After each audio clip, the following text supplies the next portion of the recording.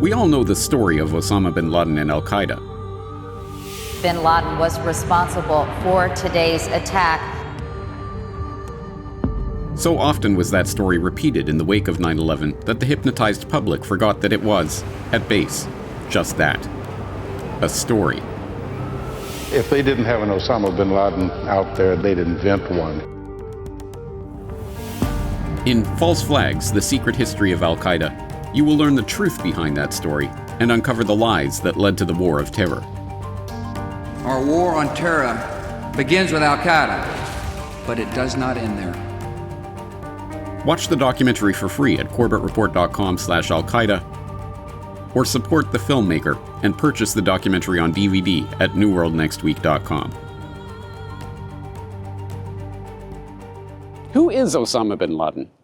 What is Al Qaeda? Where did it come from? And how did it commit the attacks that it is alleged to have committed? Hi, I'm James Corbett of corbettreport.com, the filmmaker behind the 5.5-hour documentary you are about to embark upon. It's called False Flags, The Secret History of Al Qaeda, and it goes deep into the hidden history and connections of the organization we know of as Al Qaeda. If you're at all interested in anything that you see in this documentary, you can go to corbettreport.com/Al Qaeda for a complete hyperlinked transcript of this documentary, as well as audio and video downloads.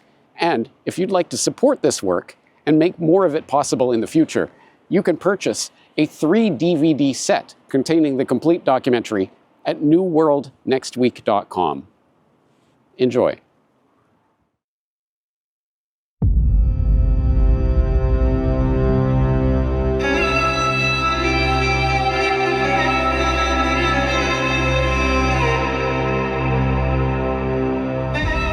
Kandahar Province, Afghanistan, May 1998. John Miller, an ABC News correspondent who would go on to become the FBI's chief spokesman, ends an 11-day journey through the wilds of the Afghanistan-Pakistan border. The first thing he notices is the rumbling of the generators providing the camp with power and the smell of gasoline. The second thing he notices is a hail of bullets. Bin Laden's convoy is arriving. Osama bin Laden is flanked by 7 bodyguards who, as Miller immediately recognizes, are simply there to put on a show. Their eyes darted in every direction for any attacker, he later recounted. This was either merely theatrical or entirely pointless, because with hundreds of rounds being fired into the air, it would have been impossible to pinpoint an assassin. Following the security detail into the hut, there Miller became one of the handful of Western journalists to interview the elusive Osama bin Laden. We believe that the biggest thieves in the world are Americans, and the biggest terrorists on earth are the Americans. The only way for us to fend off these assaults is by using similar means. We do not differentiate between those dressed in military uniforms and civilians. They're all targets in this fatwa. Miller has traveled halfway around the world to interview bin Laden, the reclusive terrorist leader who has just issued a religious fatwa requiring Muslims to kill Americans. But this interview, too, is just for show. Forced to submit his questions in writing ahead of time, Miller is informed that the answers will not be translated for him. There will be no follow-up questions. It is spectacle, theater and little else. As such, it is a fitting introduction to the man who would become the boogeyman of the 21st century. The interview was followed in short order by a more explosive drama. What are your future plans? You'll see them and hear about them in the media, God willing.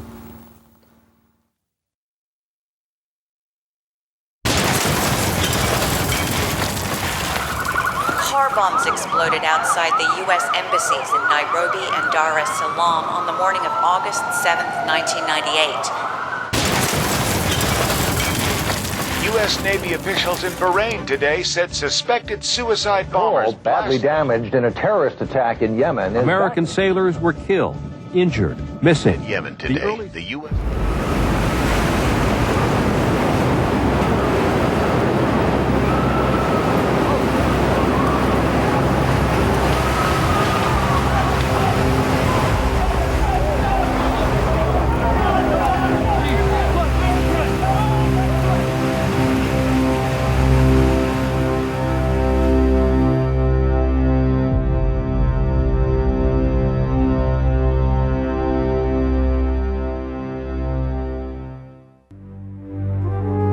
Around the world, a frightened and confused public received their introduction to the Age of Terror on the morning of September 11, 2001, through the media.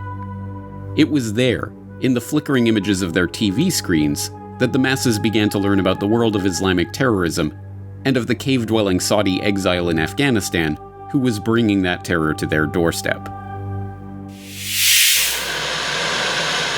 Tell us a bit about Osama bin Laden, what sort of resources in manpower and money he's got and what he's trying to achieve. What is Osama bin Laden? Is he a politician? Is he a warrior? Is he a preacher? A little of all? A little of all, I think, sir. He's a millionaire Saudi businessman believed to be living in exile in Afghanistan. He controls and finances Al Qaeda, an umbrella network of Islamic militants. He is a very soft-spoken man. A man who is prepared to use overwhelming force in pursuit of his objectives. He is the face that has been put on this by almost everyone. A man of eloquence. He has declared all U.S. citizens legitimate targets of attack. Well, when I was in Afghanistan just a couple of days ago, I heard that he had operations in at least 55 countries, including last year's bombing of the USS Cole in Yemen. The mastermind behind the bombings of 2 U.S. embassies in Africa. In the last attack on the World Trade Center 8 years ago. Bernard Lewis has called him almost a poetic speaker of Arabic. Meanwhile, Osama bin Laden is a name that we have been hearing all day long as an individual who may, and we emphasize may, be responsible for these terrorist acts. It is a name we have heard before as well. We all know the story of bin Laden and Al Qaeda. The story that was repeated ad nauseum in the days, weeks, and months after the catastrophic, catalyzing events of 9/11. So often was that story repeated that the hypnotized public forgot that it was, at base, just that. A story. In the ahistorical fable of TV soundbites, terrorism is a modern invention, created out of whole cloth by Osama bin Laden and Al Qaeda. And at the same time, Islamic fundamentalism is a force of nature, something that has always existed in the Middle East, the product perhaps of some sandstorm on the Arabian Peninsula in the distant past. But this is a lie. In truth, the rise of Islamic fundamentalism in the modern era and the rise of terrorism as a political tool cannot be understood without confronting some very well-documented but long-repressed history. Ever since the mid-18th century, when the British East India Company gained dominion over the Indian subcontinent, the history of Islam as a political and cultural force has been intimately tied to the fortunes of empire and the aims of the Western powers. The British Empire in particular did much to shape the map of the modern-day Middle East and to influence the course of its religious and political forces. This influence can be seen throughout the 18th and 19th centuries. Britain's gradual takeover of the Indian subcontinent led to the British Empire becoming, in the estimation of Winston Churchill, the greatest Mohammedan power in the world. The 19th century Great Game between Victorian England and Tsarist Russia for control of Central Asia saw the British propping up unpopular Islamic rulers throughout the region as a buffer between Russia and the crown jewel of the British Empire, India. Britain's desire to maintain its access to India led to the British conquest of Egypt in 1882, resulting in 40 years of British rule and a military presence in the country that was not removed until the Suez Crisis of 1956. From Khartoum to Constantinople, Jerusalem to Jakarta, no part of the Muslim world could escape the influence of the British crown. Sometimes that influence was used to strengthen the rule of Islamic hardliners. Sometimes, as with the Mahdist rebellion in Sudan, that influence was used to put down Islamic uprisings.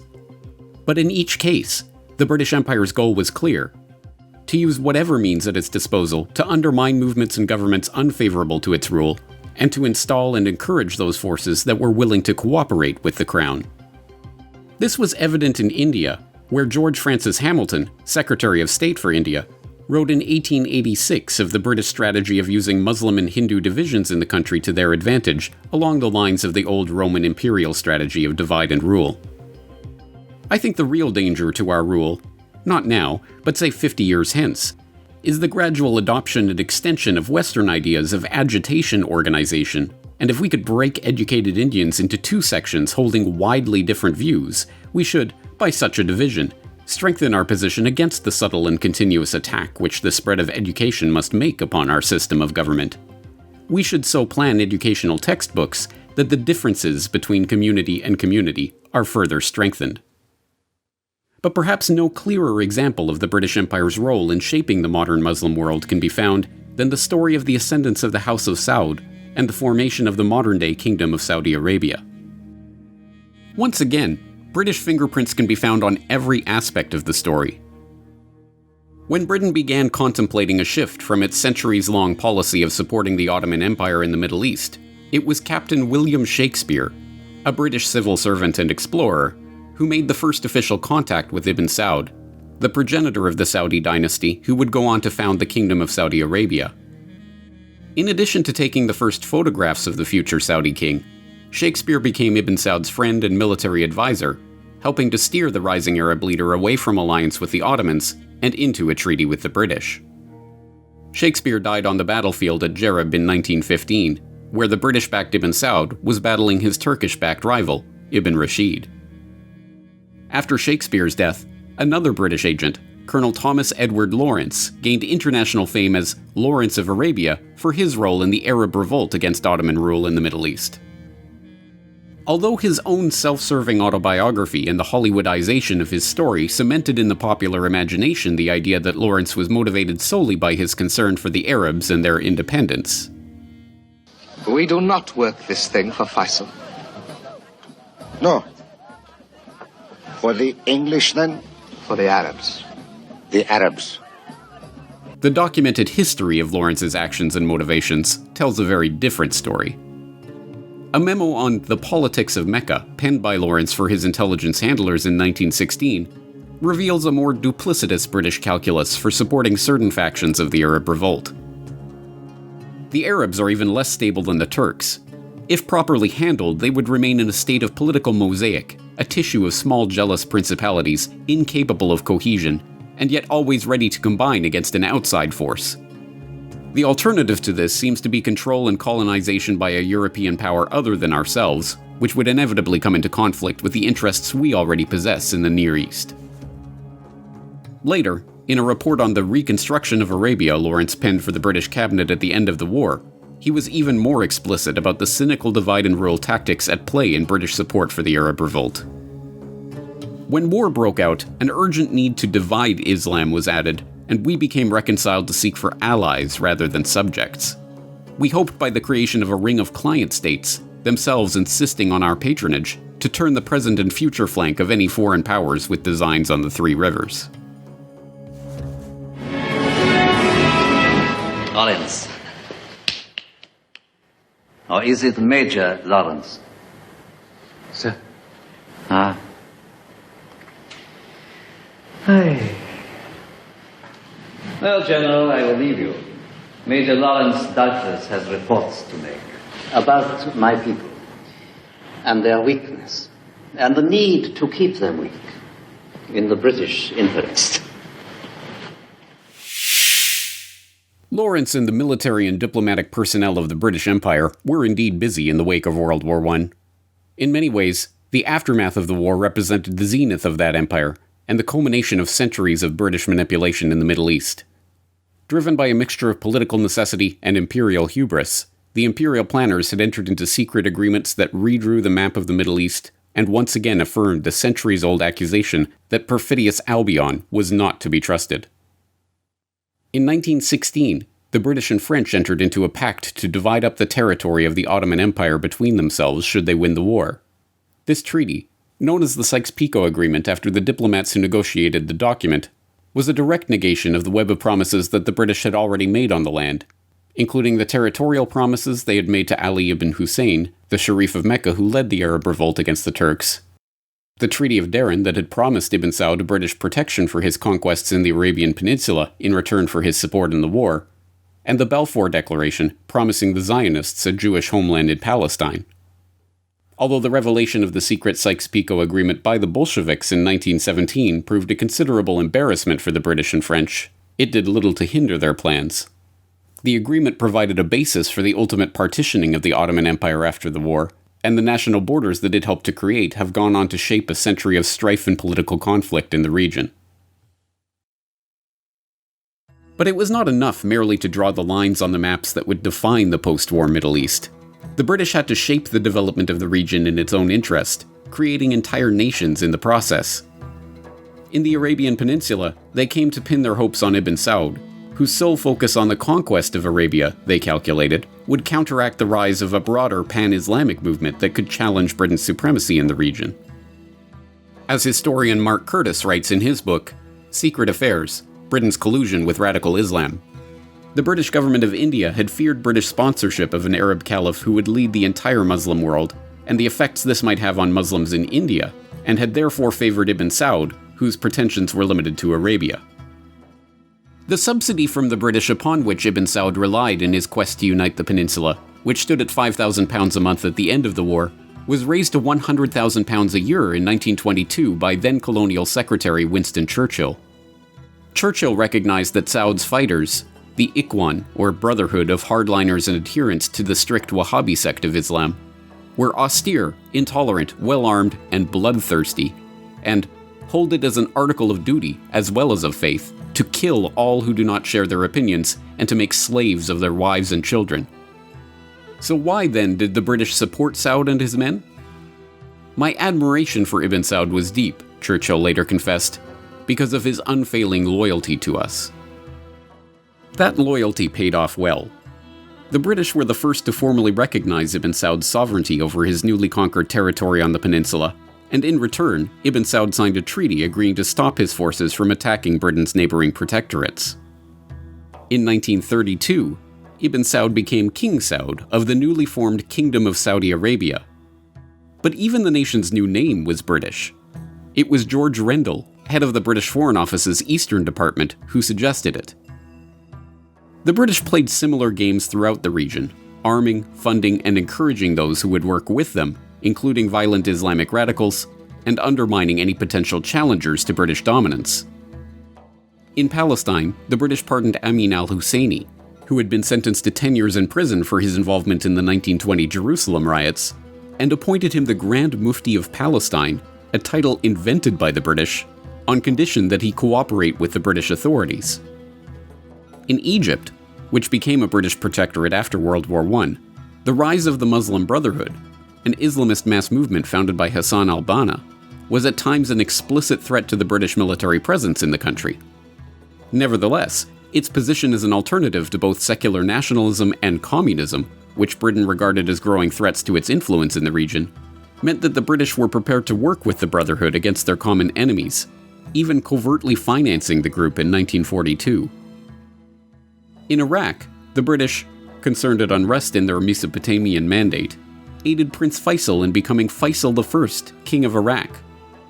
Faisal, recommended by T.E. Lawrence, guided at his own request by British advisors, and traveling at British expense, won a British-backed plebiscite to become the Iraqi king in 1921. The extent of British influence over the region during the post-war period was, in retrospect, staggering. But the number of machinations, manipulations, and shifting alliances that were required to keep this system of mandates, protectorates, and puppet governments going was a sign that the British were not all-powerful. On the contrary, their influence, and indeed their empire itself, was waning, soon to be replaced by the new rising world superpower, the United States. The US did not even wait until the end of the Second World War and the dawn of Pax Americana to begin its own diplomacy with the Muslims in the region.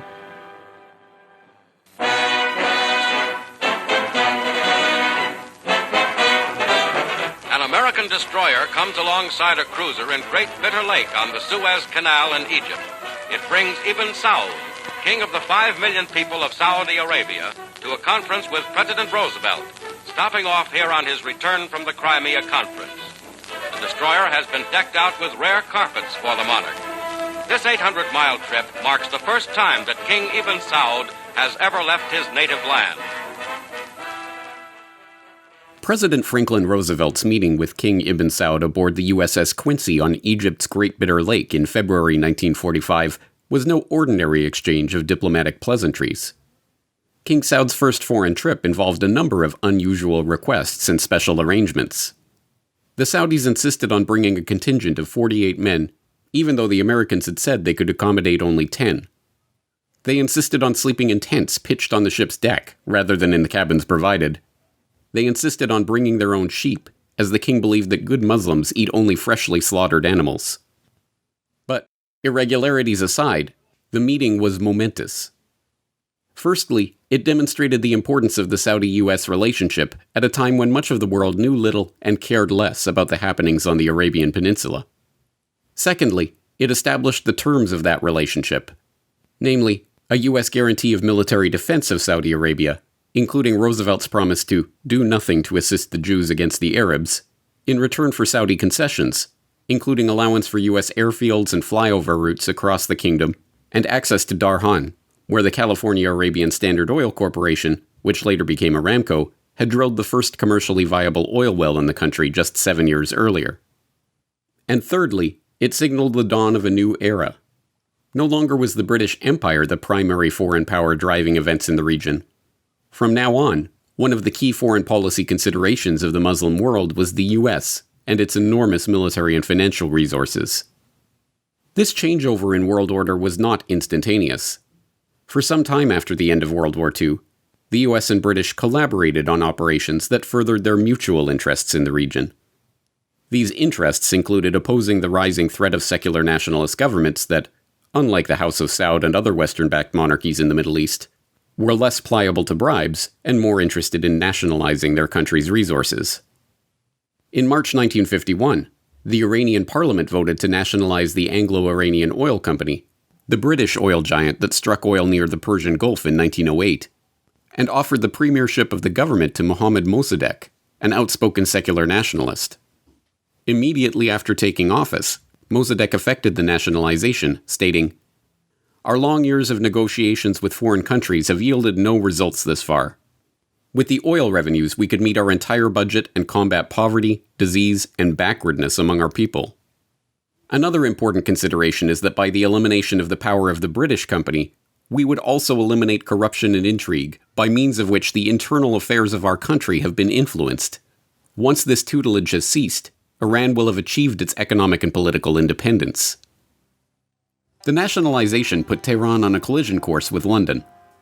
But Britain knew that a military intervention was not possible without American approval, and, despite harsh economic sanctions on the country and a boycott of the newly nationalized oil industry that was joined by much of the Western world, they could not overthrow the Iranian government themselves.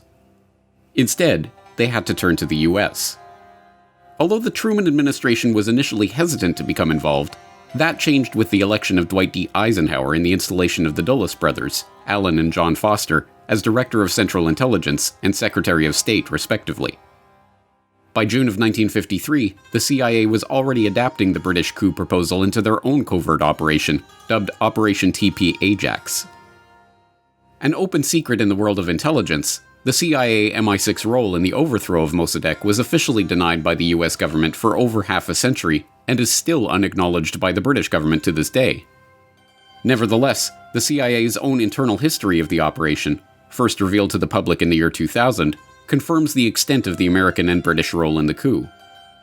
They convinced the Shah of Iran to agree to the plan. They handpicked General Fazlollah Zahidi as Mossadegh's successor.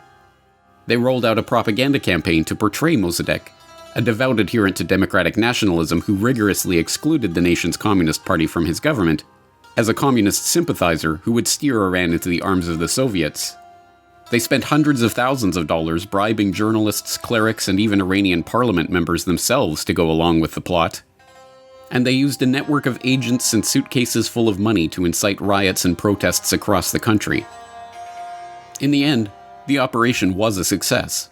Mossadegh was driven from power, General Zahidi took his place, the Western-backed Shah ruled the country with the iron fist of his feared secret police for the next 25 years, and a new agreement on sales of Iranian oil was reached. This time, though, the Anglo-Iranian Oil Company, now rebranded as British Petroleum, would not have a monopoly on the country's lucrative oil reserves. An international consortium was put together to share in the profits, with American companies Chevron and Standard Oil cut into the deal. But the eclipse of the old British Empire by the new American superpower became most obvious in Egypt during the Suez Crisis of 1956. Lying on the key spice and trade routes linking Europe and Asia, the importance of Egypt to the British Empire went back centuries. It was the British Navy under Nelson and the British Army under General Ralph Abercrombie that drove Napoleon out of the country during the French campaign there at the turn of the 19th century. But it was the opening of the Suez Canal in 1869 that cemented Egypt's geopolitical importance for the British Empire. The Suez Canal, linking the Mediterranean Sea to the Red Sea, and drastically reducing sailing distances from Asia to Europe, was technically the property of the Egyptians, but the project had been spearheaded by the French, and the concessionary company that operated the canal had been largely financed by French shareholders. An economic crisis in 1875, however, forced the Egyptian governor to sell his own shares to the British. As Parliament was not in session at the time of the sale, British Prime Minister Benjamin Disraeli had to turn to his close personal friend, Lionel de Rothschild, for the £4 million required to purchase the shares. After the British conquest of Egypt in 1882, an international agreement was signed declaring the canal a neutral zone under the protection of the British, whose troops were now installed in the country. This precarious balance of power lasted in various permutations for over 70 years. First under Britain's so-called Veiled Protectorate of Egypt in the decades leading up to World War I, then in a formal British occupation of the country during World War I and its aftermath, and then under Britain's unilateral declaration of Egyptian independence in 1922, which stipulated that the British would retain power over Egypt's defense and foreign policy. Britain's de facto control over the country was one of the grievances that gave rise to the Free Officers movement, a cadre of Egyptian nationalists in the ranks of the Egyptian armed forces who toppled King Farouk and took over the government in the Egyptian Revolution of 1952. One of the movement's leaders, Gamal Abdel Nasser Hussein, became president of Egypt in 1954 and began to implement a series of nationalist, anti-imperialist measures that, like Mossadegh, put him at odds with the British forces in his country. These measures culminated with Nasser's nationalization of the Suez Canal on July 26, 1956. The Suez Crisis led to a joint British-French-Israeli invasion of the country, but in this case, the US under Eisenhower declined to back the invasion. Instead, Eisenhower, still believing that diplomacy and pressure could turn Nasser from the Soviet orbit and help America leverage its influence over the Arab world, joined the USSR in forcing an end to the invasion. The crisis marked a definitive turning point. The age of the British Empire was over. The age of the American superpower had begun. From now on, American military and financial power would be the determining factor in the Muslim world, and indeed the world in general. But the Americans had learned well from their British predecessors. The same tactics of strategic and shifting alliances, double dealings, and covert operations that the British had used to maintain their influence for centuries would now be deployed by the Americans to leverage their own power. They applied these lessons in Iran, where they supported the Shah's brutal dictatorship even as they maintained a secret communication channel with exiled religious leader Ayatollah Khomeini. They applied these lessons in Indonesia, where the US at various times supported the Islamic factions in their rebellion against the Sukarno government, the Sukarno government itself, and, eventually, Suharto, who slaughtered over 500,000 people on his US-backed rise to power. They applied these lessons in the Sinai Peninsula, where, as declassified documents now show, US Secretary of State Henry Kissinger helped engineer the Yom Kippur War so that the Arabs would conclude the only way to peace was through us, and the Israelis would conclude that they had to depend on us to win, and couldn't win if we were too recalcitrant. And they applied these lessons in Saudi Arabia, where Treasury Secretary William Simon helped enshrine the US dollar's central role in global geopolitics and saved the US from the 1973 oil crisis by negotiating the petrodollar system, a covert deal with the House of Saud to purchase Saudi oil and sell them weapons and equipment in return for a Saudi pledge to finance American debt by investing their oil revenue in US treasuries. This era of American-led intrigue and double-dealing would culminate in one of the most important years for the Muslim world in the modern era, 1979.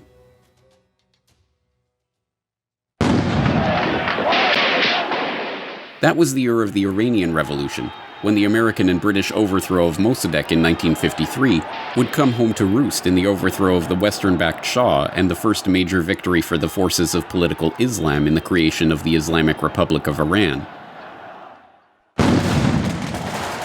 That was the year of the seizure of the Grand Mosque in Mecca, when Islamic hardliners shocked the Muslim world by storming the holiest mosque in Islam and, during a dramatic 2-week standoff, calling for the overthrow of the House of Saud and the end of its attempts at westernization. That was the year Egyptian President Anwar Sadat signed a peace treaty with Israel, normalizing relations between the two countries and leading to Sadat's assassination by members of Egyptian Islamic Jihad just 2 years later.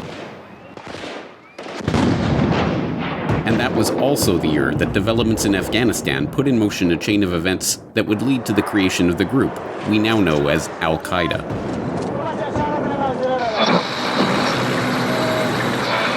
Soviet troops fought pitched battles in the streets of Kabul. Some say that Soviet forces now are in complete control of all major towns and highways. By all accounts, the Soviet takeover was meticulously planned and skillfully executed. On Christmas Eve 1979, Soviet troops began an invasion of Afghanistan. Initially, this was portrayed to the American public as a spontaneous act of aggression, the opening salvo in a new campaign by the Russians to conquer the region and upset the world order.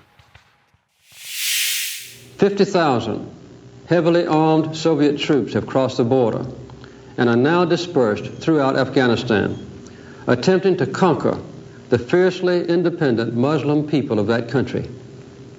If the Soviets are encouraged in this invasion by eventual success, and if they maintain their dominance over Afghanistan and then extend their control to adjacent countries, the stable, strategic, and peaceful balance of the entire world will be changed. As historians with access to USSR document archives now know, the Soviet leadership was extremely reluctant to become entangled in Afghanistan. Well aware of the country's reputation as a graveyard of empires, Soviet politicians and military leaders knew that any attempt to bring Afghanistan under military and political control would be extremely difficult. Instead, the invasion was the end result of a series of events that threatened to plunge Afghanistan and the surrounding region into chaos. Starting in the wake of World War II, the urban, cosmopolitan political elite of the rural and agrarian nation of Afghanistan began a series of reforms and development projects that, they hoped, would bring their country into the modern era. Seeking assistance in this task, these leaders turned to the USSR, who, in addition to providing $100 million in low-interest credit to finance the projects, also welcomed members of the country's political and military elite for training at Soviet institutions. In turn, these young Afghan elites brought communism back to their country. The Afghan communists supported a bloodless coup in Kabul in 1973, overthrowing the king and instituting a one-party state whose government included representation by the People's Democratic Party of Afghanistan, a pro-Soviet Marxist-Leninist party that boasted ties to the Afghan National Army. But the PDPA, frustrated by a perceived lack of progress toward communist goals on the part of this new government, precipitated another coup in 1978. This new communist government, led by Nur Muhammad Turaki, presided over a period of dramatic reform. Land reform sought to limit how much land a family could own. Social reforms abolished Sharia law, began education of women, and sought to end forced marriages and other traditional practices. And political dissidents were rounded up and resistant villagers massacred. Violently opposed both by the Islamic fundamentalists and conservatives in the country, as well as opposing factions within his own party, Turaki was overthrown in September of 1979 and killed the following month. Turaki's successor and one-time protege, Hafizullah Amin, led an even shorter and more turbulent government. Taking over the presidency in September, Amin, who, the Russians feared, was seeking to improve Afghanistan's relations with the United States, was deposed when Soviet forces entered the country and assassinated him on December 27, 1979. The official history, written by the CIA, echoed by the US State Department, and propounded in Hollywood productions, maintains that the US response to the events in Afghanistan, a response that would go on to include billions of dollars in arms, funds, and training for the Islamic resistance to the Soviet forces, began after the Soviet invasion in 1979. The defeat and breakup of the Soviet Empire, culminating in the crumbling of the Berlin Wall, is one of the great events of world history. There were many heroes in this battle, but to Charlie Wilson must go this special recognition. Just 13 years ago, the Soviet army appeared to be invincible. But Charlie, undeterred, engineered a lethal body blow that weakened the communist empire. Without Charlie, history would be hugely and sadly different. And so, for the first time, a civilian is being given our highest recognition, that of honored colleague.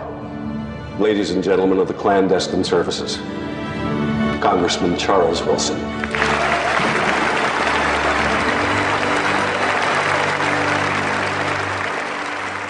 But this, too, is a lie. In reality, the covert operation to aid the Mujahideen freedom fighters did not begin after the Soviets invaded, and it was not the work of Charlie Wilson. As former CIA Director Robert Gates revealed in his 1996 autobiography, assistance to the Afghan Mujahideen did not start after the Soviet invasion, but 6 months before, in July 1979, with President Jimmy Carter signing off on a covert operation to assist and fund the resistance forces in Afghanistan. This was done in the full knowledge that these forces might antagonize and draw the Soviets into the country, which is precisely what a certain faction of the Carter White House, known as the Bleeders for their propensity to bleed the Soviet Union through an engaged guerrilla conflict like the US had experienced in Vietnam, wanted to achieve.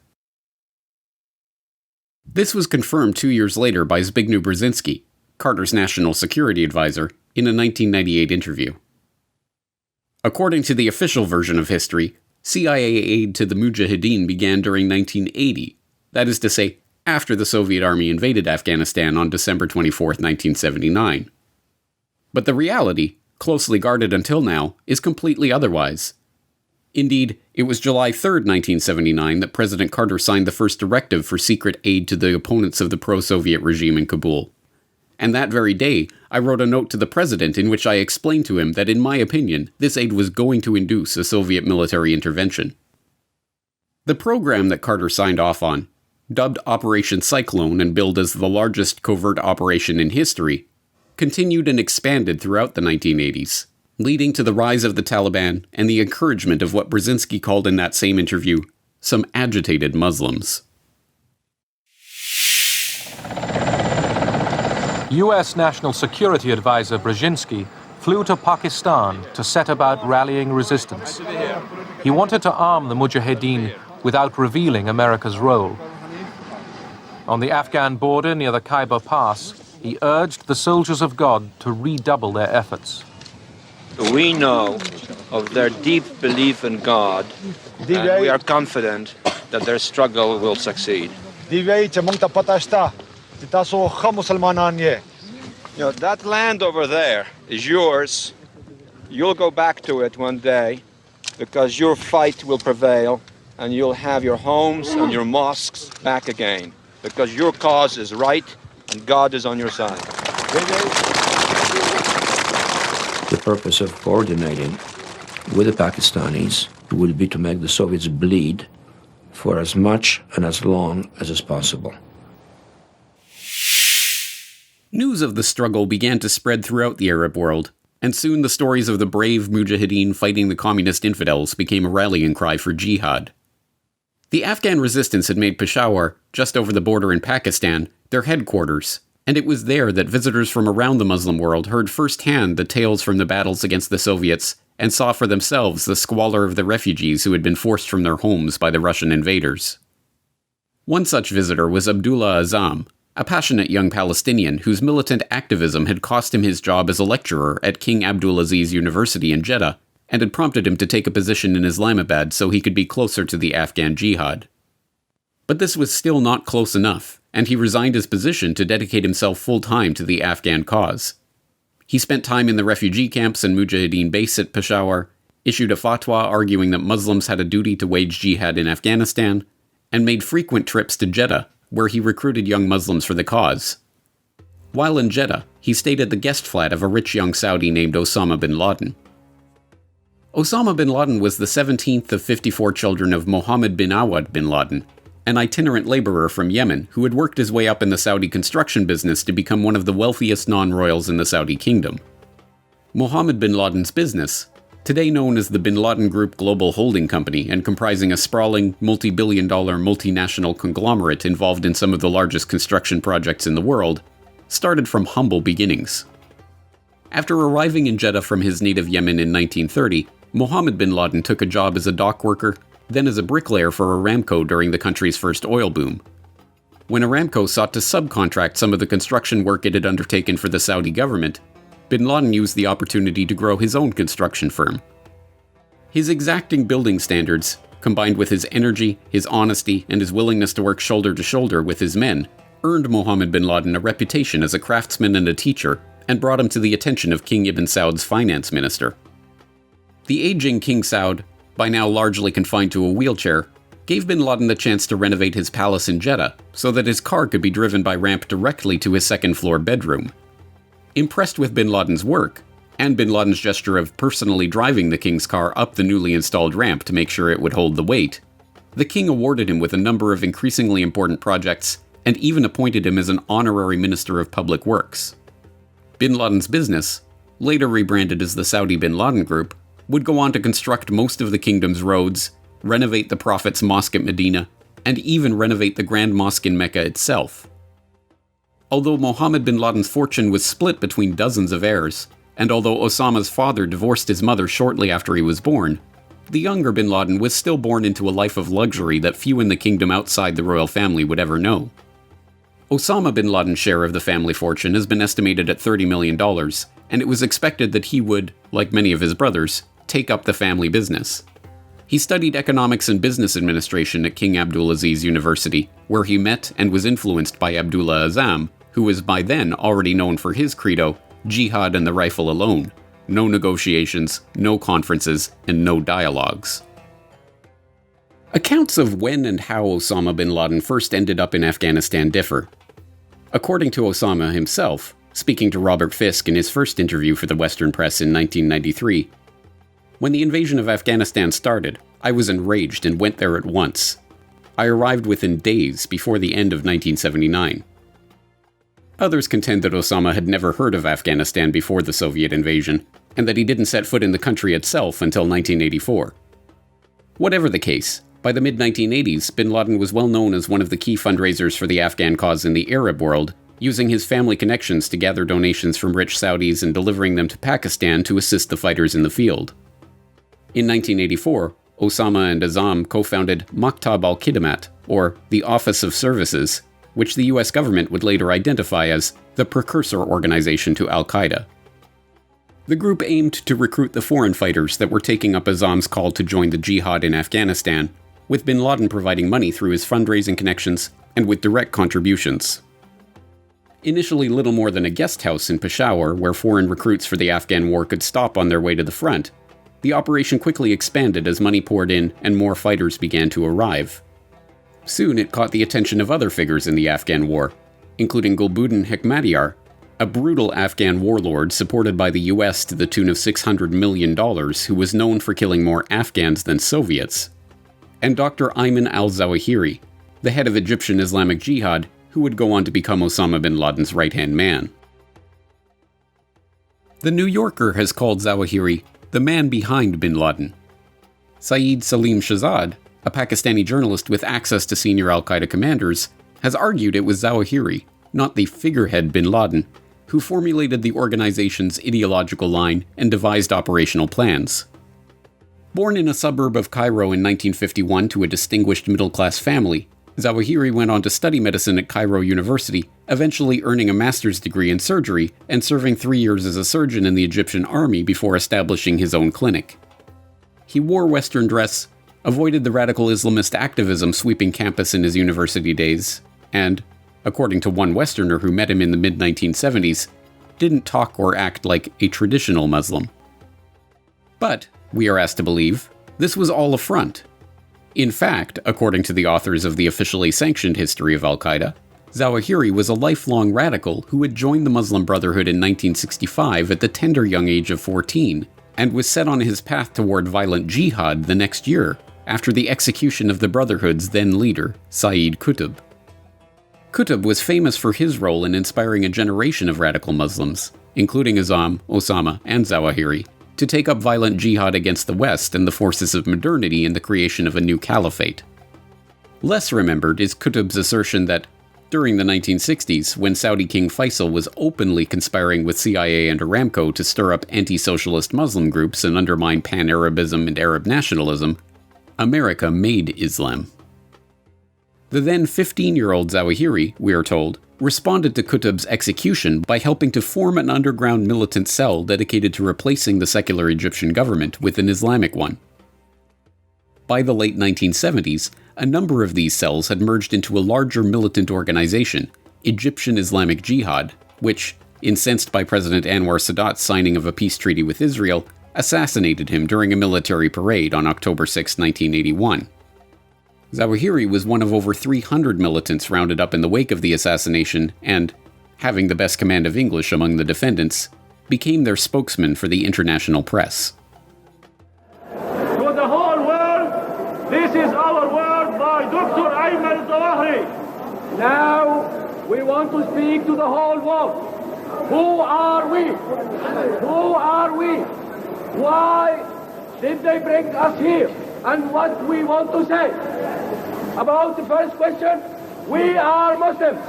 We are Muslims who believed in their religion, in its broad meaning, as both an ideology and practice. We believed in our religion, both as an ideology and practice, and hence we tried our best to establish this Islamic State and Islamic society. Before being arrested, Zawahiri had already spent time in Peshawar, seeing firsthand the squalor of the refugee camps, and even crossing the border into Afghanistan to witness the fighting itself.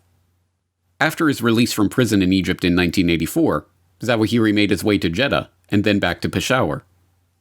Thus, by the mid-1980s, all of the main characters that were associated with the rise of modern Islamic terror and the founding of Al Qaeda, Azzam, Osama, Zawahiri, and their early associates, were now directly involved in the war in Afghanistan. They were not a single cohesive group. Azzam and Zawahiri were rivals for Osama's funds and attention, with Zawahiri even spreading rumors among the Mujahideen that Azzam worked for the Americans. But together, they formed the backbone of what would come to be called the Afghan Arabs, an inaccurate term for all of the foreign jihadis who came to fight in Afghanistan, both Arab, including Saudis recruited by Osama and Egyptian members of Zawahiri's Islamic Jihad group, and non-Arab, Turks, Malays, and others from across the Muslim world. The Afghan Arabs were not the main fighting force in Afghanistan. In fact, some argue they were almost totally irrelevant to the fight. Making up only a small percentage of the total Mujahideen, they often got into quarrels with the Afghan fighters and were responsible for almost no significant victories in the struggle against the Soviets. But the story of these holy warriors who had answered the call of jihad spread throughout the Muslim world, helped in no small part by their own propensity for self-promotion. Azzam launched Al-Jihad magazine to help publicize the Afghan Arabs' exploits and, with Osama's funding behind him, was able to make it an international concern. Distributed in America by the Islamic Center in Tucson, Arizona, the magazine sold thousands of copies per month in the US alone. But for some time there has been debate about the nature of the US role in fostering and funding the Afghan Arabs. While historians, scholars, and journalists agree that CIA funding for the Afghan Jihad, estimated to be well over $3 billion, did find its way to the Arab fighters, it has long been debated whether there was any direct contact between American intelligence and Osama bin Laden. In the officially sanctioned history of the Afghan-Soviet War, the Americans were aiding the people of Afghanistan, brave freedom fighters who were engaged in a heroic struggle against the evil Soviet Empire. The fact that freedom is the strongest force in the world is daily demonstrated by the people of Afghan. Accordingly, I am dedicating on behalf of the American people the March 22nd launch of the Columbia to the people of Afghanistan. The support that the United States has been providing the resistance will be strengthened rather than diminished so that it can continue to fight effectively for freedom. A just struggle against foreign tyranny can count upon worldwide support, both political and material. On behalf of the American people, I salute Chairman Khalis, his delegation, and the people of Afghanistan themselves. You are a nation of heroes. God bless you.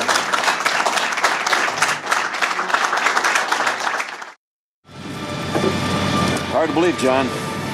What's that, sir? Well, I hate to admit it, but the truth is I think we're getting soft. Maybe just a little, sir. Just a little.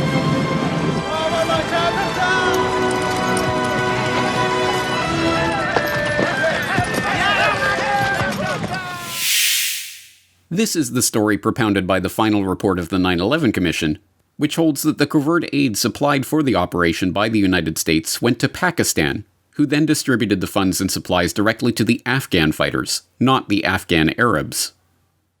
Saudi Arabia and the United States supplied billions of dollars worth of secret assistance to rebel groups in Afghanistan fighting the Soviet occupation, the 9/11 Commission explained in the section of its report dedicated to the rise of bin Laden and Al Qaeda. This assistance was funneled through Pakistan. The Pakistani Military Intelligence Service, Inter-Services Intelligence Directorate, or ISID, helped train the rebels and distribute the arms. But bin Laden and his comrades had their own sources of support and training, and they received little or no assistance from the United States. Here, the 9/11 Commission is in agreement with Zawahiri himself, who insisted in his 2001 book, Knights Under the Prophet's Banner, that the United States did not give one penny in aid to the Mujahideen. After all, he adds, if the Arab Afghans are the mercenaries of the United States who have now rebelled against it, why is the United States unable to buy them back now? Zawahiri's rhetorical question has not always been answered in the way he intended it. In fact, numerous sources over the years have pointed to just such direct contact between the US and the Afghan Arabs, and even between the CIA and Osama bin Laden himself. There was Ted Gunderson, for example, a 27-year veteran of the FBI who claimed to have met bin Laden at the Hilton Hotel in Sherman Oaks, California in 1986. Osama, Gunderson says, was introduced under the name Tim Osman and was in the midst of a US tour with a State Department handler looking to procure weapons and support for the Afghan jihad. The only document that ever emerged to back this story up, however, was a crude, self-typed, single-page memo of unknown origin that only serves to throw an already dubious story into even further doubt. Or there was journalist Joseph Trento's claim in his 2006 book, Prelude to Terror, The Rogue CIA and the Legacy of America's Private Intelligence Network, that CIA money was actually funneled to MAK, since it was recruiting young Muslim men to come join the jihad in Afghanistan. That claim, however, comes from a former CIA officer who couldn't be identified because, at the time of the writing of this book, he was back in Afghanistan as a private contractor. Or there was Simon Reeve, who wrote The New Jackals, the first book on Al Qaeda in 1998. In it, he states that US agents armed bin Laden's men by letting him pay rock-bottom prices for basic weapons. This claim, too, sources to an anonymous former CIA official. In 2000, The Guardian reported on bin Laden, the question facing the next US president, stating flatly, in 1986, the CIA even helped bin Laden build an underground camp at Khost, where he was to train recruits from across the Islamic world in the business of guerrilla warfare. No source is provided for the claim, however. In 2003, MSNBC senior correspondent Michael Moran wrote that bin Laden, along with a small group of Islamic militants from Egypt, Pakistan, Lebanon, Syria, and Palestinian refugee camps all over the Middle East, became the reliable partners of the CIA in its war against Moscow. However, he conceded that it should be pointed out that the evidence of bin Laden's connection to these activities is mostly classified. Supporters of the official story, however, make a valid point. Of all the things that the multimillionaire heir to the bin Laden family fortune needed on his rise to international infamy, money was not one of them. No, what bin Laden needed for his burgeoning terror group to thrive was not more money. It was protection. As he turned from anti-Soviet warrior to international terror mastermind, bin Laden needed officials to look the other way as his people moved across borders. He needed routine security procedures to be abandoned at key moments. He needed intelligence agencies to disconnect the dots and fail to act on information at their disposal. When members of his organization got caught, he needed strings to be pulled so his associates could continue their operation.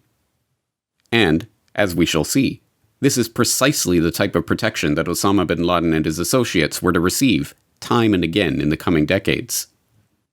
Regardless of direct Western intelligence involvement in the arming, funding, or training of Maktab al-Khidmat, the question soon became a moot point. As the Afghan war was drawing to its inevitable conclusion, and the Soviets prepared to march back to Moscow, Osama bin Laden was already planning a new group to consolidate his international network of mujahideen and to take the jihad global. According to documents obtained from a March 2002 raid of the Sarajevo offices of Benevolence International Foundation, a not-for-profit humanitarian relief organization that was declared a financier of terrorism in the wake of 9/11, the original idea for the founding of Al Qaeda was discussed in a meeting on August 11, 1988. In attendance at the meeting, Osama bin Laden, Mohammed Atef, an Egyptian engineer and member of Zawahiri's Egyptian Islamic Jihad, who would go on to become Al Qaeda's military commander, Jamal al-Fadl, a Sudanese militant recruited for the Afghan war from the MAK's U.S. headquarters in Brooklyn, and a dozen others. There are conflicting stories about the origin of the name Al Qaeda, which means the base in Arabic. Bin Laden claims that Al Qaeda was simply the name used for the Mujahideen training camps, and the name stayed.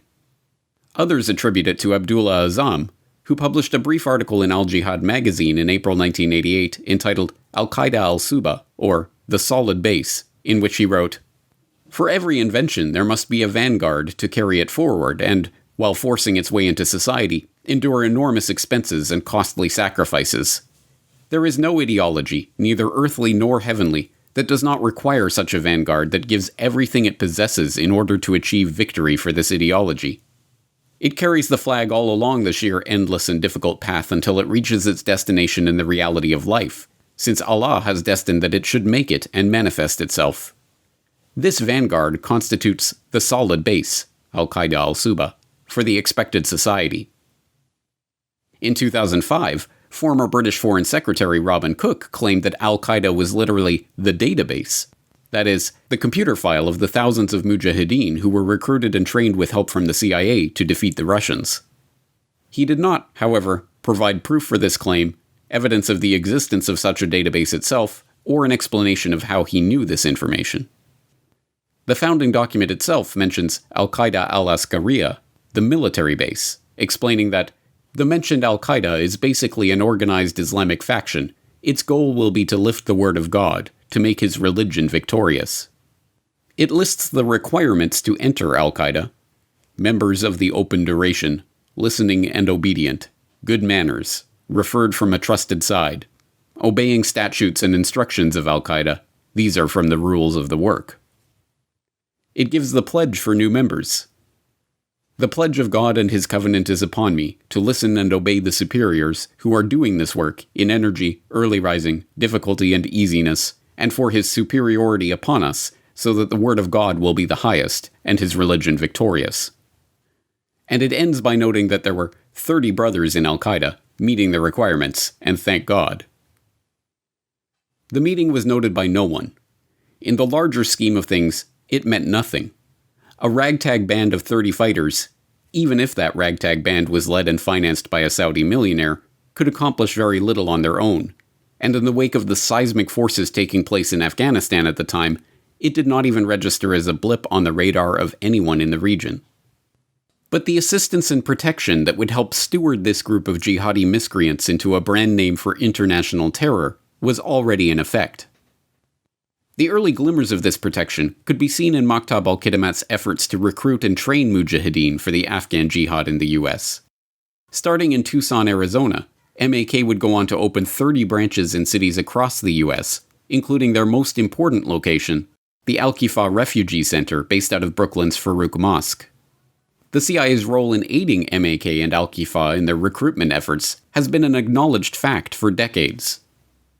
In 2001, Newsweek called the center a dreary inner-city building that doubled as a recruiting post for the CIA seeking to steer fresh troops to the Mujahideen.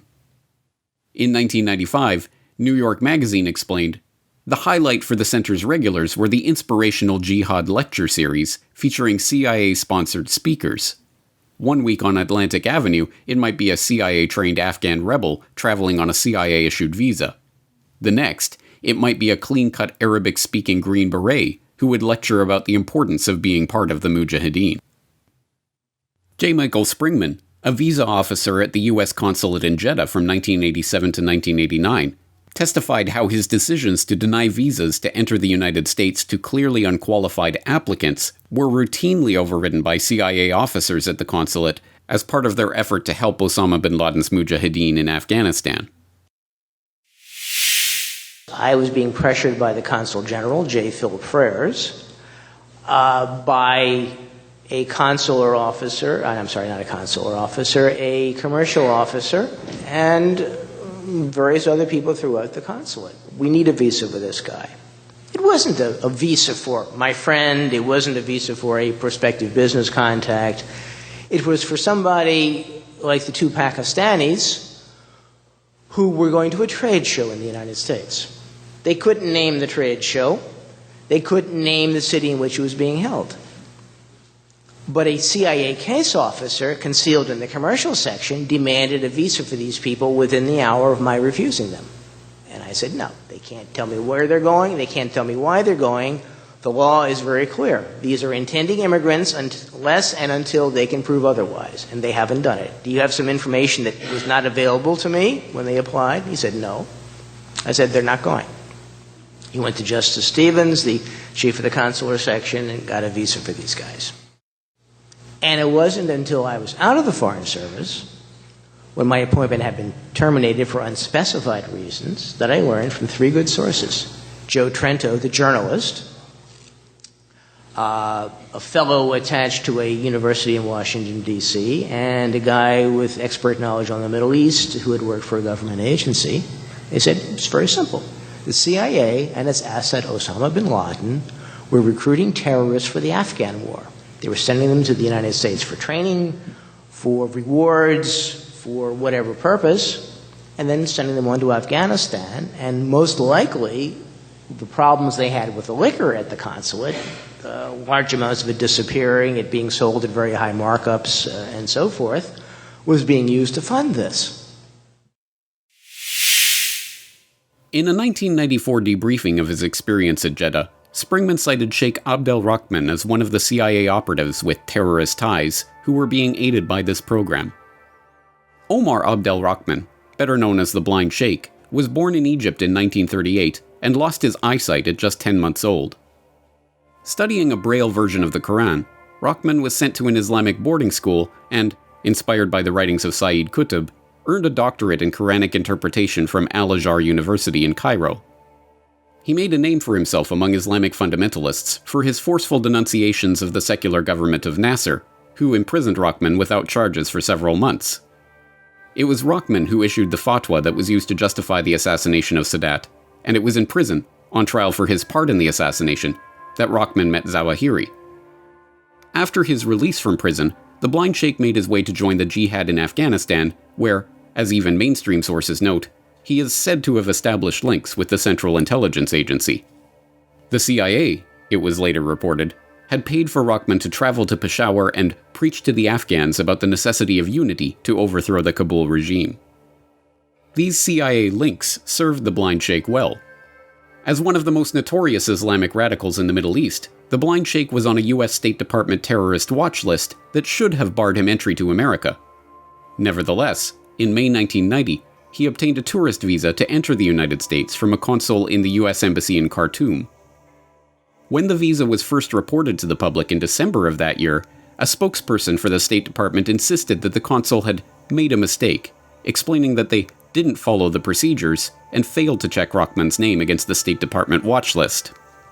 It wasn't until July of 1993, 5 months after the bombing of the World Trade Center directed by Rahman and aided by an FBI informant, that the truth was revealed. Central Intelligence Agency officers reviewed all 7 applications made by Sheikh Omar Abdel Rahman to enter the United States between 1986 and 1990, and only once turned him down because of his connections to terrorism, reported the New York Times, adding that, while the practice is somewhat sensitive and not widely known, it is not unusual for a low-level CIA officer to be assigned a post as a consular official, as they had been in each of the 7 cases. It was later reported that the visas had been a reward for Rahman's services to the CIA in Afghanistan. Incredibly, this was not the end of the string of lucky breaks that allowed Rahman, the leader of the first Islamic terror cell to operate on U.S. soil, to continue his operations unmolested. In November of 1990, his CIA-approved tourist visa was revoked, but because of a procedural error, immigration officials were not aware that he was in the country and had to begin an investigation before he could be deported. Despite all of this, Rahman was still able to obtain a green card for permanent residence in the United States in April of 1991. After leaving the country and returning in August of that year, immigration officials identified that he was on a watch list and began proceedings to rescind his residency status, but they allowed him to re-enter the United States anyway. His green card was revoked in March of 1992, but he was still allowed to remain in the country while he applied for political asylum and plotted the World Trade Center bombing out of the MAK-founded, CIA-connected Al Qaeda stronghold in Brooklyn, the Al-Qifa Refugee Center. But as remarkable as the Blind Sheikh story is, it is not unique. Rahman was not the only person associated with Al Qaeda's Al-Qifa Center who proved able to freely enter the US despite being on a watch list. In the late 1980s and early 1990s, Ayman al-Zawahiri, the future leader of Al Qaeda, made at least 3 visits to the United States. Despite having been imprisoned in Egypt for 3 years after the assassination of Sadat, and despite his known role as the leader of Egyptian Islamic Jihad, Zawahiri was able to enter the US and, using an alias and posing as a representative of the Kuwaiti Red Crescent Society, engage in fundraising for his terror group. His trip was made possible by one of his most important operatives, Ali Mohammed, who had arranged the trip and provided him with the fake passport he used to enter the country.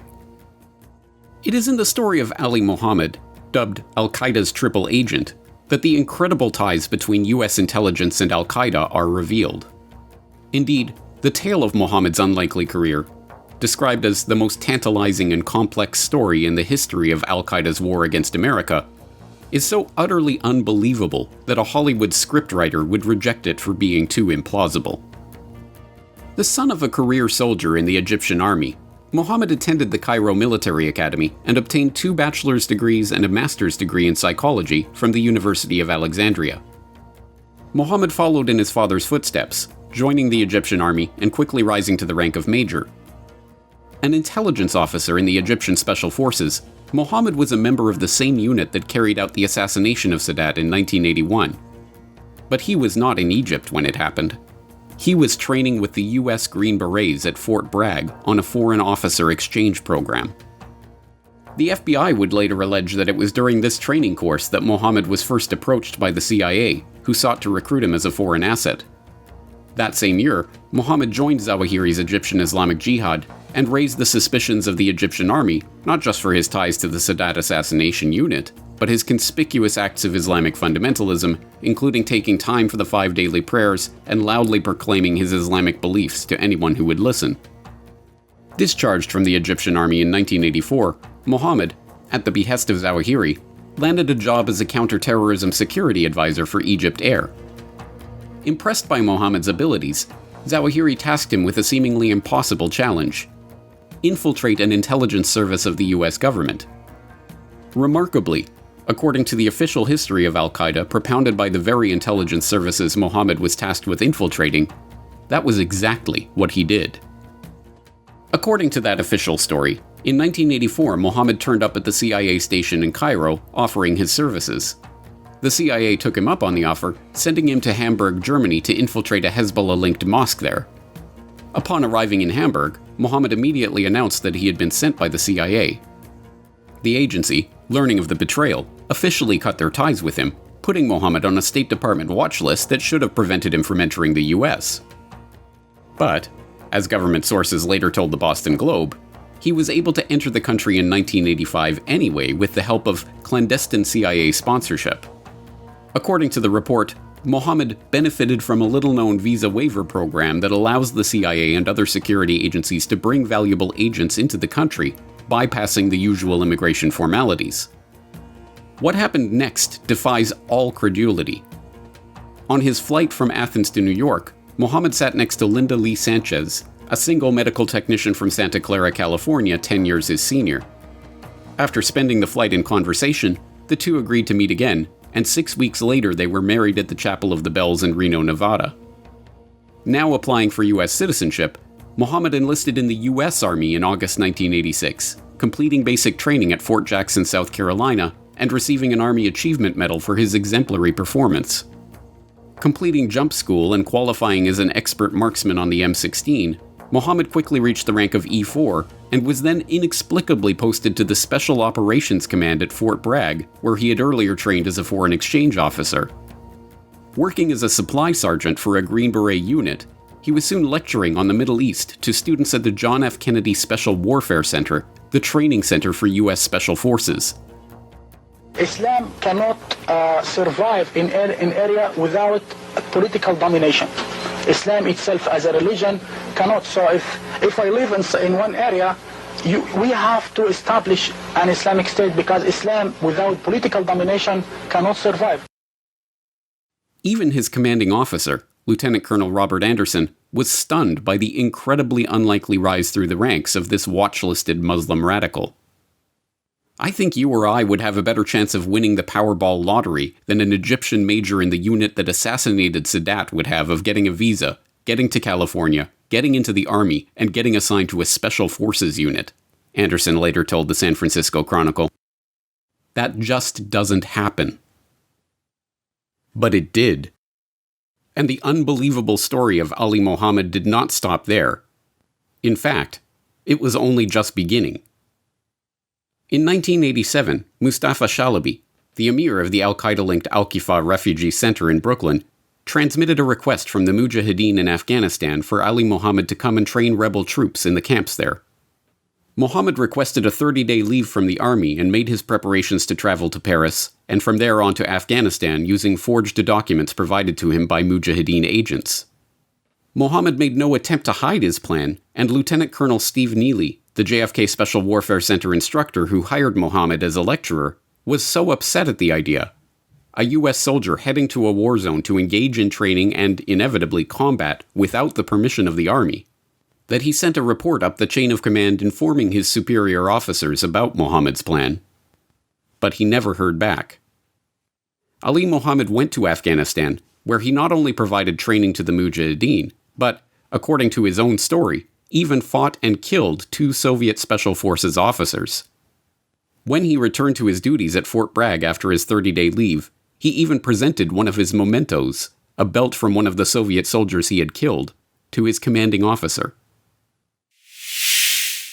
A month after he left for Afghanistan, Ali Mohammed returns here, 11 kilograms lighter and brandishing a war trophy. And then he came back and gave us a debriefing with maps, and even brought back this Russian Special Forces belt. He said that he'd killed the Russian Special Forces soldier. Colonel Anderson says he sent 2 separate reports to his superiors criticizing Ali Mohammed for his Afghan adventure. But he received no response, and Anderson says he did not have enough evidence to bring charges against Mohammed. So outrageous was Mohammed's behavior that his commanding officer came to believe that he was being sponsored by a U.S. intelligence agency. I assumed the CIA, he told the San Francisco Chronicle. Anderson was not alone in this belief. Back in California, Mohammed's friends also assumed his CIA ties. Everyone in the community knew he was working as a liaison between the CIA and the Afghan cause. Ali Zaki, a San Jose obstetrician who was close to Mohammed, told the Washington Post. CIA sponsorship would explain Mohammed's incredible ability to break army regulations at will with complete impunity. While serving in the U.S. Armed Forces, Mohammed spent his weekends traveling from Fort Bragg to Brooklyn, where he lectured at the Al-Qifa Refugee Center and began providing military training and stolen U.S. Special Forces documents to a cell of Islamic militants based there. Despite all of this, Mohammed received an honorable discharge from active duty in November 1989. Among the commendations he received, one for patriotism, valor, fidelity, and professional excellence. He remained a member of the U.S. Army Reserve as he returned to his wife in California and began the next leg of his career. As we shall see, this increasingly implausible story involved Mohammed becoming an FBI informant while simultaneously training and steering the terror cells that would be linked to the World Trade Center bombing, the U.S. Embassy bombings, and the other spectacular attacks in the 1990s that would make Al Qaeda synonymous with international terrorism, evading the justice system for years, and then disappearing off the face of the planet. By the time Mohammed left active duty at the end of 1989, the world order was beginning to shift. The Soviets had retreated from Afghanistan, and within 2 short years, the Soviet Union itself had ceased to exist. The Cold War was over, and the public was promised a new world of peace and tranquility. We stand tonight before a new world of hope and possibilities for our children, a world we could not have contemplated a few years ago. The challenge for us now is to engage these new states in sustaining the peace and building a more prosperous future. But this promised new world of hope never arrived. Instead, the world was about to be thrust into a new age of terror. And the public face of that terror, a young Saudi millionaire who was still being touted as an anti-Soviet warrior, had just cobbled together his band of Islamic militants, his Al Qaeda base, in the training camps of Afghanistan. And, as we will see, as the world plunged into this new era of violence, the planners of the American Empire, like the planners of the British Empire before them, were more than willing to aid, protect, and use these radical Muslims to attain their own ends. Groups affiliated with Osama bin Laden. To target the United States. There are 4 people confirmed We've dead. called this the terror at the tower. I have a situation with a mass and not a possible hijack.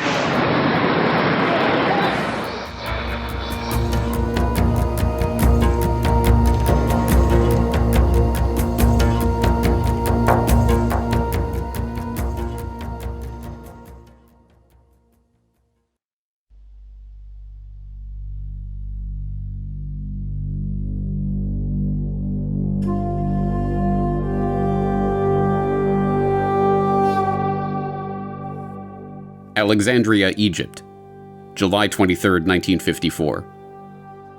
It's Revolution Day in Egypt, and the streets of Alexandria are teeming with revelers. 2 men, Victor Levy and Philip Nadenson, pick their way through the crowd on their way to the cinema quarter, each nervously clutching a device in their pocket. Eyeing the fire trucks parked at the intersections, Philip leans over to Victor and whispers, "They're expecting us." They reach the steps of the Rio Cinema just as the audience from the afternoon showing begin pouring out of the entrance. They fight their way through the stream of people and into the foyer, and immediately see a man in the usual garb of an Egyptian plainclothes detective waiting for them. Philip turns to run away, but instantly a wave of heat begins to sear his thigh. He tries to tell Victor to run, but no words come out. Instead, a white-hot flame leaps from his trousers.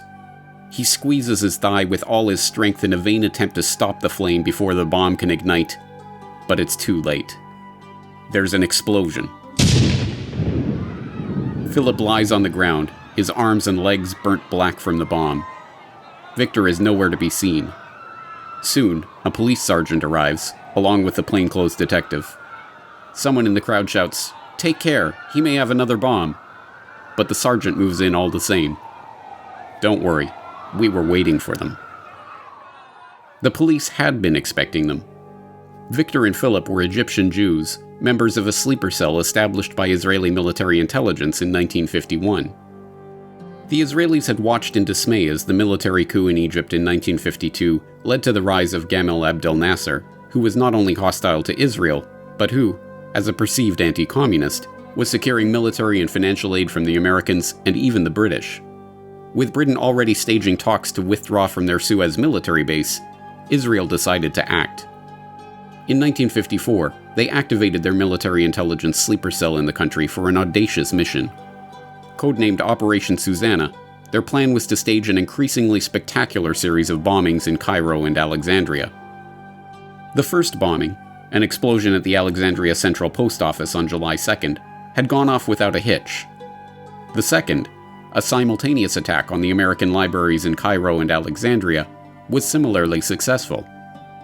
It was their third attack, an ambitious attempt to bomb 2 cinemas in Cairo, 2 in Alexandria, and the Cairo railway station, that failed, derailing the operation. 10 members of the cell were rounded up. Of the 10, 2 committed suicide in the course of their interrogations by the Egyptian police, 2 more were executed, and 6 were sentenced to prison, eventually making their way to Israel after their release. After decades of internal Israeli investigations, finger-pointing, political scandal, and high-profile resignations, the full truth of Operation Susanna remains shrouded in official secrecy. The Israeli government did not even formally acknowledge the incident until 2005, a full half-century after the affair, when 9 of the agents were officially commended for their service. But the reasoning behind the operation was revealed during one of the commissions of inquiry that was established to examine the affair. According to one officer who was given oral instructions directly from Israel's military intelligence chief, Benjamin Gibli, "Our goal is to break the West's confidence in the existing Egyptian regime. The action should cause arrests, demonstrations, and expressions of revenge. The Israeli origin should be totally covered, while attention should be shifted to any other possible factor. The purpose is to prevent economic and military aid from the West to Egypt." In short, the Israelis had attempted a false flag operation, hoping to blame their own spectacular acts of violence on the Muslim Brotherhood or the Communists in order to destabilize Nasser's government, undermine Western confidence in its Egyptian ally, and persuade the British military to remain at their Suez base. The operation was a failure in every sense. The cell was discovered and its members imprisoned. Their actions did not destabilize the Nasser government, nor did they influence the relationship between Egypt and the West. And the British did leave their base in 1956, after an abortive Israeli-British-French invasion of the region was brought to an end by the US and the Soviets. But it did implant an idea in the minds of the Western military planners that acts of terrorism could be staged and blamed on Muslim scapegoats to further their own political goals. As we shall see, it was not long before America's military brass were forwarding their own operational plans making use of this tactic. Plans that would culminate in the most spectacular terrorist attack the world had yet seen.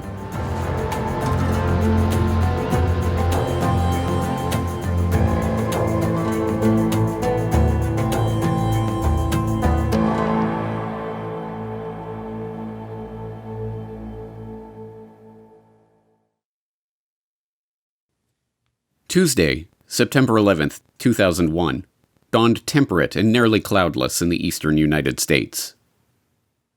Miles and miles of sunshine. Miles Davis. We're going to put Miles out there today. Nice as it can be across the Northeast. Rough seas still from the chop from that hurricane. But other than that, it's kind of quiet around the country. We like quiet.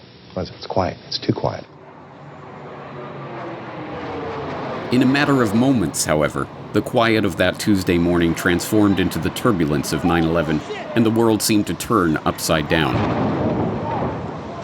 As the events of that day played out like a Hollywood movie on TV screens around the world, the meaning of those events was still far from clear. Who was behind this attack? Why were they attacking? What did the perpetrators hope to gain from it? And yet it was there, in the initial hours of those chaotic events, years before the congressional inquiries and presidential commissions presumed to answer those questions, that all of the essential pieces of the official story of 9/11 were laid out on the TV screens of the American public. We want to tell you what we know as we know it. We just got a report in that there's been some sort of explosion at the World Trade Center in New York City. One report said, and we can't confirm any of this, that a plane may have hit one of the 2 towers of the World Trade Center. But again, you're seeing the live pictures here. There was a pilot who flew. There was another one. We just saw another one. We just saw another one apparently go. Another plane just flew into the 2nd tower. This has to be deliberate, folks. Well, that would begin to say that, yeah. We just saw on live television as a 2nd plane flew into the 2nd tower of the World Trade Center. Now, given what has been going on around the world, some of the key suspects come to mind: Osama bin Laden. Who knows what? I was watching with my roommate. It was approximately several minutes after the first plane had hit. I saw this plane come out of nowhere and just ream right into the side of the Twin Tower, exploding through the other side. And then I witnessed both towers collapse, one first and then the second, mostly due to structural failure because the fire was just too intense. I am sure the highest degree of probability associated with this attack, which had remarkable coordination and logistical sophistication, would be Osama bin Laden's Al Qaeda group. One senior U.S. intelligence official says now that the U.S. is 90% certain that bin Laden was responsible for today's attack. He, an engineer and an architect, speculates here that the heat above the crash site on the Twin Trade Towers may have indeed caused the building above to melt, just simply collapsing in itself and putting enormous weight on the rest of the building below, which could not possibly stand it. And the steel columns which go up through the building, built to code, at best would only be able, he believes, to have been able to stand an hour and a half of intense fire like this, pressing down on the rest of the building until it finally was able to give way. Remarkably, these initial off-the-cuff speculations turned out to be, according to the various inquiries and investigations that followed, accurate in all their main respects. Osama bin Laden, the mastermind of the Al Qaeda terrorist organization, had planned and directed this attack. The Twin Towers had collapsed due to structural failure because the fire was just too intense. These assertions, drilled into the minds of a susceptible audience still reeling in shock from the horror of the events they had just witnessed, became the core tenets of what would become enshrined in the final report of the 9/11 Commission as the official story of 9/11. In this official story, Osama bin Laden, once the anti-Soviet warrior on the road to peace, was now an international terror kingpin. Radicalized by the arrival of U.S. military forces in the Arabian Peninsula in the Gulf War, he issued a fatwa against the United States and began a series of strikes on U.S. targets, first bombing the U.S. embassies in Tanzania and Kenya in 1998, and then bombing the USS Cole while it was harbored in Aden in October of 2000. According to this version of events, the 9/11 plot was hatched by Khalid Sheikh Mohammed, a highly educated Pakistani militant who presented the plane's operation, as the 9/11 Commission asserts it was originally known, to Osama bin Laden and his chief of operations, Mohammed Atef, in 1996. It was bin Laden, we are told, who greenlighted the operation sometime in late 1998 or early 1999. The three of them developed a list of buildings to be targeted: the White House, the U.S. Capitol, the Pentagon, and the World Trade Center, and bin Laden himself handpicked the men he wanted to carry out the operation.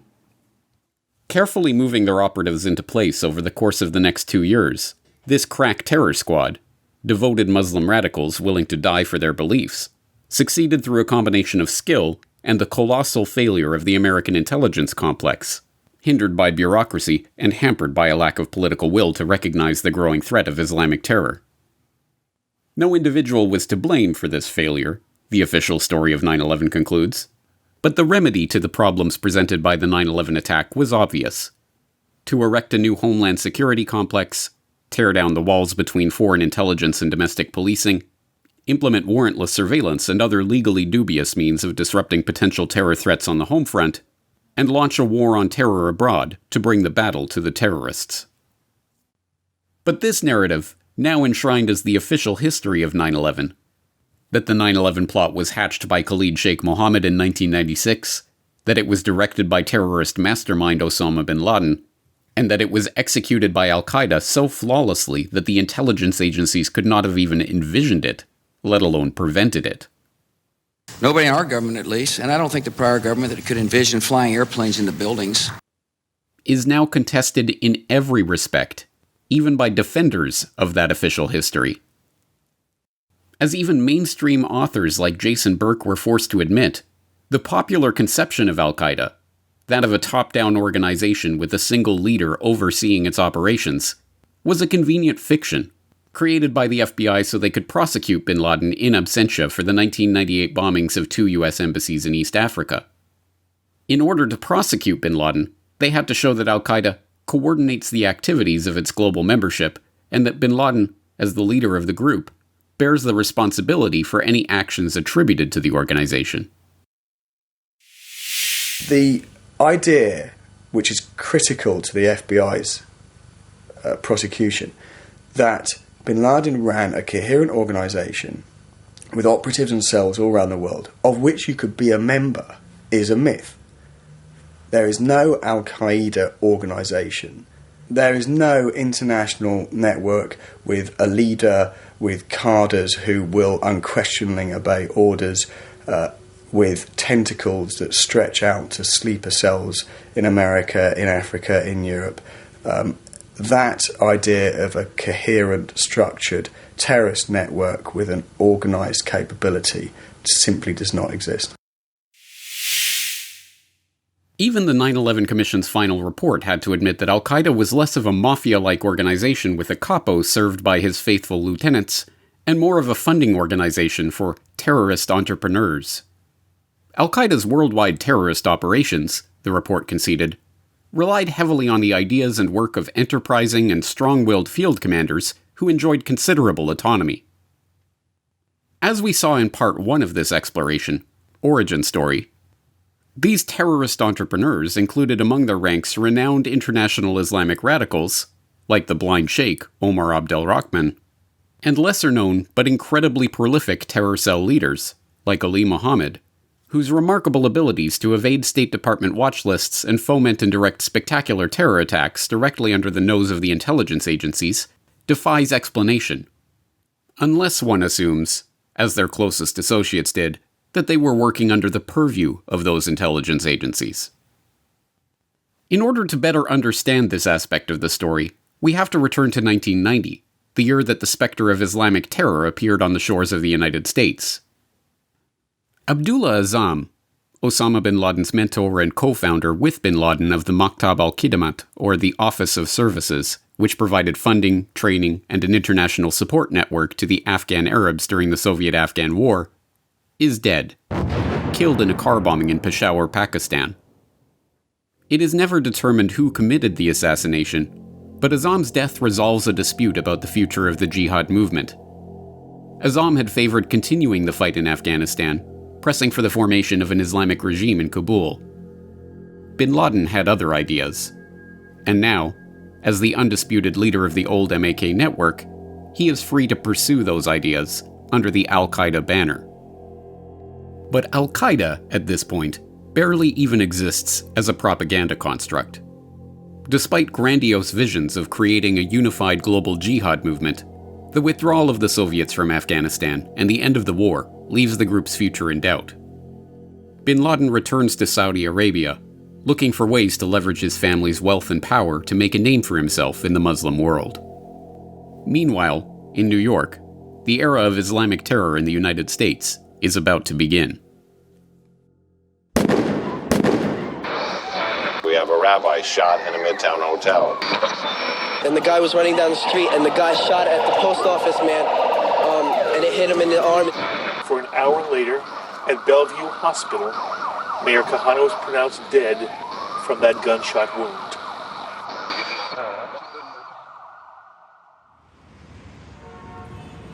Manhattan, New York, November 5th, 1990. Mayor Kahane, an Orthodox Jewish rabbi and a convicted terrorist whose anti-Arab views were considered so extreme he was banned from the Israeli Knesset, has just finished delivering a speech in the Morgan D. room of the New York Marriott East Side Hotel. Leaving the podium, Kahane has begun mingling with the crowd. Suddenly, one man, Saeed Nosair, draws a .357 Magnum and fires, hitting Kahane twice, once in the neck. Nosair flees, shooting one of Kahane's supporters in the leg in his rush out the door.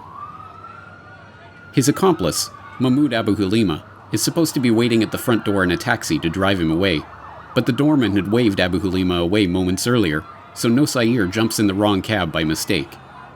When he realizes his error, he brandishes the .357, ordering the cabbie to start driving. Instead, the driver scrambles out of the taxi and runs away. Nosair is forced to flee on foot, racing down Lexington Avenue with his gun still in hand. Carlos Acosta, A U.S. postal inspector tries to stop him, drawing his weapon, but it's too late. Nauseam fires first, hitting Acosta in the shoulder. Undeterred, Acosta drops to his knee, steadies himself, and shoots back, hitting Nauseam in the neck. Both Nauseam and Kahane are rushed to Bellevue Hospital's trauma unit. Nauseam survives his emergency operation. Kahane does not.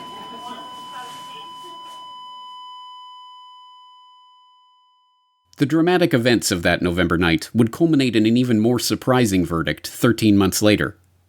Not only was Nauseam treated as a lone gunman acting of his own accord, but he was not even convicted of Kahane's murder. Despite such a brazen assassination, perpetrated in a crowded room and followed by a spectacular chase, Nauseam was acquitted of murder, convicted instead on 4 lesser counts, including gun possession, assault, and coercion. He was sentenced to just 22 years. So what went wrong? The jurors contend that they had reasonable doubt of Nauseam's guilt, because the prosecution did not offer a witness during the 5-week trial who saw the defendant fire the fatal shots, and, since Kahane's family had opposed an autopsy, the fatal bullet could not be matched to Nauseam's weapon. But, in reality, the fix was in from the start, as even the Congressional Joint Inquiry into the 9/11 attacks conceded in a staff statement a decade after the trial. According to FBI officials who were interviewed, the NYPD and the District Attorney's Office resisted attempts to label the Kahane assassination a conspiracy, despite the apparent links to a broader network of radicals. Instead, these organizations reportedly wanted the appearance of speedy justice and a quick resolution to a volatile situation. By arresting Nauseam, they felt they had accomplished both. The typically bureaucratic wording of the statement obscures the reality. The NYPD and the District Attorney's Office didn't just passively resist the attempts to label the assassination a conspiracy. They deliberately covered up vitally important information that would have unwound that conspiracy and undermined the next decade of spectacular Al Qaeda terrorism. Immediately after his arrest, 47 boxes of material were seized from Nauseam's house in New Jersey. Among those materials were top-secret training manuals from Fort Bragg and secret communiques from the U.S. Joint Chiefs of Staff. Lest there be any doubt where the materials came from, they even discovered a video of Ali Mohammed's lectures at the Kennedy Special Warfare Center at Fort Bragg. But those weren't the only pieces of evidence that connected the Kahane assassination conspiracy, now commonly portrayed as the first act of Islamic terrorism on U.S. soil, to Ali Mohammed, the remarkable CIA asset, U.S. Army officer, and FBI informant who, we are told, was Al Qaeda's strangely untouchable triple agent in the heart of the American intelligence establishment. El Sayed Nauseam himself, the 34-year-old Egyptian-born janitor with a penchant for Prozac who quite literally got away with murder, was, as it turns out, not unknown to the authorities. In fact, he had been known to the FBI since at least the previous summer. That's when, as it was later admitted, Nauseam and a ragtag bunch of associates had been surveilled loading up a convoy of vehicles with semi-automatic weapons and copious amounts of ammo and heading to the Calverton shooting range on Long Island. For 4 consecutive Sundays in July of 1989, the FBI's elite Special Operations Group, apparently tipped off that PLO terrorists were threatening to blow up casinos in Atlantic City, followed Nauseam's convoy to the shooting range, snapping dozens of photographs of the group engaging in target practice with handguns, rifles, and even an AK-47.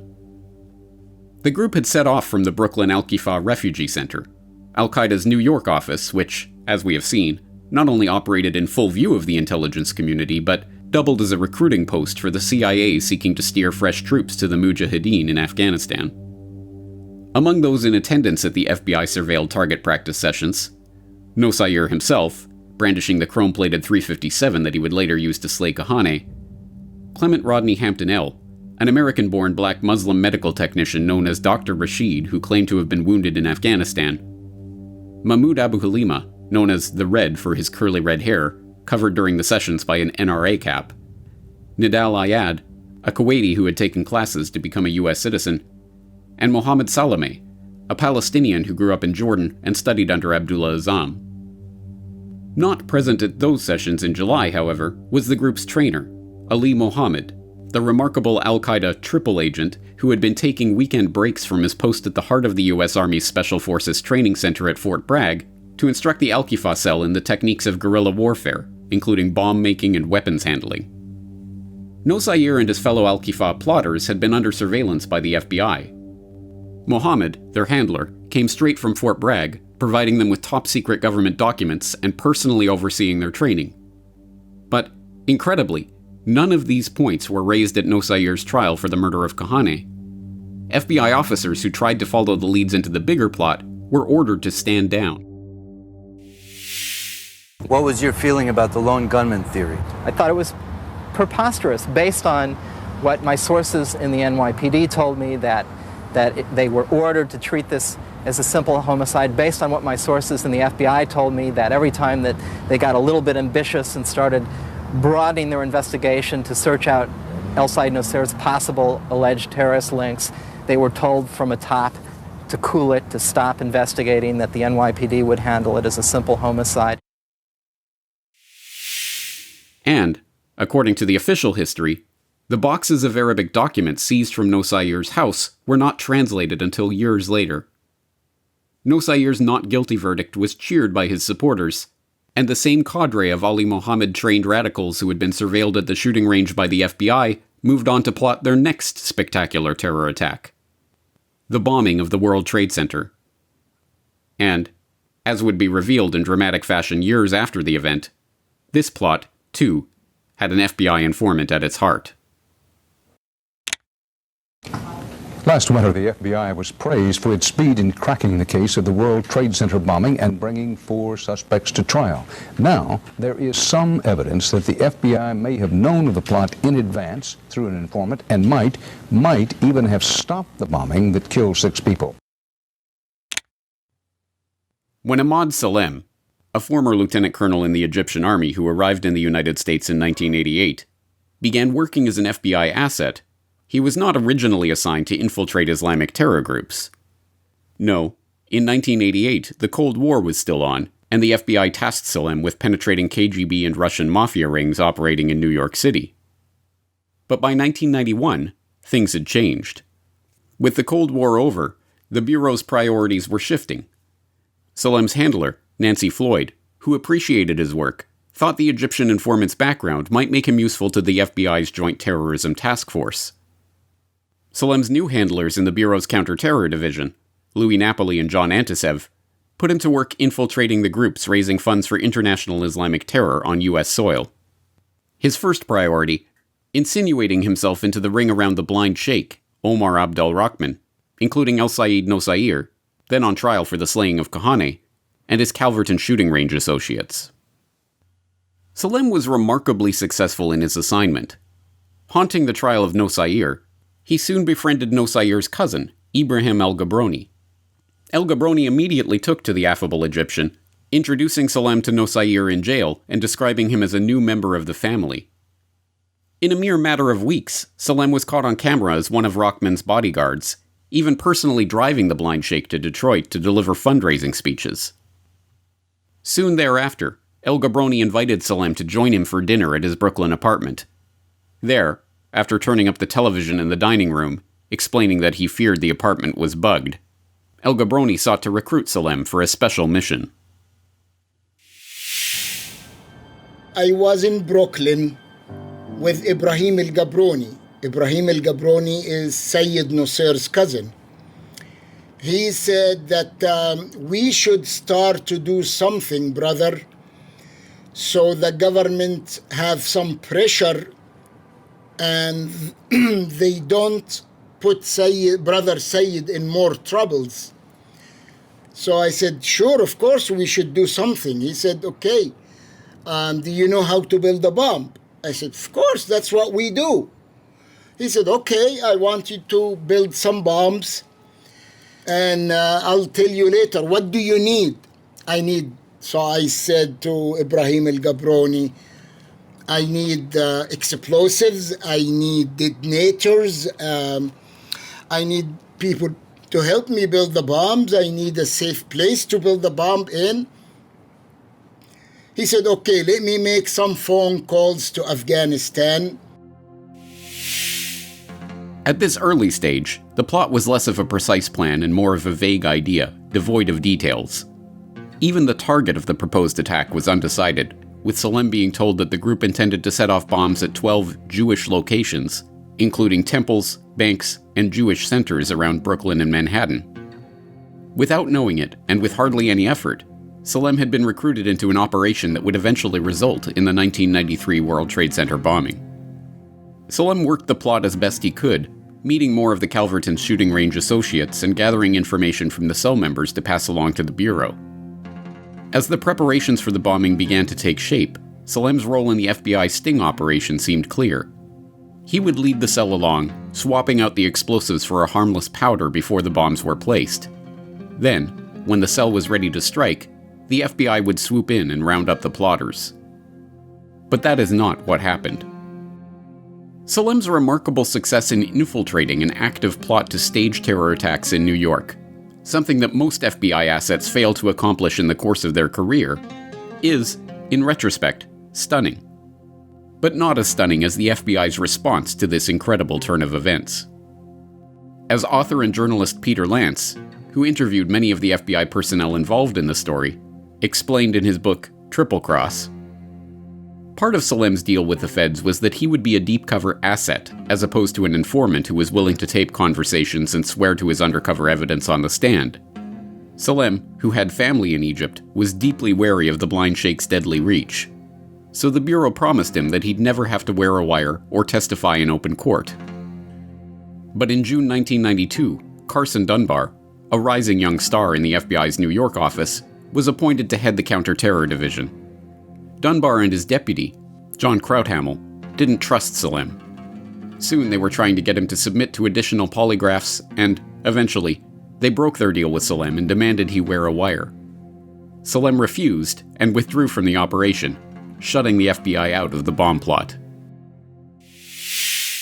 It was a silly personal confrontation, and actually he said, and I quote him, "You son of a bitch, coming from the Middle East, dragging sand in your shoes all the way up to here to tell me how to run my FBI and how to do my job?" I told him, "Sir, I am doing your job. None of your agents could have went undercover that deep. I'm doing it. You're not." And that even provoked him more, and he said, "Get out of here." I walked out of his office. I looked at Nancy and John. I said, "Guys, when this bomb been built by somebody and goes off by somebody else, don't come knock on my door." And that was it, and I walked away. With Salem out of the picture, the Ali Mohammed-trained, blind sheikh-supported, Al-Qifa-connected cell continued on with their plot. But, with internal disputes disrupting their plans, they had to find someone else to actually build the bomb. They found that person in Ramzi Youssef. To this day, despite having been caught, tried, and convicted for the World Trade Center bombing, little is known about Ramzi Youssef's origins or even his identity. The 9/11 Commission, relying on the torture testimony of his uncle, Khalid Sheikh Mohammed, identified him merely as a Sunni extremist whose real name was Abdul Basit. But this supposedly devout Muslim fundamentalist is reported to have hung out at karaoke bars and dated B-girls during his trips to the Philippines while his wife and daughters waited for him in Baluchistan. Even his birthplace remains a mystery. What is known is that Youssef learned bomb-making in Osama bin Laden's training camps in Afghanistan in the early 1990s, perhaps from Ali Mohammed himself. That in 1995, Newsday reported that the FBI was considering a probe of whether the CIA had any relationship with Youssef. And that in 1999, Swiss journalist Richard Lebevier reported that a classified FBI file indicates that he was recruited by the local branch of the CIA. And, like so many of the other key operatives in the Al Qaeda story, Youssef was able to avoid regular screening procedures, waltz across borders with forged travel documents, and enter the United States without a visa. On August 31st, 1992, Youssef and Ahmad Ajaj, a fellow mujahideen who Youssef had allegedly met at the training camps in Afghanistan, flew from Pakistan to the US despite lacking the proper travel documents to do so. A miraculous feat that the FBI has alleged was enabled by direct assistance from senior Pakistani intelligence officials. Upon their arrival at John F. Kennedy International Airport in New York on September 1st, both men were immediately detained by immigration officials. A judge, acting loud and belligerent, was caught with a crudely forged Swedish passport and taken to a back office for questioning. The US government was pretty sure Ahmad Mohammed Ajaj was a terrorist from the moment he stepped foot on US soil, the Los Angeles Times later reported, noting that his suitcases were stuffed with fake passports, fake IDs, and a cheat sheet on how to lie to US immigration inspectors. But that wasn't all. Among his possessions, inspectors also found 2 handwritten notebooks filled with bomb recipes, 6 bomb-making guides that included pages from Fort Bragg military manuals, and 4 how-to videotapes concerning weaponry and surveillance training. Ajaj was charged with passport violations and sentenced to 6 months in prison. Youssef, meanwhile, tried a different approach. Dressed in traditional peasant garb and carrying an Iraqi passport without a US visa, Youssef strode confidently up to the immigration inspector and declared himself to be a refugee seeking asylum from the oppressive Iraqi government, politely asking to be admitted into America. After being questioned and fingerprinted, one alert immigration official noted his links to Ajaj and sought to detain him, but there was not enough room in the INS lockup, so he was released on the condition that he show up at an asylum hearing later. Youssef then left the airport, took a cab to New York's East Village, and immediately met with Mahmoud Abu Hulima, the Red, who had trained with Ali Mohammed and who had served as the getaway driver for Nosair before being waved away by the hotel doorman.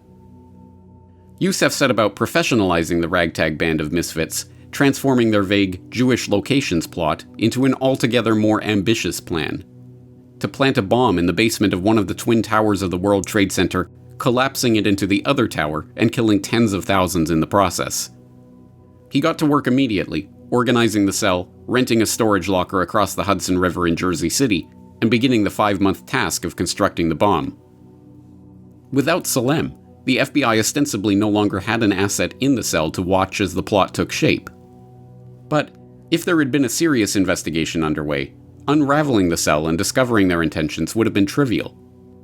Ahmad Ajaj, who had been caught with a raft of terrorist training materials and bomb-making guides, remained in contact with Youssef the whole time, speaking to him frequently via the prison phone.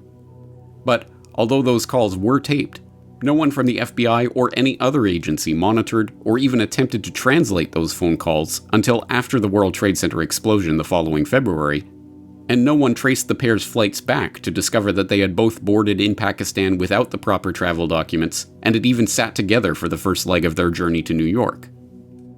Salem even tried one last time to warn the FBI about the cell. Meeting his old handler, Nancy Floyd, at a Subway sandwich shop near the FBI's New York office in October of 1992 to collect his final $500 cash payment, he informed her that he had heard that the group was planning a new attack and begged her to put surveillance on Abu Hulima and Salameh. But it was no use. Carson Dunbar had taken her off the terror investigation, and all she could do was pass along the suggestion. Salem's warning was ignored, and no one followed up on the lead. The FBI had followed the Al-Qifa plotters to the shooting range, investigated their role in the Kahane murder, had an informant in their midst reporting on their plans for a spectacular terror attack, and now another high-level terror operative had been allowed to enter the country and proceed with his activities unmolested, just as Ali Mohammed and the blind sheikh before him. And so it was that at noon on February 26, 1993, Ramzi Youssef and Iyad Ismail, a Jordanian associate, drove a yellow Ryder van into the underground parking garage of the World Trade Center, parking on the B2 level. Youssef ignited the 20-foot fuse and fled. 12 minutes later, the bomb went off.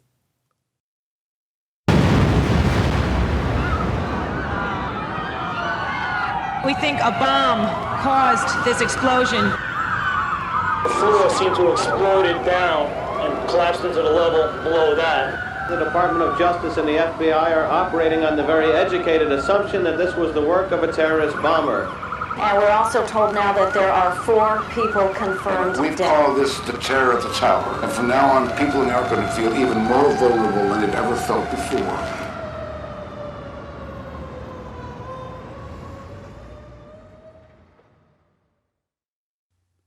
The bomb, cutting through the parking garage with an explosive force of 150,000 pounds per square inch, might have lacked the explosive force to fulfill Yousef's goal of toppling the towers, but it did wreak havoc. 6 people died, over 1,000 were injured, and 50,000 were forced to evacuate the building in the chaotic aftermath of the explosion. Learning of the bombing, Bruce Hoffman, a terrorism expert working for the Rand Corporation, remarked, "We may be talking about the opening salvo of a new conflict for a new world order." As the investigation into the bombing began, a letter arrived in the offices of various New York newspapers claiming responsibility for the attack. The letter, sent under the name Liberation Army, 5th Battalion, issued 3 demands: end U.S. aid to Israel, end diplomatic relations with Israel, and stop interfering with the internal affairs of Middle Eastern nations. If these demands were not met, the letter promised that 150 suicide soldiers would be ready to commit more attacks, including launching strikes on potential nuclear targets. If there was any doubt about who was behind the explosion, those doubts were quickly dispelled. Just 2 days into the investigation, in one of the FBI's first descents into the pitch-black, smoke-filled 5-story crater left by the blast, an explosives enforcement officer from the ATF found the proverbial needle in the haystack, apart from the Ryder van itself bearing a vehicle identification number. The van rental was traced back to Mohammed Salome, one of Ali Mohammed's trainees from the Al Qaeda Center. Absurdly, Salome was apprehended on March 4th, 1 week after the bombing, when he returned to the Ryder rental office in Jersey City to reclaim the deposit on the van. Salome's arrest quickly led to the arrest and eventual conviction of 3 others in the Al Qaeda cell: Nid al-Ayad, Mahmoud Abu Hulima, and Ahmad Ajaj. It also led investigators to the apartment of Ramzi Yousef. But it was too late. Ramzi Yousef had boarded a flight to Karachi the night of the bombing and then vanished, flying from country to country with impunity, plotting assassinations and bombings in Pakistan, Thailand, the Philippines, and Iran, and concocting an elaborate plot called Bojinka to blow up a number of airliners in mid-flight before finally being captured in Pakistan in 1995. But it was not just Yousef himself, the mysteriously protected terror mastermind who had entered the US without a visa, who vanished. When Pakistani federal investigators later went to check their immigration records, they discovered that all of the documents pertaining to Yousef's journey to the United States in 1992, including his embarkation card, had mysteriously disappeared. In the wake of the bombing, the FBI, now facing enormous public pressure to round up those involved and bust the terror cell that they had infiltrated and abandoned just the year before, turned once again to Ahmad Salem. Once again, Salem was able to quickly penetrate the blind sheikh cell and to begin working with them on a new scheme, the so-called Landmarks plot to bomb key targets around New York City, including the UN headquarters, the Lincoln Tunnel, and the George Washington Bridge. This time, the FBI arrested the plotters before they could stage their attack. But at the trial 2 years later, Salem had a surprise for the prosecution. He had secretly recorded dozens of phone conversations with his FBI handlers. Conversations that revealed for the first time the FBI's real role in the World Trade Center bombing. FBI agents might have been able to prevent last February's deadly explosion at New York's World Trade Center. They discussed secretly substituting harmless powder for the explosives, but they didn't, according to the FBI's own informant, Ahmad Salem. Unbeknownst to the FBI at the time, Salem recorded many of his conversations with his handlers. I'm holding 903 pages of draft transcripts.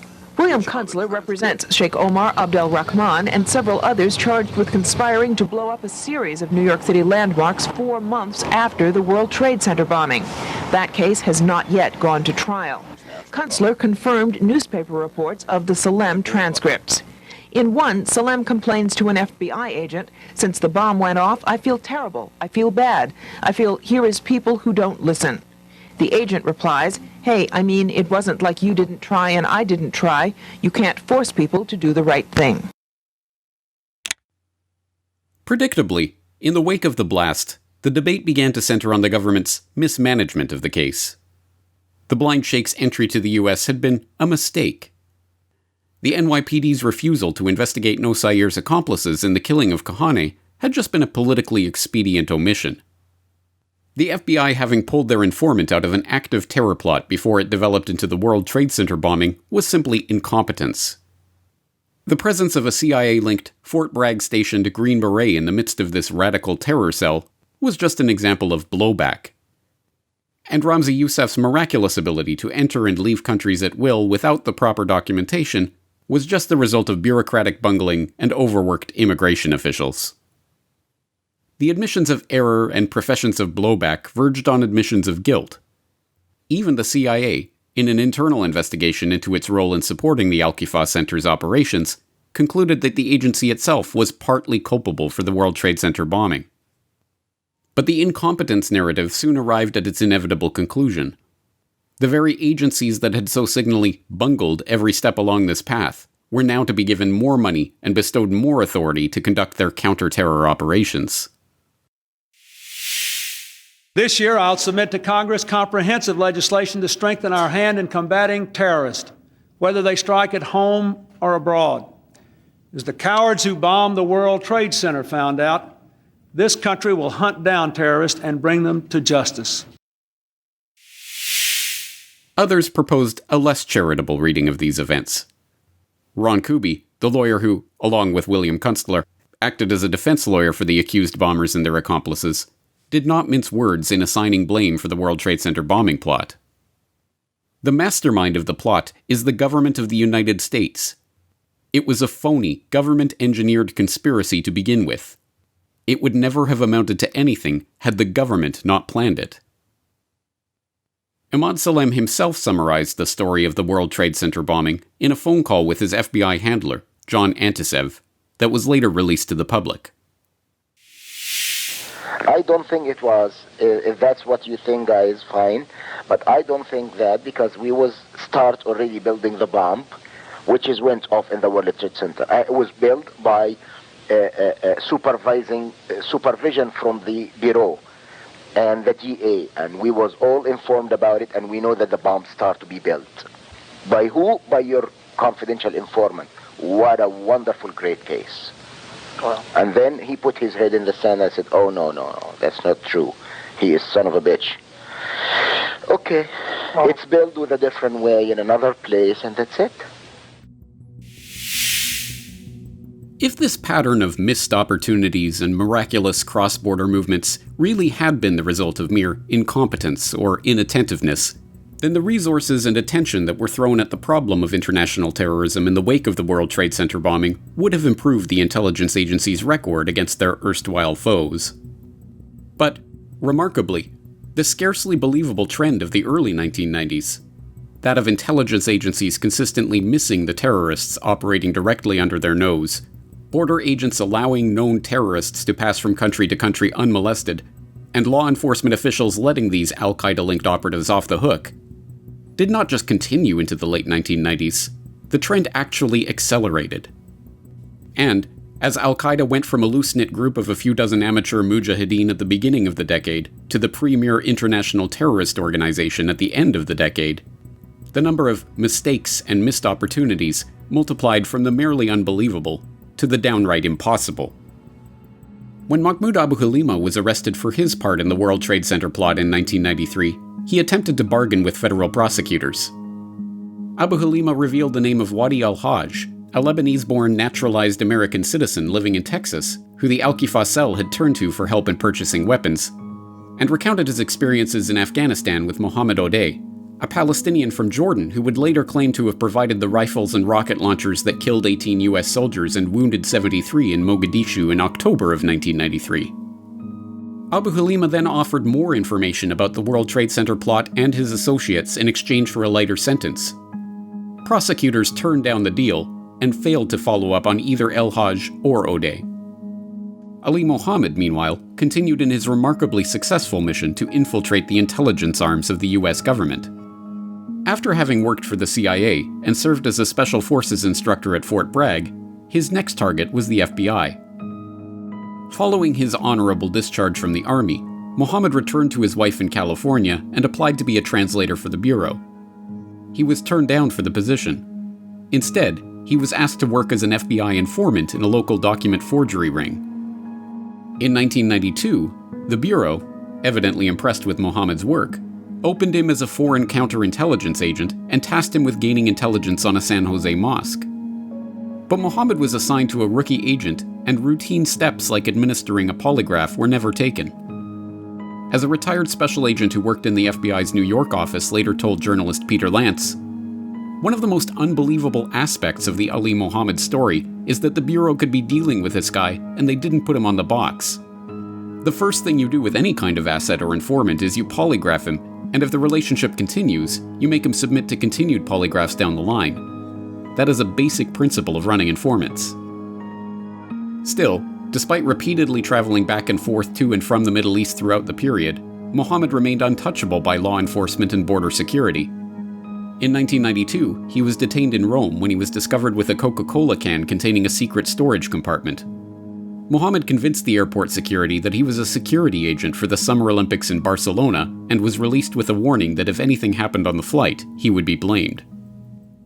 In 1993, after helping Ayman al-Zawahiri enter the US on forged documents for a fundraising tour, Mohammed traveled to Vancouver, Canada to help an associate of Zawahiri, Essam Marzouk, enter the country. Marzouk, caught with forged Saudi passports by Canadian customs officials, was detained by the Royal Canadian Mounted Police. When Mohammed arrived inquiring about his friend, he was detained by the RCMP as well. After hours of interrogation, he told them he was an FBI asset, giving them the phone number of his handler, John Zent. Zent's word was good enough. The RCMP let Mohammed go. Mohammed's travels during this busy period included a trip to Afghanistan in the summer of 1991 to help Osama bin Laden and his fledgling Al Qaeda organization relocate to Sudan. Osama's move to Sudan came at a time when, we are told, the wealthy Saudi was looking to cement his reputation as a holy warrior. The official story of Al Qaeda holds that during this period, bin Laden returned briefly to Saudi Arabia, but, incensed by the Saudi royals' decision to invite US soldiers onto Saudi soil for the Gulf War, left the country for good.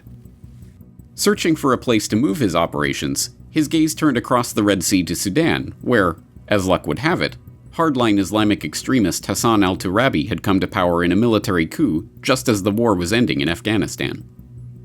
Heading the National Islamic Front Party, which sought to impose Sharia law in the country, al-Turabi traveled to London for a meeting of the International Muslim Brotherhood, where he openly declared his intention to allow Sudan to act as a base for Islamist terror groups. By the summer of 1991, Osama bin Laden had answered that call, moving his fighters and equipment from the outskirts of Afghanistan to his new base in Sudan, with the help of FBI asset Ali Mohammed. Turabi was not the only one traveling to London to foster his terror plans, however.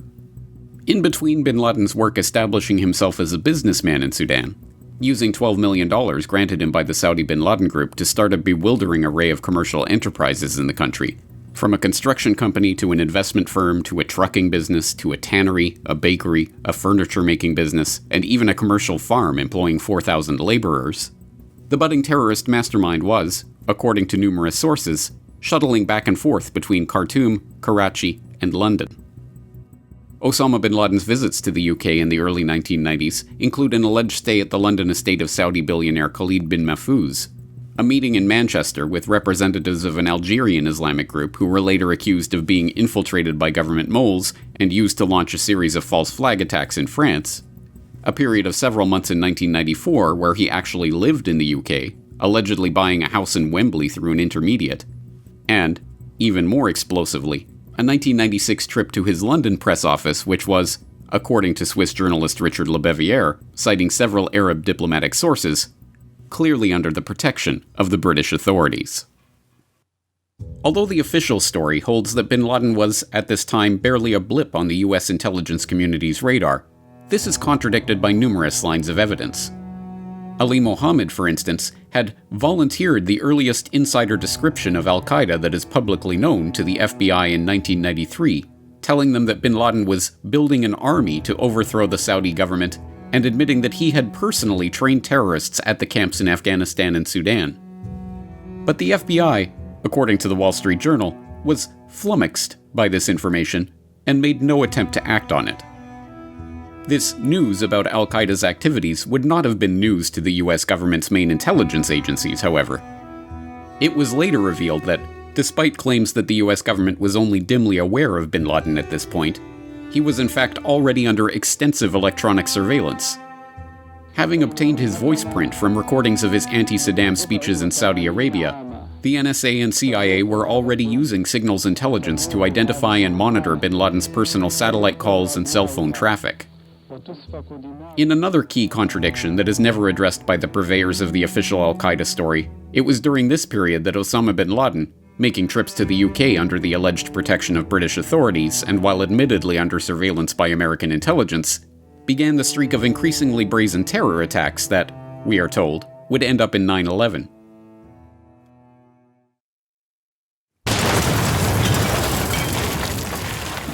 In 1992, Al Qaeda mounted their first terror operation against an American target. In December of that year, bombs went off outside 2 hotels in Aden, where, it was believed, American servicemen were being quartered on their way to Somalia for Operation Restore Hope.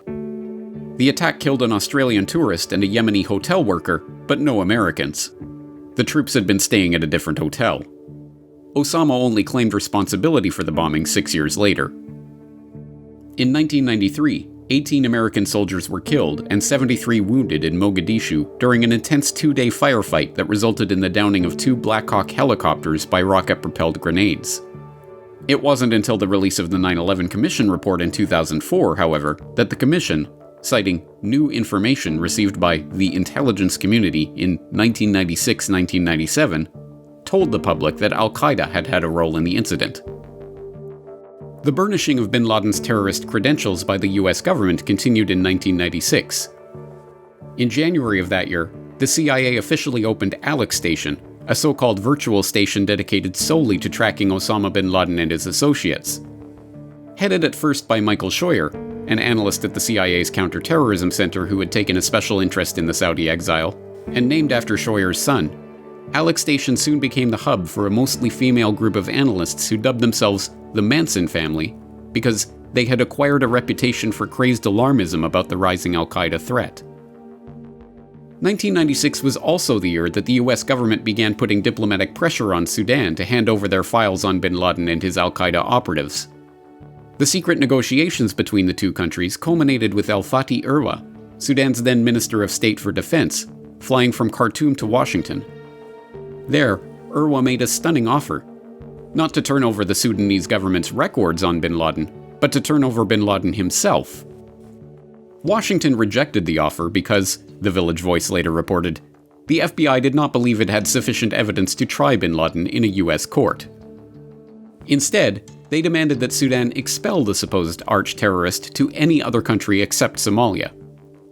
Sudan complied, protesting that Osama would simply return to Afghanistan where there was no government for Washington to negotiate with. "We told him Sudan is no longer safe for him and creates problems for us and asked him to leave," Irwa told the Village Voice. "We liquidated everything, and he left with his money. We didn't confiscate anything because there was no legal basis. Nobody had indicted him.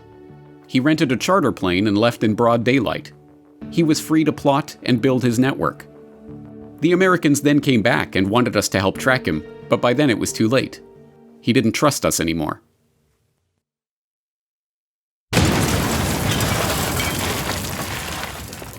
In June of 1996, a truck bomb exploded outside of the Khobar Towers in Darhan, Saudi Arabia. The facility, located in the heart of the Saudi oil industry's administrative area, where the US had built its first airbase and where Standard Oil first struck oil in the country, establishing what would later become Aramco, was housing US and allied forces involved in enforcing the Iraqi no-fly zones. The massive blast left an 85-foot crater, killing 19 and injuring hundreds. At the time, the US blamed Tehran for the bombing, with Clinton's defense secretary William Perry later admitting that there was a contingency plan in place to attack Iran if the link had been proven. But by 2007, Perry had changed his assessment. "I believe that the Khobar Tower bombing was probably masterminded by Osama bin Laden. I can't be sure of that, but in retrospect, that's what I believe. At the time, he was not a suspect. At the time, all of our examinations, all of the evidence was pointing to Iran." One thing is for certain. In 1998, the $150 million contract to rebuild the Khobar Towers was awarded to the Saudi bin Laden Group. All of these incidents helped raise bin Laden's profile in the intelligence community, but it was a series of events in 1998 that introduced the broader public to Osama bin Laden. In February of that year, bin Laden, following up on a declaration of war against America that he had made to CNN's TV cameras in an interview with Peter Bergen the previous year, issued his fatwa calling on Muslims to kill Americans. The ruling to kill Americans and their allies, civilians and military, is an individual duty for every Muslim who can do it in any country in which it is possible to do it, in order to liberate the Al-Aqsa Mosque and the Holy Mosque from their grip, and in order for their armies to move out of all of the lands of Islam, defeated and unable to threaten any Muslim. In May of that year, John Miller, then reporting for ABC News, but soon to become the FBI's chief spokesman, traveled to Afghanistan for a dramatic Nightline report on The Most Dangerous Man You've Never Heard Of, that would air on ABC the following month. He lives in a cave atop a range of mountains in Afghanistan. From there, he controls a web of financial, logistical, and strategic assistance to Sunni Islamic groups engaged in what they consider a jihad or holy war. The principal targets of that jihad are the Israelis and the United States. His name is Osama bin Laden, and you will meet him a little later in this program. He does nothing to undermine the profile of himself as a terrorist leader with global influence. Indeed, he seems to take considerable satisfaction in it, even though the profile has been drawn by U.S. intelligence agencies. We believe that the biggest thieves in the world are Americans, and the biggest terrorists on earth are the Americans. The only way for us to fend off these assaults is by using similar means. We do not differentiate between those dressed in military uniforms and civilians. They're all targets in this fatwa. Bin Laden has issued these fatwas and made these threats before, but this time there's something different. He put a time cap on it, saying that whatever action will be taken against Americans in the Gulf, whatever violence awaits, will occur within the next few weeks. And, in August of 1998, the name of Osama bin Laden, terror mastermind, and his shadowy terror group, Al Qaeda, finally exploded into the public consciousness.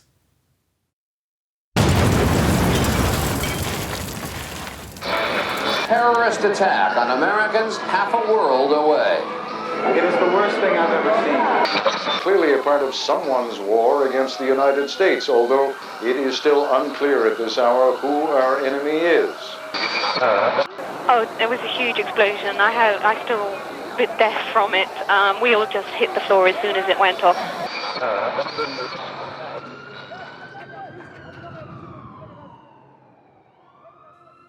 On the morning of August 7th, 1998, two Saudis in Kenya, Mohammed al-Awali and Jihad al-Yazam, both of whom had been in the hut when John Miller was interviewing Osama bin Laden earlier that year, loaded some boxes into their Toyota cargo truck and headed off to the American Embassy in downtown Nairobi. The boxes contained 2,000 pounds of TNT, aluminum nitrate, and aluminum powder. At the same time, Hamdan Khalif Allah Awad, an Egyptian known as Ahmed the German for his fair hair, loaded a similar bomb into a gasoline truck in Tanzania and set off for the American Embassy in Dar es Salaam. The Saudis arrived at the Nairobi Embassy at 10:30 a.m. Awali jumped out of the truck as it approached the gates, demanding that the security guard raise the drop bar protecting the entrance. The guard refused. Awali threw a stun grenade into the courtyard and ran, and then the bomb went off. The blast ripped the face off of the embassy building, collapsing a nearby secretarial college and lighting the tar-covered street and a nearby bus on fire.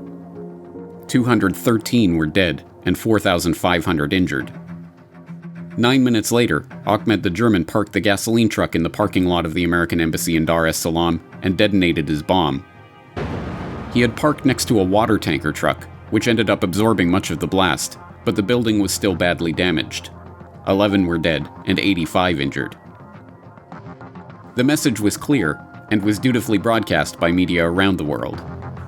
A new terror group had conducted a sophisticated, coordinated attack against multiple US targets overseas, and its leader was waging holy war against Americans.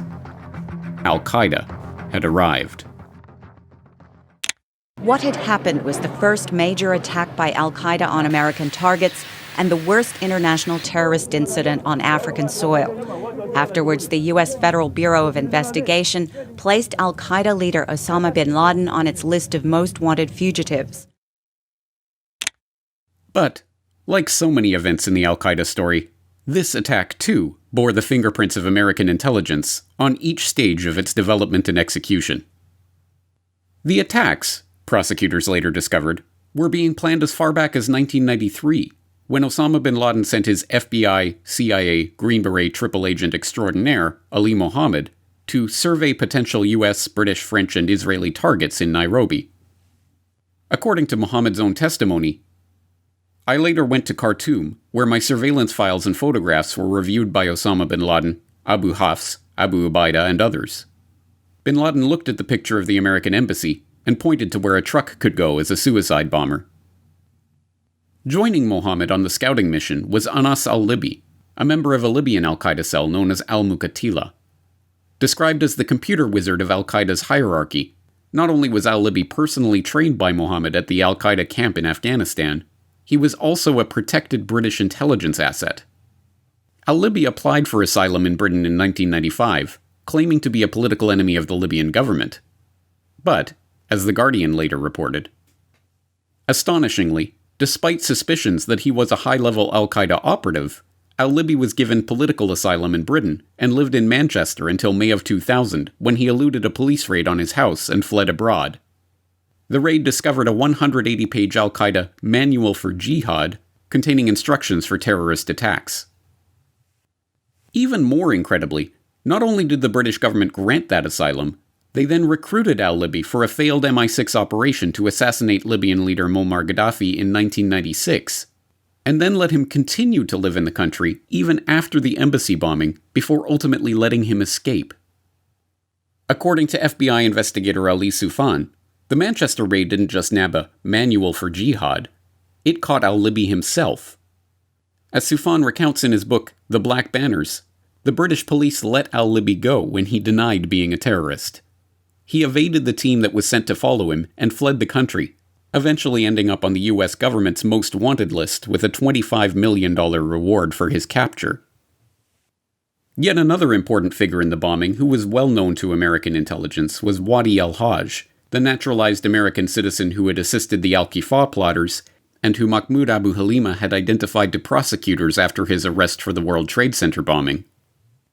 As was later revealed, U.S. intelligence had al-Hajj under surveillance during the entire period that the embassy bombing plot was being hatched, but once again merely watched as the attack unfolded. As the Los Angeles Times detailed, the CIA and the FBI missed key opportunities to prevent the blasts. They knew from wiretaps on al-Hajj's 4 Nairobi phones, as well as from the computer files they had seized, that al-Qaeda was forming a terror cell in the Kenyan capital. Indeed, US agents had in hand the names and identities of some of the key Nairobi cell members who would rent the bomb factory, build the bomb, buy the bomb truck, brief the suicide bombers, and even escort the bomb truck the day of the attack. Author Simon Reeve revealed even more damning evidence about CIA involvement in the plot in his 1999 book, The New Jackals. The CIA also had informants working within the East Africa cell, he reported, citing an interview with a CIA official. But they apparently failed to warn of bin Laden's plans. Even if the CIA's sources within the plot had somehow failed to warn them of the attack, the fact that multiple members of the cell under their surveillance, including Abdullah Ahmed Abdullah, Ahmed Khalfan Gailani, Usama al-Kini, Mohammed Sadiq Odeh, and 5 other conspirators, all fled Kenya for Pakistan the night before the bombing, would have instantly raised alarm bells if the agency's intention had been to prevent an attack. Instead, the plotters conspired with CIA informants in their midst, and the attacks went ahead under the watchful eye of CIA, NSA, and FBI surveillance. However they transpired, the bombings succeeded in introducing Osama bin Laden and Al Qaeda to the world stage. Despite the years of intelligence agency surveillance, and even the creation of a virtual CIA station dedicated solely to the capture, arrest, or assassination of bin Laden and his network, it wasn't until after the embassy bombings that the world at large began to hear the name of Osama bin Laden. On August 20th, 3 weeks after the bombing, and just 3 days after being publicly interrogated about the Monica Lewinsky affair, President Clinton ordered a missile strike on alleged Al Qaeda targets in Afghanistan and Sudan, boldly proclaiming that actions against bin Laden and international terror had become a new mission for the U.S. military. Today, I ordered our armed forces to strike at terrorist-related facilities in Afghanistan and Sudan because of the imminent threat they presented to our national security. I want to speak with you about the objective of this action and why it was necessary. Our target was terror. Our mission was clear: to strike at the network of radical groups affiliated with and funded by Osama bin Laden, perhaps the preeminent organizer and financier of international terrorism in the world today. The strike, however, a barrage of 66 Tomahawk cruise missiles targeting Al Qaeda's camp in Khost, Afghanistan, and a pharmaceutical plant thought to be manufacturing chemical weapons in Khartoum, was a spectacular failure on almost every level. Neither bin Laden nor Zawahiri were killed in the attacks, and the chemical weapons plant in Khartoum had nothing to do with either bin Laden or chemical weapons, but was in fact manufacturing much-needed medicines for the region. The plant's destruction, in the estimation of Werner Daum, then Germany's ambassador to Sudan, led to several tens of thousands of deaths in the region. Ayman al-Zawahiri, bin Laden's longtime associate and future leader of Al Qaeda, was on one of bin Laden's monitored satellite phones at the time of the attack, telling BBC journalist Raoul Yousafzai that bin Laden has a message. He says, "I have not bombed the American embassies in Kenya and Tanzania. I have declared jihad, but I was not involved." Zawahiri's exact position would have been immediately detectable by American surveillance aircraft in the region, but, in a move that journalist Lawrence Wright called inexplicable, the aircraft were not available prior to the strike, and Zawahiri escaped unscathed. Bin Laden, meanwhile, was, according to CIA intelligence gleaned from intercepted satellite calls, going to be at his training camp in Khost the day of the missile strike. But he was not. He was, Clinton counter-terror czar Richard Clarke later speculated, tipped off about the attack by a retired head of the ISI, Pakistan's intelligence service that had long been known as an adjunct of the CIA. The attacks did succeed in two key respects, however. They kept Clinton's personal dalliances in the Oval Office from leading America's nightly news broadcasts for at least one news cycle, and they reinforced the importance of the new threat to global security: Osama bin Laden. This new threat provided a green light for the American security establishment and its allies around the world to ramp up operations in the name of fighting the Al Qaeda menace. The FBI began an international investigation of the bombing. The CIA began a surge of reporting on terror threats that counter-terror officials later complained overwhelmed the system and diverted attention and resources. And in November of 1998, the United States federal court finally issued its first public indictment of Osama bin Laden. The first international arrest warrant for bin Laden, a confidential document intended only for police and judicial authorities, had in fact already been issued in April of that year. But it was not issued by the US. Instead, it was the Libyan government that had issued the warrant through Interpol. They were pursuing the terror mastermind for his part in the murder of 2 German intelligence agents in Libya in 1994.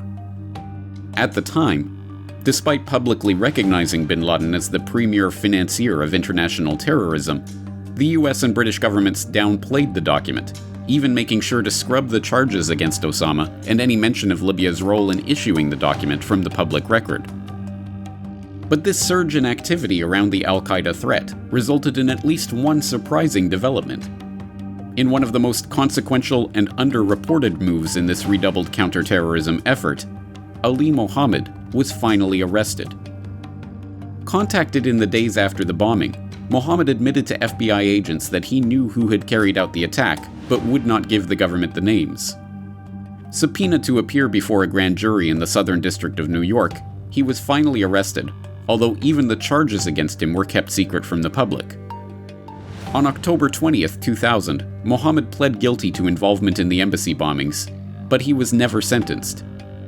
He then disappeared from sight forever, held in what was later reported as protective custody.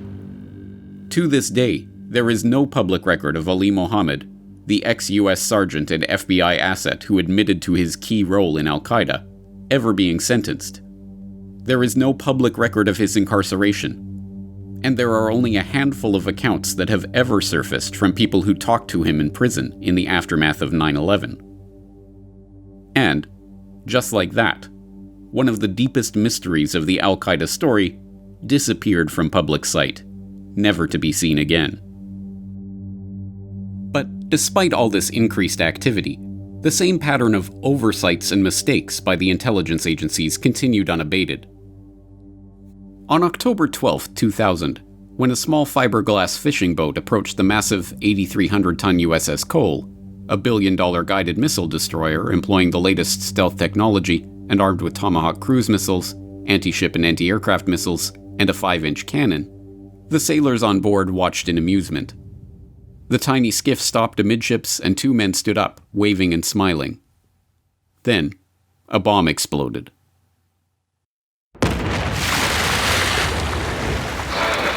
U.S. Navy officials in Bahrain today said suspected suicide bombers badly damaged in a terrorist attack in Yemen. American sailors were killed, injured, missing. Immediately suspect Osama bin Laden. The boat had been carrying over 400 pounds of C4 explosive molded into a shaped charge. The explosion was immense, knocking over cars passing by on shore. In the city, miles away, people believed there was an earthquake taking place.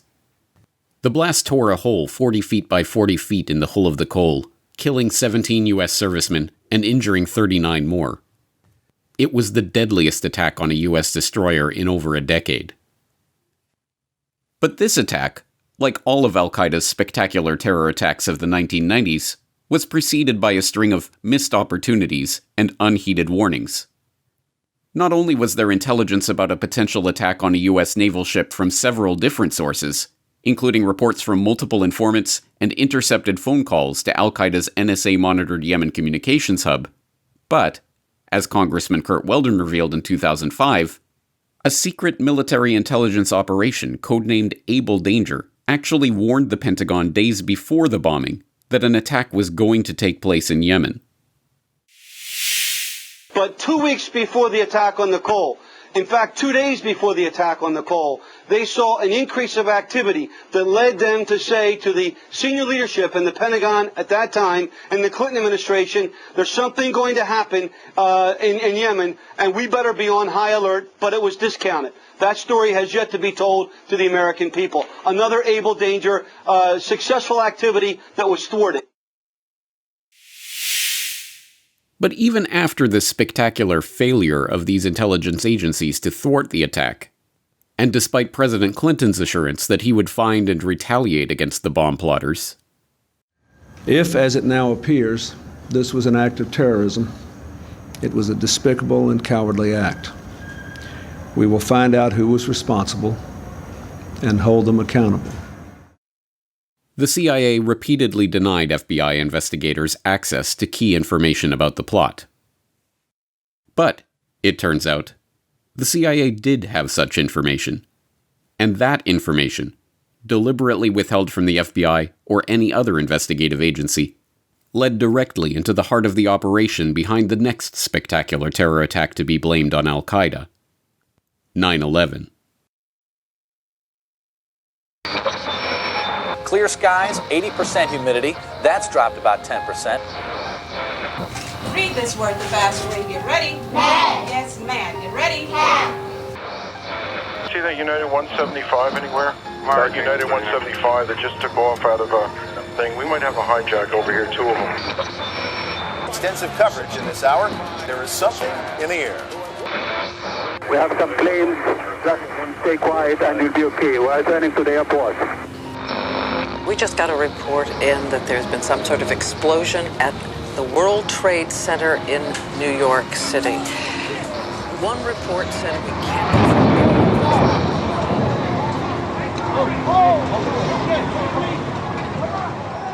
From the beginning, 9/11 was presented to the public as an open and shut case.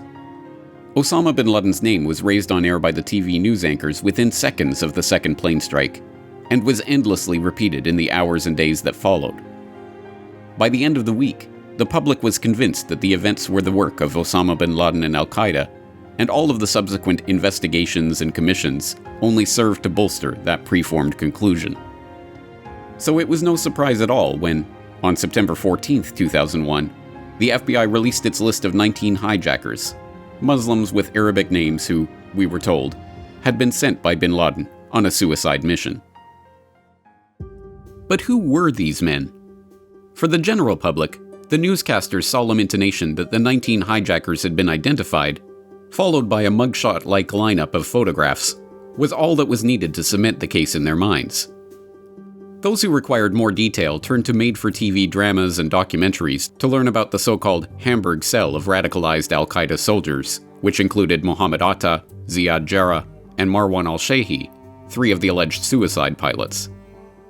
Finally, the 9/11 Commission and its associated monographs, like the staff report on 9/11 and terrorist travel, attempted to fill in the paper trail for researchers concerned about the documentary record of these men, including their motivations and their movement. From these accounts, a picture emerged.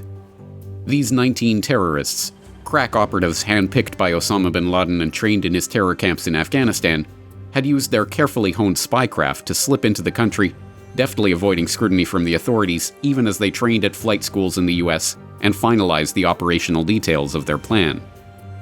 Then, after years of meticulous preparation, these men, consumed by their hatred of the West, their love of Allah, and their devotion to bin Laden, deftly piloted their planes into their targets, wreaking havoc and devastation exactly as planned. If everything goes well, every one of you should pat the other on the shoulder in confidence. Remind your brothers that this act is for Almighty God, or they should sing songs to boost their morale as the pious first generations did in the throes of battle. Allahu Akbar.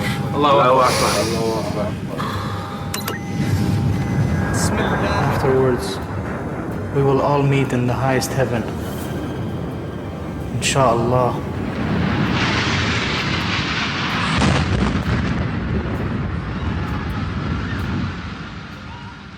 But this story, too, is a carefully constructed lie, every part of which falls apart under sustained scrutiny. In the official conspiracy theory of 9/11, the alleged hijackers were such devout fundamentalist Muslims that they were willing to give their lives for the cause.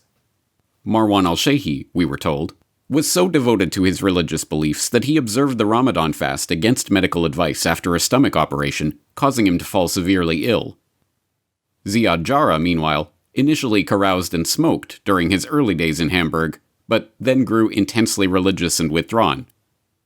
And, according to award-winning journalist Lawrence Wright, Mohammed Atta's extreme rigidity of character made him into a ruthless killer who constantly demonstrated an aversion to women. When reporters began following the trail that these supposed suicide soldiers had left behind, however, they began to uncover an altogether different story. Atta and his associates frequented strip clubs in San Diego, Las Vegas, and Daytona Beach, where they drank alcohol and ordered lap dances. They hung out for days at a time at Harry's Bar in New York, where Atta preferred a table near the piano. And, 3 nights before the attack, Atta and al-Shayhi went to Shuckham's Oyster Bar in Fort Lauderdale where, according to bar manager Tony Amos, they consumed several drinks, became drunk, and gave the bartender a hard time about the bill. The guy Mohammed was drunk, his voice was slurred, and he had a thick accent, Amos told the Associated Press the day after 9/11.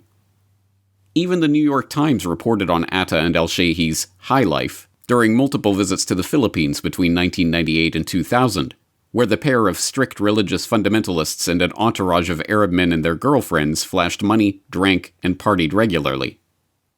"Many times I saw him let a girl go at the gate in the morning," the Times quoted one hotel chambermaid as recalling about Atta. "It was always a different girl." And, during his research for Welcome to Terrorland, an investigation into the Venice, Florida flight schools where Mohammed Atta, Marwan al-Shayhi, and Ziad Jarrah were enrolled in the year 2000, Daniel Hopsicker interviewed Amanda Keller, a former stripper who claimed to have been Atta's girlfriend during his time in Venice, and who shared more stories about the partying of these alleged jihadis. Guys had money flowing out their ass. I mean, excuse my language, but they never seemed to run out of money. I mean, they was just tossing money left and right. I mean, it was just like, oh my God. And they had mass supplies of cocaine. Whenever they'd run out, they'd go to the flight school. But Hopsicker's investigation uncovered more than just the alleged hijackers' trail of booze, drugs, and women. He also became one of the only reporters to look into the strange connections of Huffman Aviation and the Florida Flight Training Center in Venice, Florida, where Atta, Al-Shehi, and Jarrah trained the year before September 11th.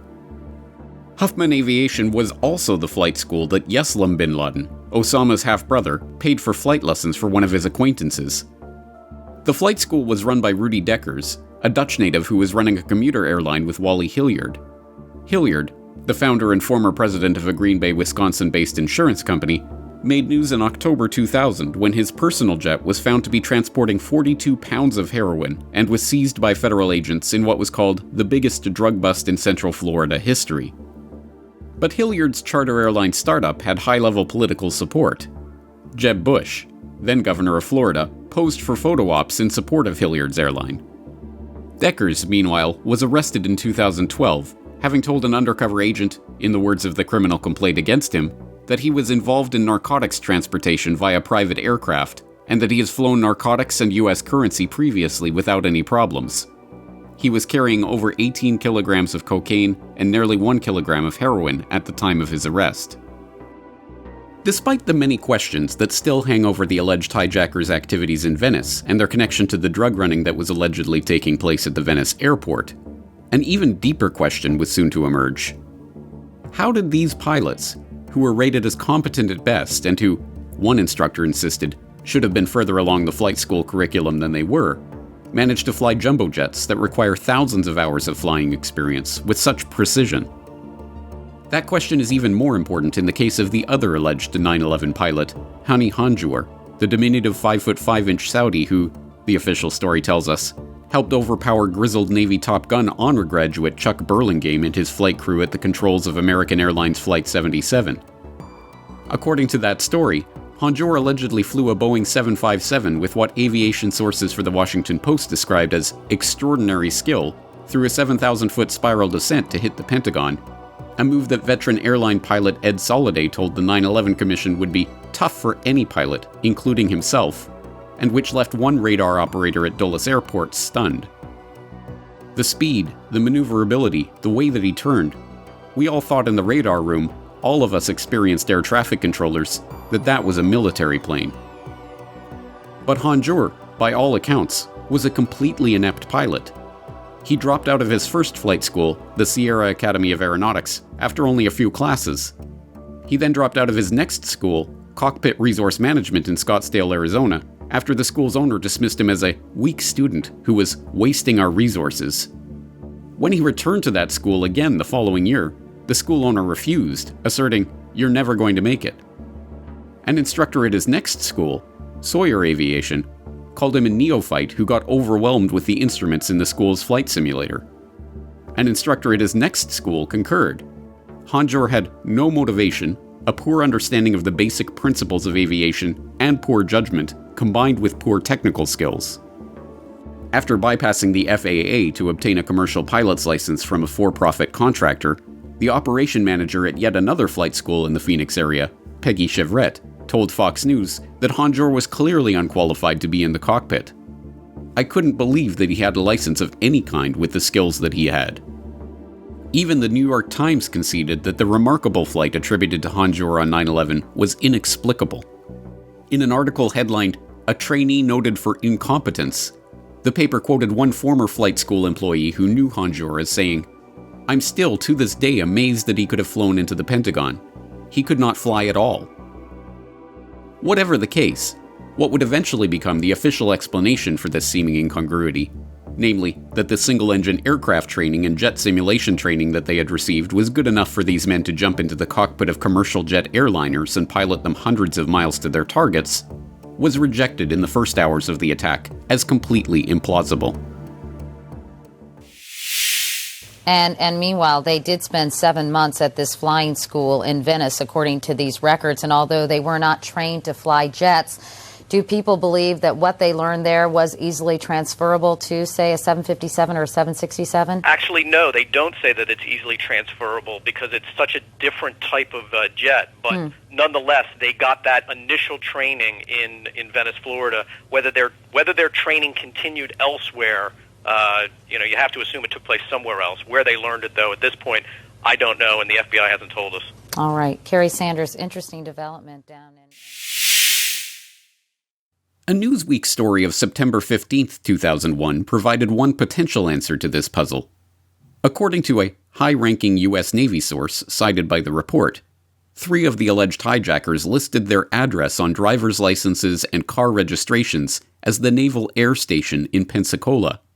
And, according to a separate high-ranking Pentagon official, another of the alleged hijackers may have received language instruction at Lackland Air Force Base in San Antonio.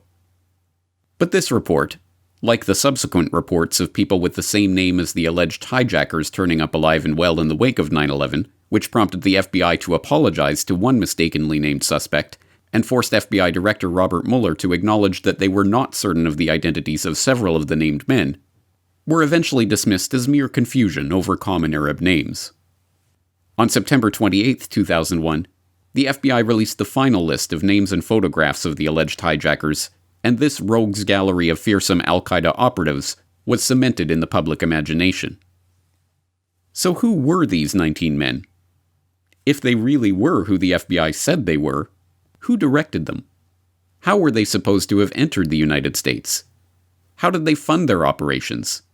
And how did they evade detection while living openly in the U.S. for months, and in some cases years?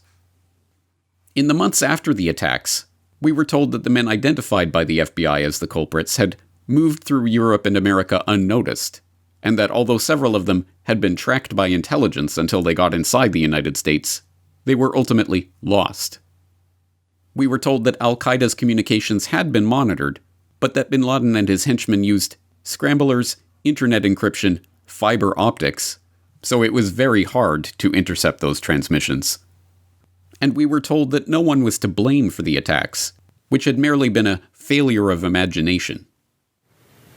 As we detail in our report, this was a failure of policy, management, capability, and above all, a failure of imagination.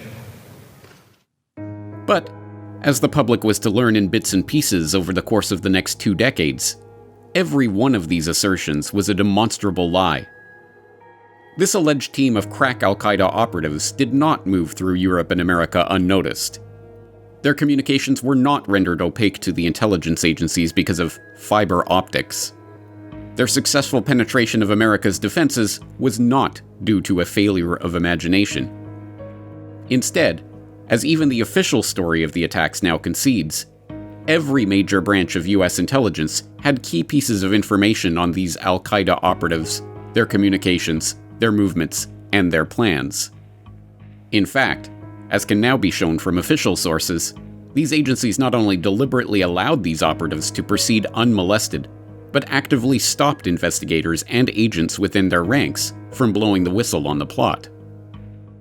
At the FBI, Special Agent Robert Wright led an investigation into terrorist financing called Vulgar Betrayal that managed to uncover a money trail connecting a suspected Chicago terror cell to Al Qaeda. But when Wright attempted to bring criminal charges against the cell members, his supervisor flew into a rage, shouting, "You will not open criminal investigations. I forbid any of you. You will not open criminal investigations against any of these intelligence subjects." After the embassy bombings, when Wright's team began to trace the financing of the attacks to a group of Saudi businessmen, the FBI moved to shut down the investigation altogether. Wright was kicked off the case in 1999, and Vulgar Betrayal was officially shut down in 2000. Knowing what I know, and again, this was written 91 days before the attack, knowing what I know, I can confidently say that until the investigative responsibilities for terrorism are removed from the FBI, I will not feel safe. While Wright was pursuing the financial trail, FBI field agents across the U.S. were picking up on another trend: Muslim extremists learning to fly. agents in Oklahoma and Phoenix both wrote memos about the large numbers of Middle Eastern males receiving flight training and warned that some of them had documentable ties to Al Qaeda, but the warnings were ignored. Agents in Minneapolis frantically sought approval for a search warrant to search the laptop of Zacarias Moussaoui, a suspected terrorist who had been receiving flight training in the area. When that request was denied, one exasperated agent told FBI headquarters that he was trying to keep someone from taking a plane and crashing into the World Trade Center. Rita Flack, an intelligence operations specialist at headquarters who had read the Phoenix memo, failed to pass that info on to any of her colleagues involved in the decision to deny the warrant to search Moussaui's laptop. FBI whistleblower Colleen Rowley later revealed that agents in the Minneapolis office, desperately trying to find an answer to the question of why the Bureau was deliberately sabotaging the case, faced the problem with gallows humor. I know I shouldn't be flippant about this, but jokes were actually made that the key FBI HQ personnel had to be spies or moles, like Robert Hansen, who were actually working for Osama bin Laden, to have so undercut Minneapolis's effort. The Pentagon's intelligence branch, meanwhile, not only had foreknowledge of the plot, but, according to information that emerged years later and was quickly suppressed, had identified 4 of the presumed terror operatives and mapped out the network connecting them to the Brooklyn cell headed by the Blind Sheikh. Able Danger was a classified information operations campaign against transnational terrorism launched by military intelligence in the fall of 1999. First revealed to the public in June 2005, Able Danger employed data mining techniques on open source and classified information to identify networks of likely terror agents, including those operating in the US. The program was remarkably successful. Not only did it warn the Pentagon of an impending attack just days before the Cole bombing, as we have already seen, but, according to Defense Intelligence Agency whistleblower Lieutenant Colonel Anthony Schaefer and 4 of his colleagues working on the operation, Able Danger identified 2 of the terror cells connecting Al Qaeda to the alleged hijackers. It even identified 4 of those suspects, including Mohammed Atta, by name. When Lieutenant Colonel Schaefer tried to set up a meeting between his supervisor and FBI officials in Washington to discuss a collaborative approach to tracking these cells, he was rebuffed by lawyers for the Pentagon's Special Operations Command. Shortly thereafter, Schaefer was ordered off the Able Danger team and the unit was disbanded, with the Pentagon ordering all the Able Danger data, 2.5 terabytes worth of information, equivalent to 1/4 of all the printed material in the Library of Congress, destroyed. After a hostile investigation that left witnesses feeling intimidated into changing their story about Able Danger, still found 5 Pentagon employees who said they had seen the organizational chart with Atta's name on it, the Department of Defense Inspector General concluded that Able Danger had never identified Atta or any other alleged hijacker.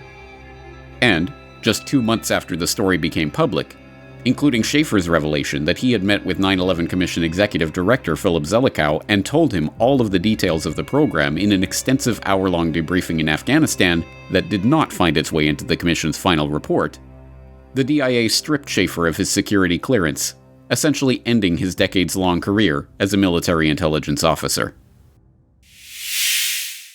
Mr. Speaker, this is not some third-rate burglary cover-up. This is not some Watergate incident. This is an attempt to prevent the American people from knowing the facts about how we could have prevented 9/11, and people are covering it up today.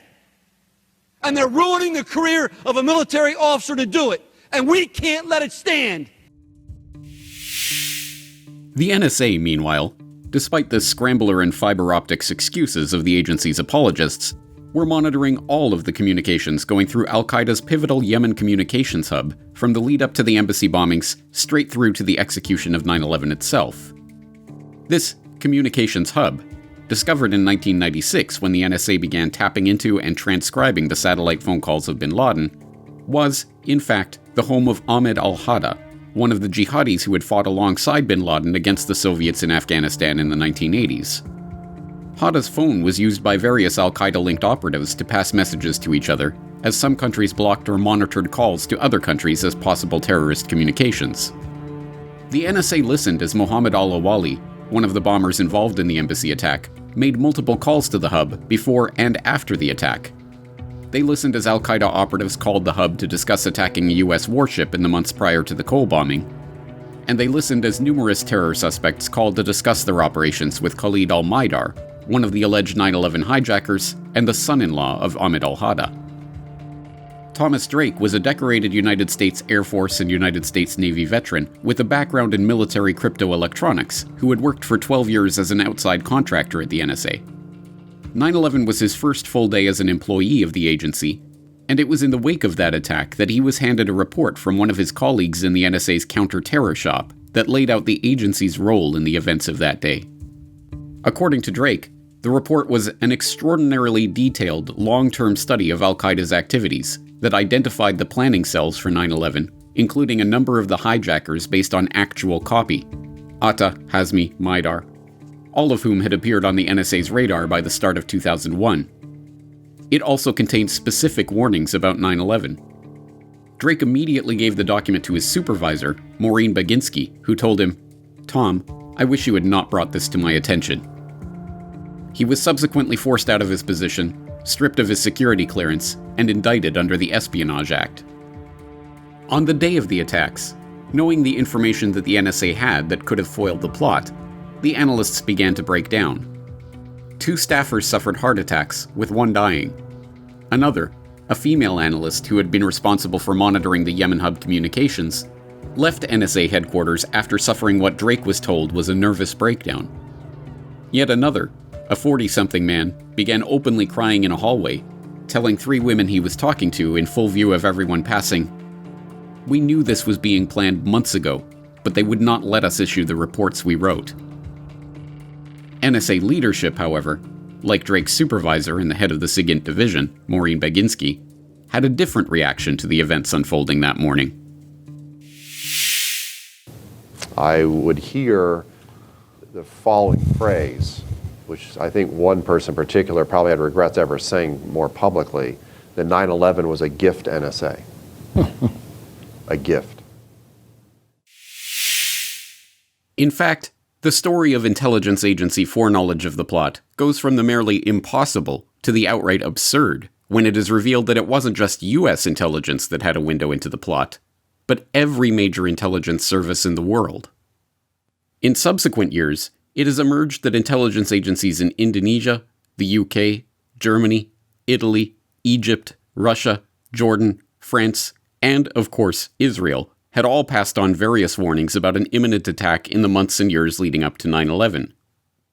And, infamously, the president received a classified intelligence briefing on August 6, 2001, that unequivocally stated that an attack was being prepared. Isn't it a fact, Dr. Rice, that the August 6 PDB warned against possible attacks in this country? And I ask you whether you recall the title of that PDB. I believe the title was Bin Laden Determined to Attack Inside the United States. It's no surprise that this plot, the most important ever attempted by Al Qaeda, would have been known by so many. Not only did the men that, we are told, Bin Laden handpicked for the operation make no effort to hide their movements or obscure their activities, they instead, in the words of some investigators, left a deliberate trail behind them, a trail that was picked up and extensively reported on in the immediate wake of the attacks. Customs inspectors at Dubai Airport became suspicious when they noticed that Jarrah had pasted a page of the Quran into his passport. When they searched his luggage, they discovered piles of radical Muslim propaganda. What he did next remains a mystery to terrorism experts worldwide. He talked freely about his future plans. One possible clue has developed in Florida. A car was towed from the Daytona Beach airport to this impound lot near Daytona. An airport worker called police because the car had photographs of Osama bin Laden in the back seat.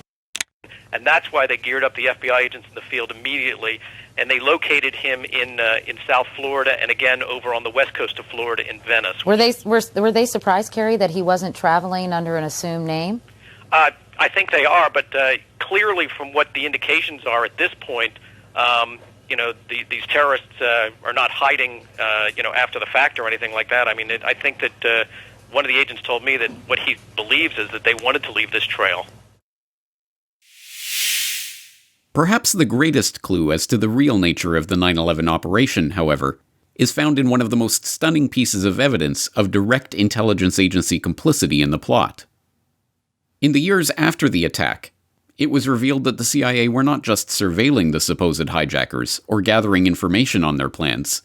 They actively stopped information about these men's travels from reaching other intelligence agencies, deliberately hiding the fact that 2 of these agents had entered the US and were openly living in the country from the FBI and even from the National Security Council itself for over 1.5 years. This incredible fact, buried in footnote 44 of Chapter 6 of the 9/11 Commission report, was no trivial detail. 9/11 Commission Chair Thomas Kane called it one of the most troubling aspects of our entire report. White House counterterror czar Richard Clarke said that it is evidence of both CIA malfeasance and misfeasance.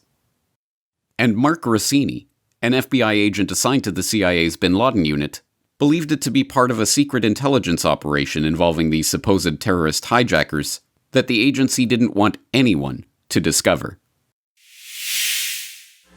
The agency had an obligation to tell the Bureau about these individuals, and in particular when it was determined that they did go on to the U.S., that they did travel to America.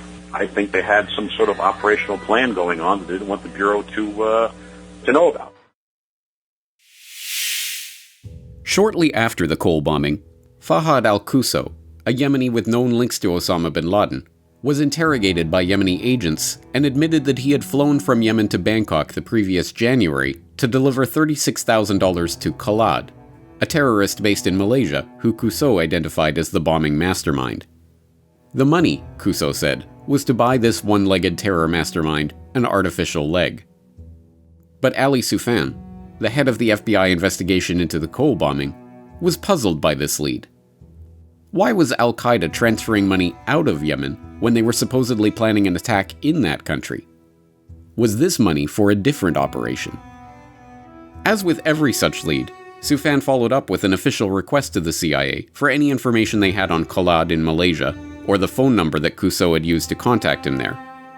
The CIA never responded to any of these official requests. But Soufan's intuitions were correct. On December 29, 1999, with all of the US intelligence services on heightened alert due to the threat of Millennium terror attacks, the NSA shares information from their wiretap of Al Qaeda's Yemen communication hub with the CIA. Khalid al-Maidar, Nawaf al-Hazmi, and Salem al-Hazmi will be flying to Malaysia to attend an important Al Qaeda summit the following month. The CIA, already aware of al-Maidar's connection to the Yemen communications hub, tasks agents from 8 CIA offices and 6 friendly foreign intelligence services with tracking his travel to Malaysia.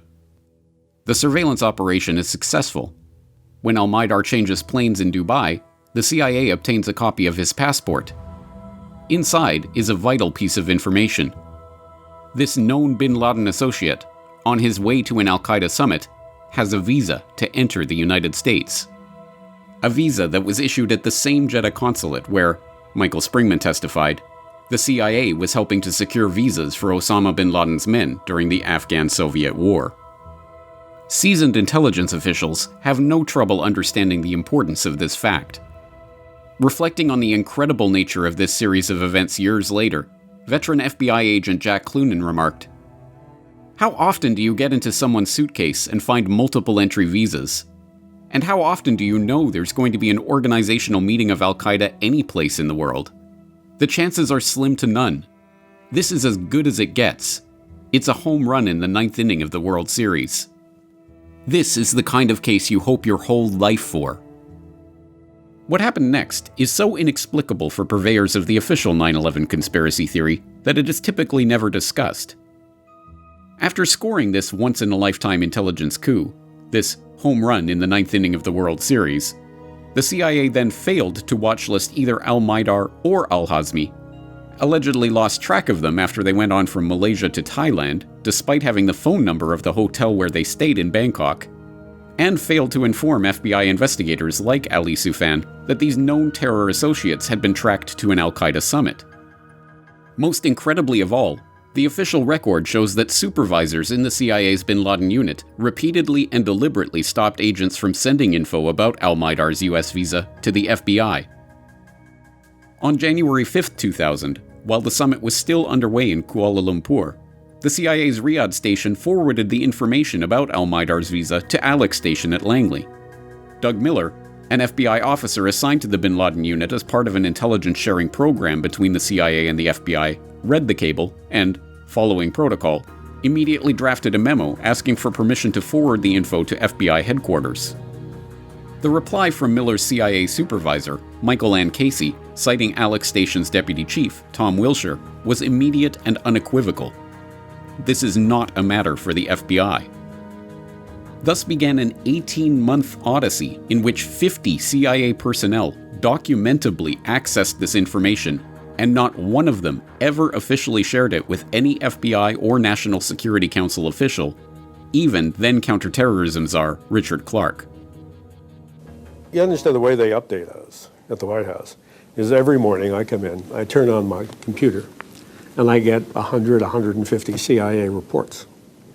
I'm not relying on somebody calling me and telling me things. You have to intentionally stop it.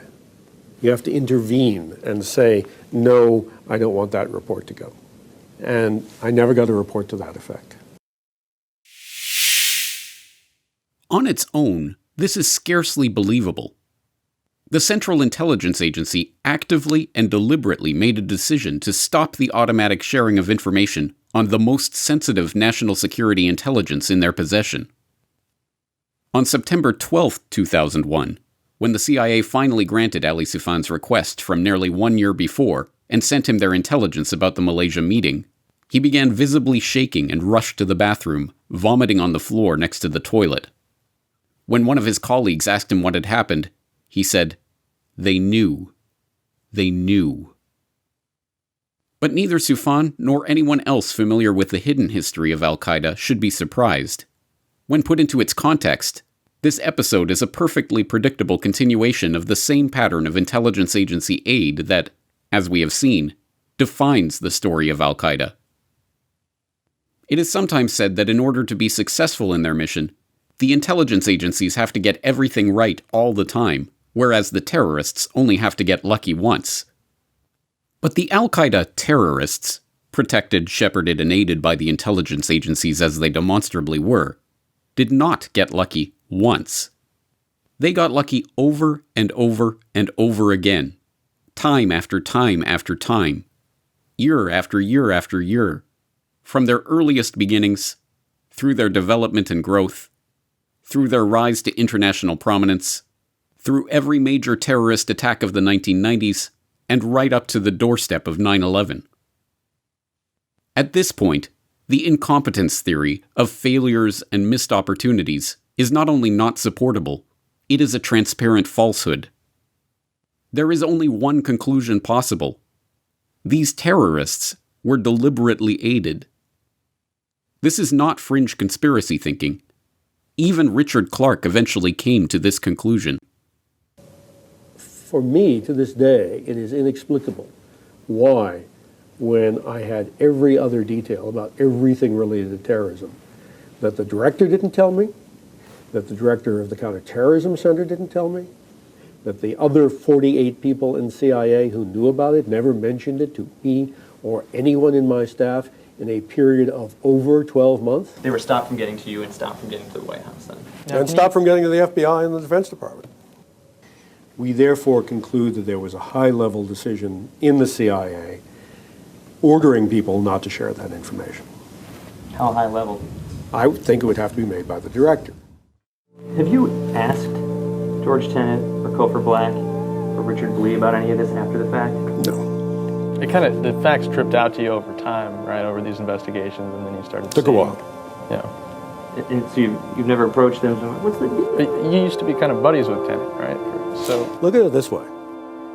They've been able to get through a joint House investigation committee and get through the 9/11 Commission, and this has never come out.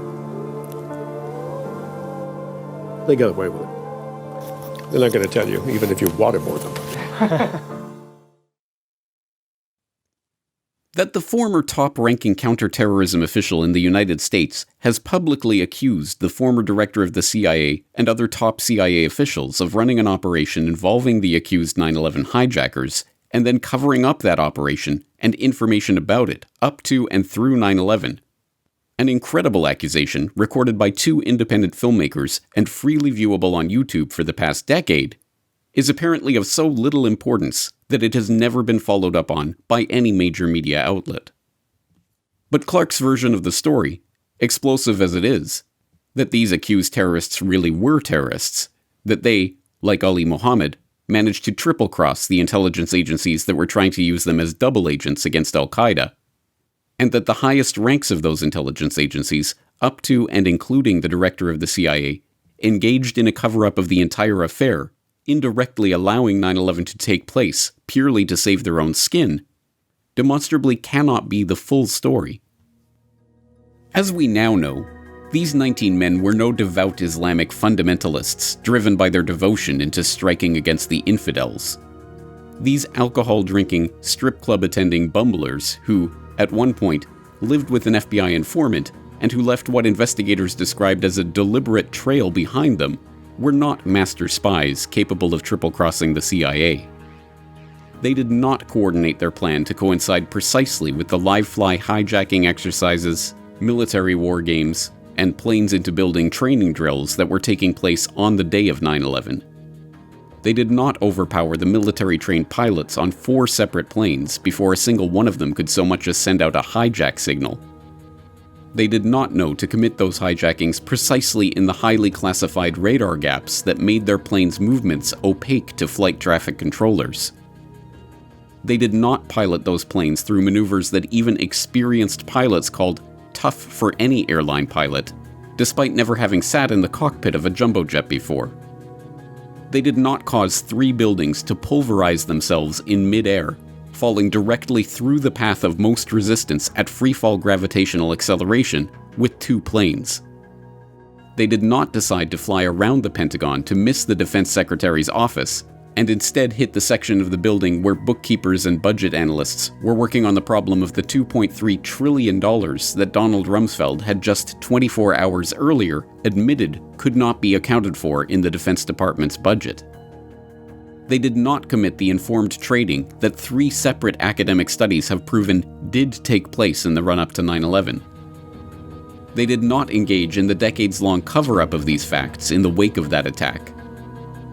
And they did not launch the war of terror that sometimes saw the US and its allies using Al Qaeda as a convenient excuse for aggression in foreign countries, and other times saw them actively collaborating with Al Qaeda to achieve their geopolitical goals. No. Richard Clarke's story is itself a cover-up. The spectacular, catalyzing terror attack of 9/11 was not allowed to happen. It was made to happen. But why? Who, other than the devout Muslim suicide warriors posited by the official 9/11 conspiracy theorists, would do such a thing? And for what purpose?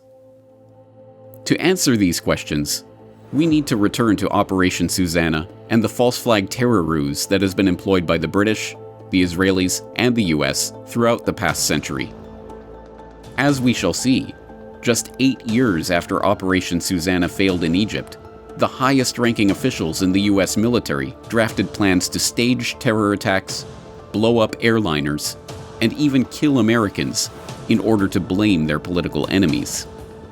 And in the lead-up to 9/11, a cadre of political operatives brought those plans into the 21st century, paving the way for a new Pearl Harbor that would begin a worldwide war of terror and a clash of civilizations.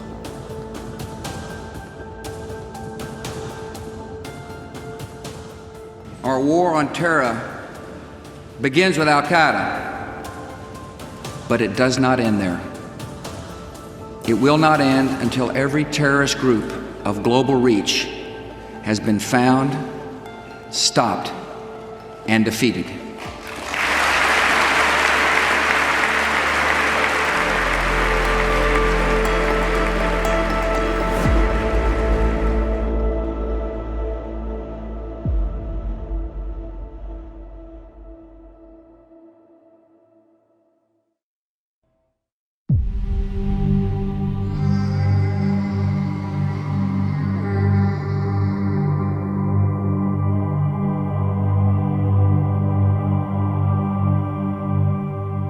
Kabul, Afghanistan, August 29, 2021. A white 1996 Toyota Corolla races down the dusty streets of the Afghan capital.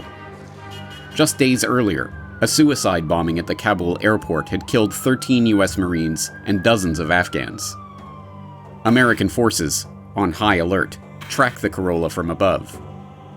An American MQ-9 Reaper drone hovers high up, monitoring the driver, Zamari Ahmadi, as he stops at a suspected ISIS safe house and loads the car with explosives before continuing his journey to the airport. But Ahmadi never reaches his destination. At 4:50 p.m., the order is given, and the Reaper drone launches a Hellfire missile at the vehicle.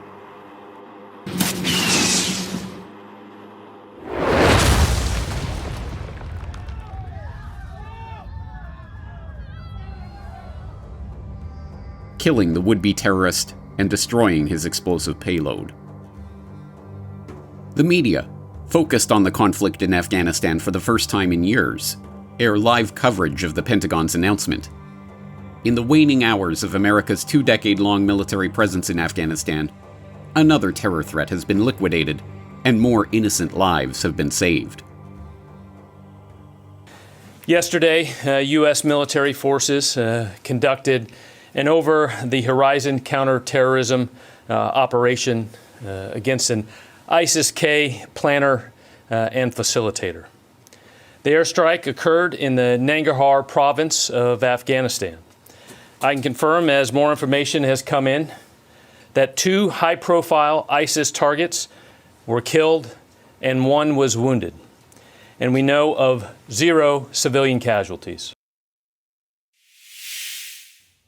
But as the smoke cleared on the scene of the strike, some grisly truths began to emerge.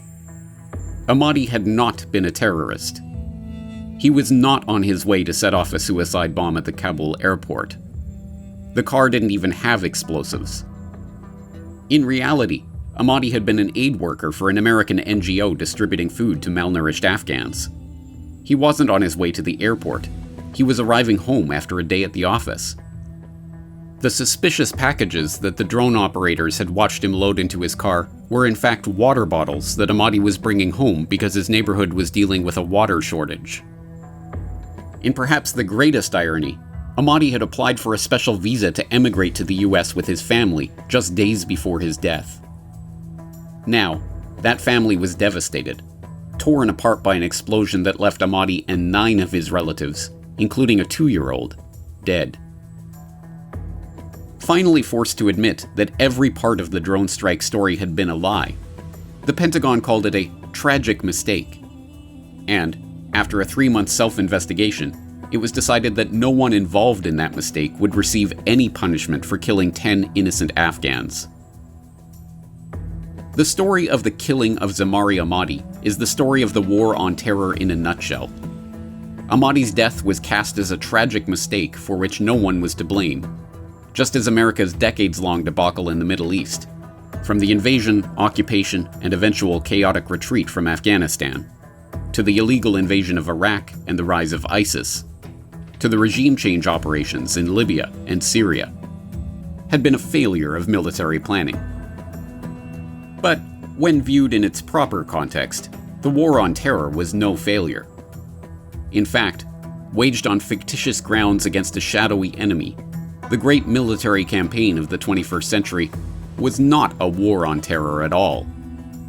It was a war of terror, a pretext for the construction of an international security grid in the name of fighting a boogeyman that never existed in the first place. And by that metric, the war of terror was successful beyond its planners' wildest dreams.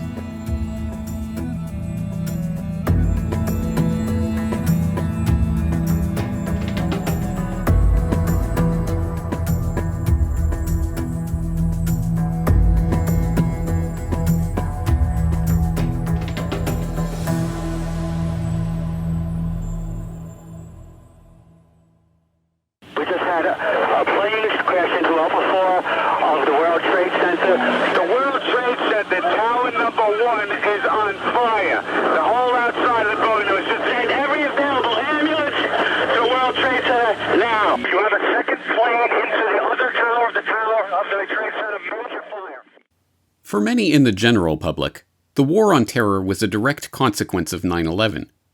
And that war began with George W. Bush's address to Congress on September 20th, 2001. Our enemy is a radical network of terrorists and every government that supports them.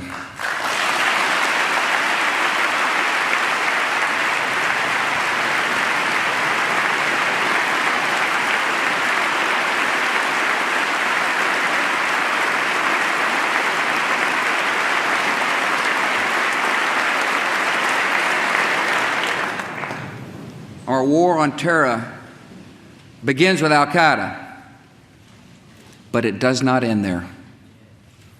It will not end until every terrorist group of global reach has been found, stopped, and defeated.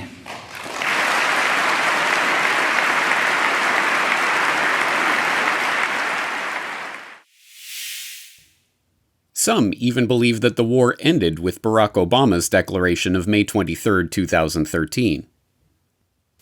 Beyond Afghanistan, we must define our effort not as a boundless global war on terror, but rather as a series of persistent, targeted efforts to dismantle specific networks of violent extremists that threaten America. But as convenient as these statements are for creating bookends for the story of the war on terror, they do not tell the real story of that war. In fact, the origins of the global war on terror go back much further than the general public has been led to believe. In 1962, the U.S. Joint Chiefs of Staff, led by General Lyman Lemnitzer, issued a startling proposal to President John F. Kennedy on how to get the public on board with military intervention in Cuba to remove Fidel Castro from power. Called Operation Northwoods, the plan suggested a number of staged provocations, secretly committed by the U.S. itself, but blamed on Castro, including blowing up a U.S. ship in Guantanamo Bay and blaming the incident on the Cuban government, staging terror attacks in the United States to be blamed on Cuban terrorists, and even painting up a remote-controlled plane to resemble a passenger jet and destroying it over Cuba. The incredible plan, rejected by Kennedy, who subsequently refused to renew Lemnitzer's term as chairman of the Joint Chiefs of Staff, was classified and not revealed to the public until 2001, just months before 9/11. The idea was to create a pretext to show that there was an attack by Cuba on the United States, and the idea was to have U.S. personnel from the CIA and other places secretly create terrorism in the United States. The documents actually said people would be shot on American streets, bombs would be blown up. And again, all this, the evidence would be laid to point the finger at Castro. One other idea was they were going to, they had a very complex plan where they were going to take an aircraft and load it with CIA people that look like college students, fly it over to have it take off from an airport in Miami with a lot of publicity. And then it would quickly, after it got into the air, land at a secret CIA base.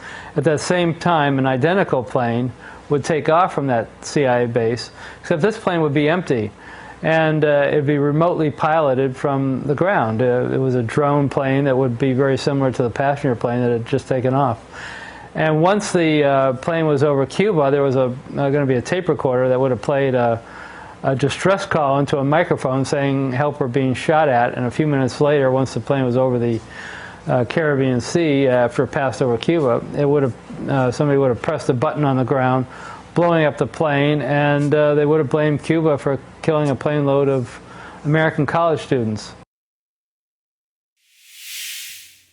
But even after its rejection, the Northwoods idea of using spectacular terror attacks as the justification for a wide-scale war continued to be employed by military planners.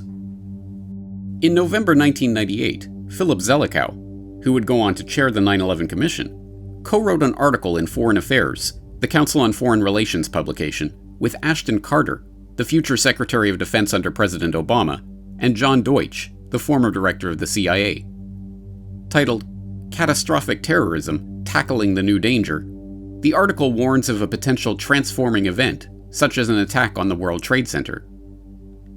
Like Pearl Harbor, the event would divide our past and future into a before and after.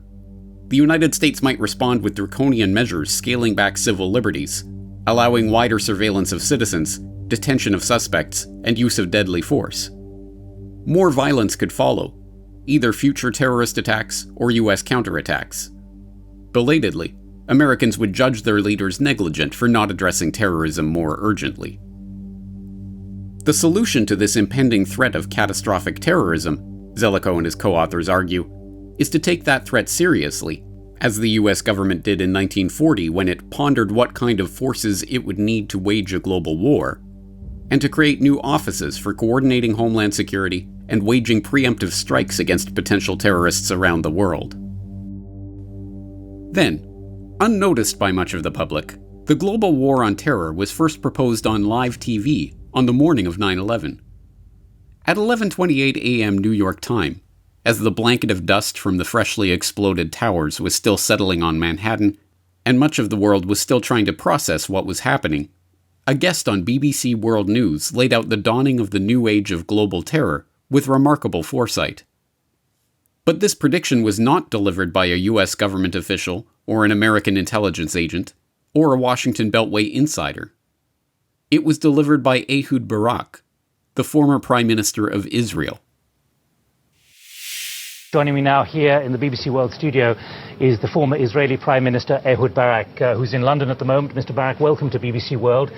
First, your reaction, having heard what's happened. At least 4 planes have been hijacked, and there may be more. The world will not be the same from today on. It's an attack against our whole civilization. I don't know who is responsible. I believe we will know in 12 hours. If it is a kind of Bin Laden organization, and even if it's something else, I believe that this is the time to deploy a globally concerted effort led by the United States, the UK, Europe, and Russia against all sources of terror. The same kind of struggle that our forefathers launched against the piracy on the high seas. In the chaos of September 11th, 2001, mere minutes after the destruction of the Twin Towers, the global viewing public were presented all the key takeaways of 9/11. That this is the time to deploy a globally concerted effort led by the United States. That the world will not be the same from today on. And, of course, that we don't know who is responsible, although we will know in 12 hours. But the name immediately implanted in the minds of the audience, not for the first time, nor the last time on that long day of news coverage, was that of Osama bin Laden. In the following days, these takeaways became the talking points for the US government and its allies around the world. Before the day was over, President Bush was already laying the rhetorical groundwork for the coming war, vowing that, "And we stand together to win the war against terrorism." By the end of the week, the American public was being prepared for a conflict much bigger than a conventional war. This crusade, this war on terrorism, is going to take a while.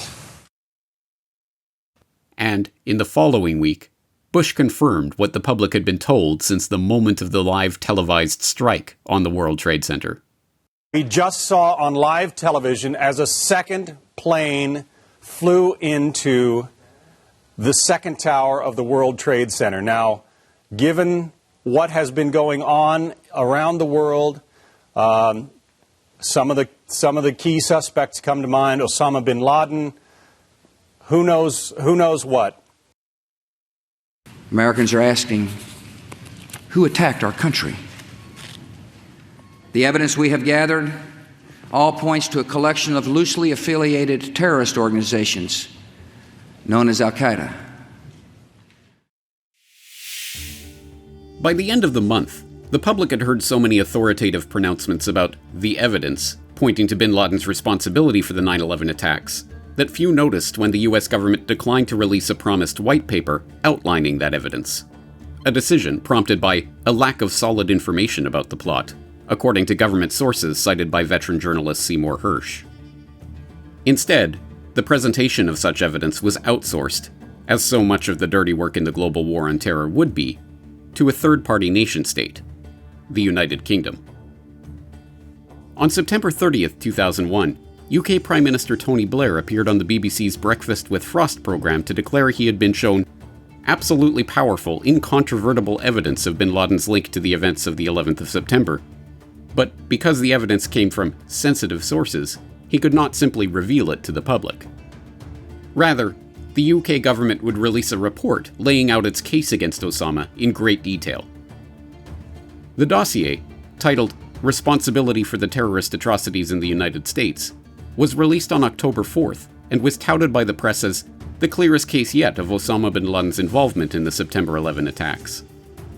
The document opens, however, by noting that it does not purport to provide a prosecutable case against Osama bin Laden in a court of law.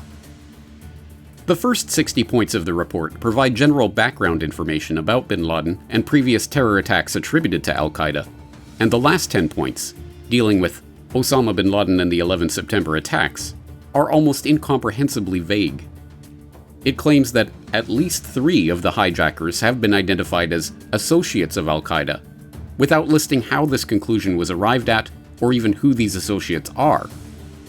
It claims that the attack follows the modus operandi of Al Qaeda and is entirely consistent with the planning of previous attacks attributed to the group.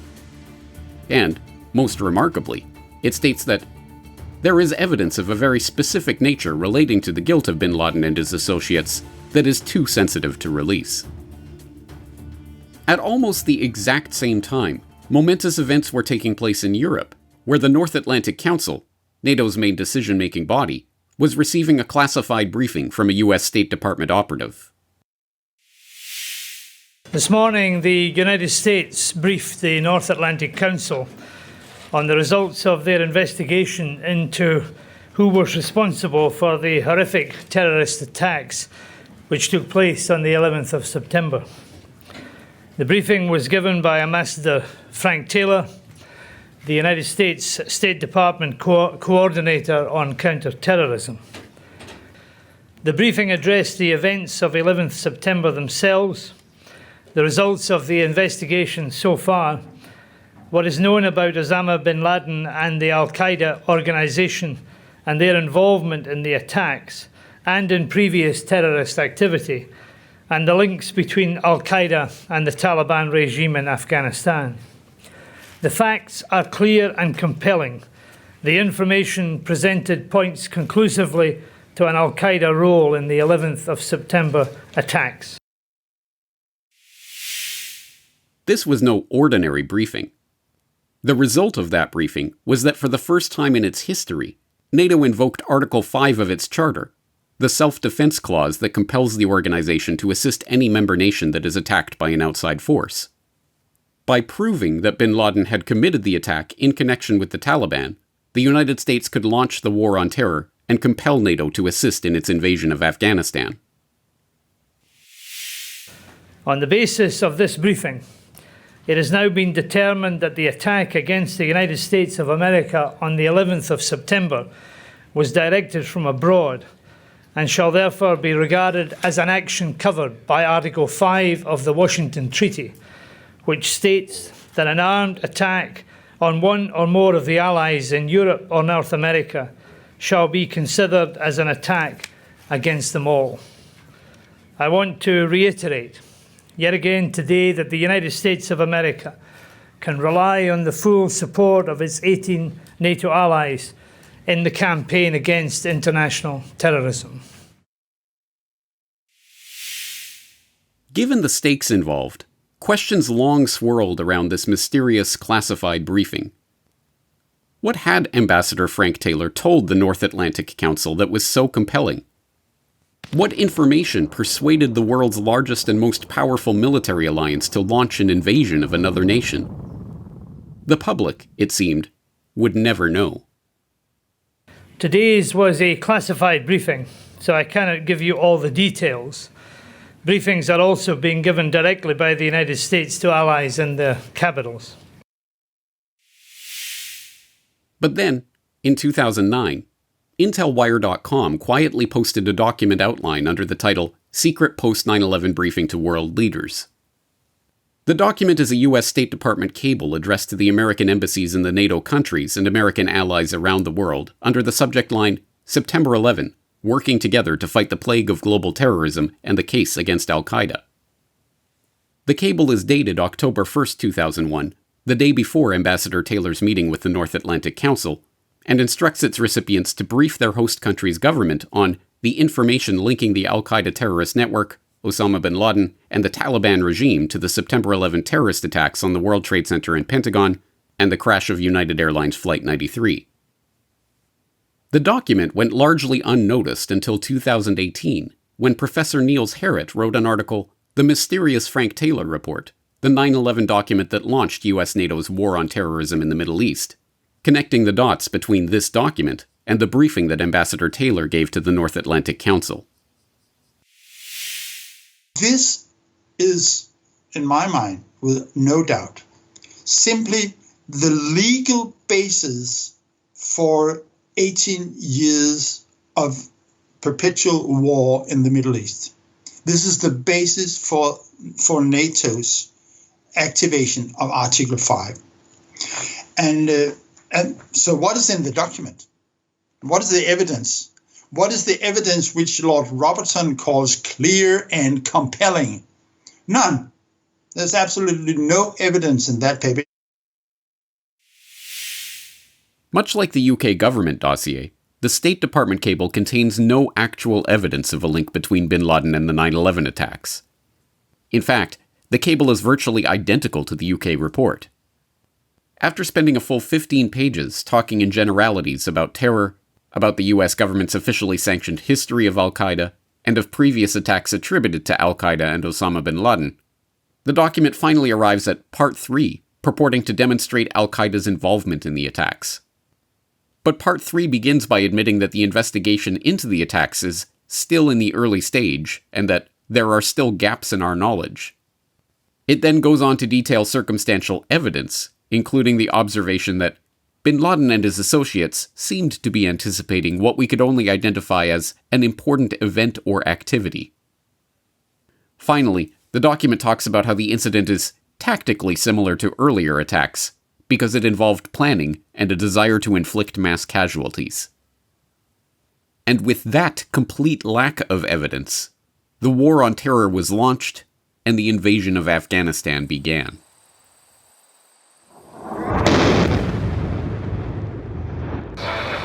On my orders, the United States military has begun strikes against Al Qaeda terrorist training camps in Afghanistan. The night sky over Afghanistan lights up with thunderous explosions.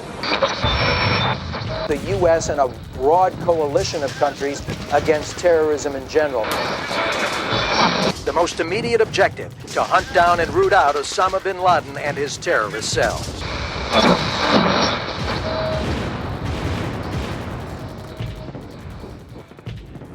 And so, in October 2001, the bombs began dropping on Afghanistan.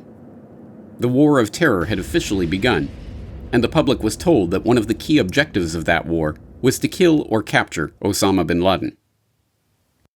Do you want bin Laden dead? I want him held. I want justice. And there's an old poster out west, as I recall, that said "Wanted, dead or alive." But as we have seen, one of the defining hallmarks of Al Qaeda throughout its reign of terror was its agents' uncanny ability to cross borders illegally, evade capture repeatedly, and generally slip through intelligence agency dragnets unimpeded. This remarkable string of good luck included the blind Sheikh Omar Abdelrahman, who entered the US with CIA support and lived there unmolested even after his green card was revoked. World Trade Center bomber Ramzi Youssef, who entered the US without the proper paperwork, working and living with a suspected terror ring that was under FBI surveillance and fleeing the country before he was even a person of interest in the WTC investigation.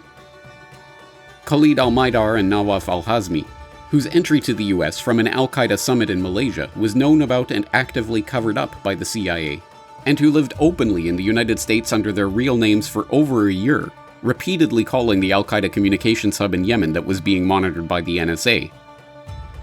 And, most infamously, Al Qaeda triple agent Ali Mohammed, whose career as an Egyptian army officer, a failed CIA asset, a trusted aide to Al Qaeda second-in-command Ayman al-Zawahiri, a U.S. Special Forces training officer, a volunteer fighter in Afghanistan, an FBI deep cover asset, Osama bin Laden's personal bodyguard, and the trainer of many of Al Qaeda's terrorists throughout the 1990s, is so improbable that it is generally ignored in most histories of Al Qaeda.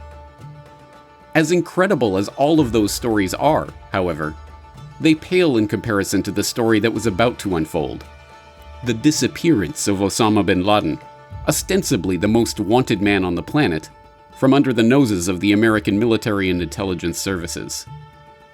Osama bin Laden's remarkable post-9/11 disappearance actually began on 9/11 itself, when his whereabouts were not a mystery to America or its allies in the region. In fact, his location and activities on the night before 9/11 were well known to the US, although that information would not be revealed to the public until after his escape. Everyone remembers what happened on September 11th. Here's the story of what may have happened the night before. It is a tale as twisted as the hunt for Osama bin Laden. CBS News has been told that the night before the September 11th terrorist attack, Osama bin Laden was in Pakistan. He was getting medical treatment with the support of the very military that days later pledged its backing for the U.S. war on terror in Afghanistan. Pakistan intelligence sources tell CBS News that bin Laden was spirited into this military hospital in Rawalpindi for kidney dialysis treatment. Despite knowing bin Laden's precise location and activities right up to the moment of 9/11, however, and despite the fact that the Al Qaeda leader was already a wanted fugitive subject to international arrest warrants and under indictment by a US federal court, bin Laden continued to move around internationally with the full knowledge and complicity of state intelligence services. And, as remarkable as this may seem, bin Laden's trip to Rawalpindi on the eve of 9/11 was neither the first nor the last time that the US would allow him to evade capture. In the weeks after the attack, the Taliban offered to try bin Laden in Afghanistan, or even hand him over to a third-party country if the US provided them with the same proof of bin Laden's guilt for 9/11 that Ambassador Taylor had supposedly provided NATO. Bush turned the offer down.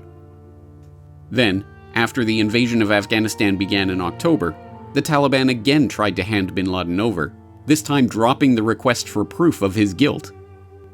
Bush again refused. The war of terror, it turned out, was not about getting Osama. In fact, if bin Laden had been captured or killed, it would have derailed the carefully laid plans for the Bush administration's aggressive new foreign policy.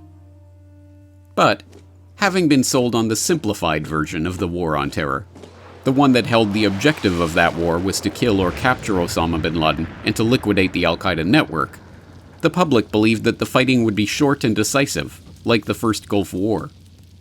After all, how hard would it be for the army of the world's unrivaled military superpower, employing the tools of the most high-tech intelligence community in history, to capture a lone fighter on dialysis in the caves of Tora Bora?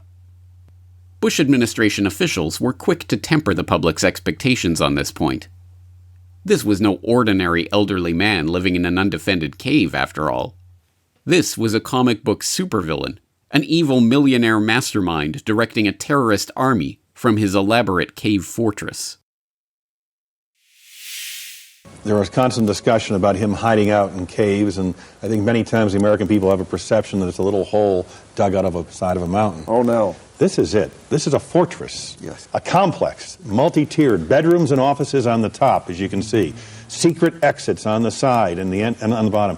Cut deep to avoid thermal detection. A ventilation system to allow people to breathe and to carry on. The entrance is large enough to drive trucks and even tanks, even computer systems and telephone systems. It's a very sophisticated operation. Oh, you bet. This is serious business. And there's not one of those. There are many of those. This was a lie, of course. There were no high-tech cave fortresses, no multi-tiered bedrooms and offices on the top, no secret exits on the side, no ventilation systems or computer systems. It was a fabrication, a literal artist's rendering with as much reality as that of a comic book or a cartoon. But, as an unfolding drama for the public following the war on their television sets half a world away, this story had enough twists and turns to keep any audience engaged. The first phase of the war went as predicted. By November, America's relentless bombing had already routed the Taliban, driving them from Kabul toward Kunduz in the north. There, the trapped fighters, including not only Taliban but Al Qaeda members, as well as Pakistani army officers, intelligence advisors, and volunteers, were saved from certain defeat by a miracle: the arrival of a squadron of Pakistani aircraft that flew in and airlifted them back to Pakistan. It was later confirmed that the operation, dubbed the Airlift of Evil, was signed off on by the Bush administration, who had cut a secret deal with Pakistani President Musharraf to let the fighters escape, and who ordered the United States Central Command to set up a special air corridor to help ensure the safety of the Pakistani rescue flights. But what about Osama bin Laden? As it turns out, his whereabouts were no great mystery to American forces, and, once again, he was allowed to escape. On the eve of the invasion of Afghanistan in October, The Guardian reported that Osama bin Laden was in Kabul last week, and US and British intelligence agencies have a pretty good idea where he is now, suggesting that Western intelligence has a much clearer picture of bin Laden's recent movements than has been admitted. The report went on to note that bin Laden's capture or death would reduce the pressure for wider military action against Afghanistan. But this intelligence did not lead to bin Laden's apprehension. As American forces honed in on Kabul in early November, bin Laden and all of his closest advisors managed to escape to Jalalabad in a very conspicuous late-night convoy. One eyewitness reported, "We don't understand how they weren't all killed the night before, because they came in a convoy of at least 1,000 cars and trucks. It was a very dark night, but it must have been easy for American pilots to see the headlights." On November 13th, just one day before the Northern Alliance captured Jalalabad, bin Laden escaped once again, this time in a convoy of several hundred cars. Despite believing bin Laden to be in one of the vehicles, US forces opted to ignore the convoy and instead bombed the nearby Jalalabad airport. Bin Laden and his men, now numbering a few hundred fighters, arrived in mid-November at the mountainous Khyber Pass on the border of Pakistan. On November 15th, with the remaining Al Qaeda and Taliban holdouts pinned down in the caves of Tora Bora, the US military was in a position to eliminate the Al Qaeda threat, kill Osama bin Laden, and end the war on terror. But, remarkably, the Marines, Special Forces, and CIA operatives who were positioned and ready to do this were blocked from doing so by their own superiors. That winter, the CIA was still at war. The Taliban had fallen. Now it was Osama bin Laden's turn. I'm looking for bin Laden right away. I want to start killing him and his people immediately. We had intelligence that continued to develop that bin Laden and Zawahiri were in Afghanistan, probably in the eastern areas, hiding out there. The CIA tried to put together a team to chase bin Laden. It wasn't easy. I asked Army Special Forces if they'll send people in. They say, no, we're not going down there. It's not stable. You don't have a reliable ally. The conditions for Al Qaeda's retreat were quite favorable, and the United States did not do the one thing that the Pentagon had within its power to do, which was to move regular U.S. troops into a blocking position behind these mountains. The story, exhaustively documented by CIA operatives, Special Forces operators, journalists, and even a US Senate report, is clear and unambiguous. As the US Senate report notes, by early December 2001, bin Laden's world had shrunk to a complex of caves and tunnels carved into a mountainous section of eastern Afghanistan known as Tora Bora. Both the CIA and Delta Force, the US Army's elite Special Operations Unit, had tracked bin Laden from Jalalabad to Tora Bora. They had real-time eavesdropping capabilities on Al Qaeda almost from their arrival, allowing them to track movements and gauge the effectiveness of the bombing, and were able to pick up radio communications featuring bin Laden directly issuing commands to his troops. They had him surrounded on three sides, and the relentless airstrikes, including the use of a 15,000-pound daisy cutter not used since Vietnam, were decimating what was left of bin Laden's forces. All that was needed was to secure the mountain pass leading out of Tora Bora and into Pakistan. Gary Berntsen, the head of the CIA's paramilitary operation against the Taliban and Al Qaeda, knew that the Afghan militias that the US had cobbled together were not up to the job of securing the pass. From mid-November to mid-December, he repeatedly begged his superiors for 1 battalion of US Army Rangers, just 800 troops, to help stop bin Laden from slipping away. As the US Senate later noted, fulfilling Berntsen's request would have been a manageable task. In late November, about the time US intelligence placed bin Laden squarely at Tora Bora, more than 1,000 members of the 15th and 26th Marine Expeditionary Units, among the military's most mobile arms, established a base southwest of Kandahar, only a few hours' flight away. Another 1,000 troops from the Army's 10th Mountain Division were split between a base in southern Uzbekistan and Bagram Air Base, a short helicopter flight from Tora Bora. General James Mattis, the commander of the Marines at Kandahar, told a journalist that his troops could seal off Tora Bora, but his superiors rejected the plan. Berntsen fared no better in his quest to obtain 800 Army Rangers for the mission. Not only was his request rejected, but, remarkably, in the middle of the most important battle of the war, he was replaced as head of the CIA force in Afghanistan, effective immediately. His replacement was to be Rich Blee, the same CIA bin Laden unit chief who had helped conceal the information about al-Maidar and al-Hazmi's entry to the US from the FBI. Blee was accompanied to Afghanistan by Michael Ann Casey, the bin Laden unit staffer who had actually stopped Doug Miller from sharing that info with the FBI. At first, Berntsen was told that his request was denied because it might alienate our Afghan allies. "I don't give a damn about alienating our allies," he replied. "I only care about eliminating Al Qaeda and delivering bin Laden's head in a box." Later, though, a different story emerged. As it turns out, at the exact same time that bin Laden was holed up in Tora Bora, US Defense Secretary Donald Rumsfeld ordered General Tommy Franks, who was leading the Afghan invasion, to redirect planning resources from Afghanistan to the Pentagon's next target in the War of Terror, Iraq. As even the official story of the War on Terror acknowledges, bin Laden and his top aides, seizing their opportunity, simply walked out of Tora Bora and into Pakistan. And, just like that, the boogeyman of the War on Terror was gone, allowed to escape yet again. He would reappear from time to continue reminding the public about the origins of the terror war.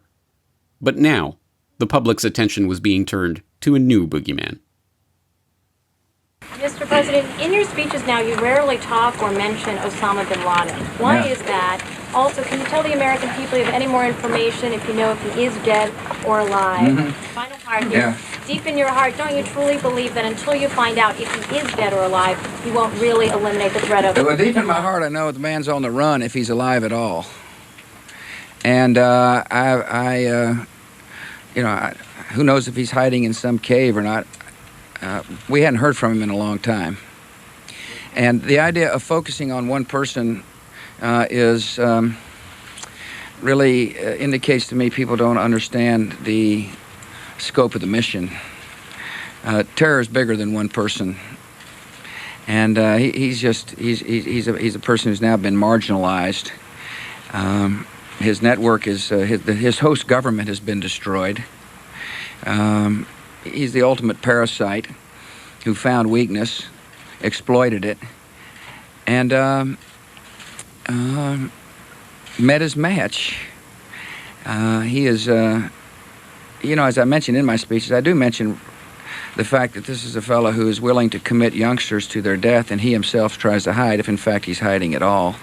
So I don't know where he is, nor do I just don't spend that much time on him, Kelly, to be honest with you. Some have argued that confronting the threat from Iraq could detract from the war against terror.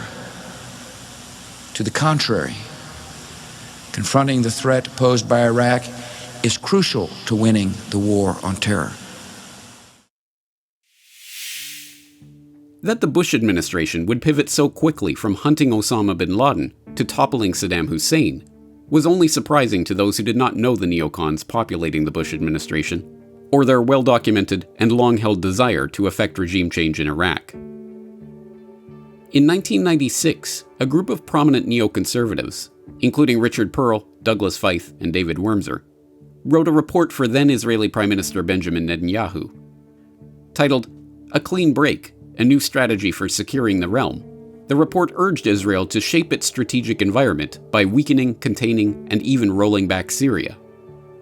The way to do this, the report concluded, was to focus on removing Saddam Hussein from power in Iraq, an important Israeli strategic objective in its own right, as a means of foiling Syria's regional ambitions. In 1997, 25 prominent neocons, including 10 who would go on to serve in the Bush administration, and even Jeb Bush, the future president's brother, signed a statement of principles as the founding charter of a new think tank called the Project for the New American Century. The statement called on then-President Clinton to reverse the defense spending cuts that marked the post-Cold War era and to increase defense spending significantly. In 1998, the group followed up with an open letter to Clinton urging him to turn your administration's attention to implementing a strategy for removing Saddam's regime from power. Surrounding himself with neocons on the campaign trail, and eventually installing those neocons in all of the key security positions in his cabinet, President George W. Bush wasted no time in making these regime change dreams a reality. As Treasury Secretary Paul O'Neill later revealed, at his first major National Security Council meeting, held just 10 days into the new administration, President Bush tasked Secretary of Defense Donald Rumsfeld and Joint Chiefs of Staff Chairman Hugh Shelton to begin preparing options for the use of U.S. ground forces in the northern and southern no-fly zones in Iraq to support an insurgency to bring down the Saddam regime. The second National Security Council meeting of the Bush administration, held 2 days later, also discussed regime change in Iraq, with one briefing document at the meeting marked secret and bearing the title, Plan for Post-Saddam Iraq. From the very first instance, it was about Iraq, it was about what we can do to change this regime. Now, everybody else thought that grew out of 9/11. No. But this book says it was day one of this administration. Day one, these things were laid and sealed.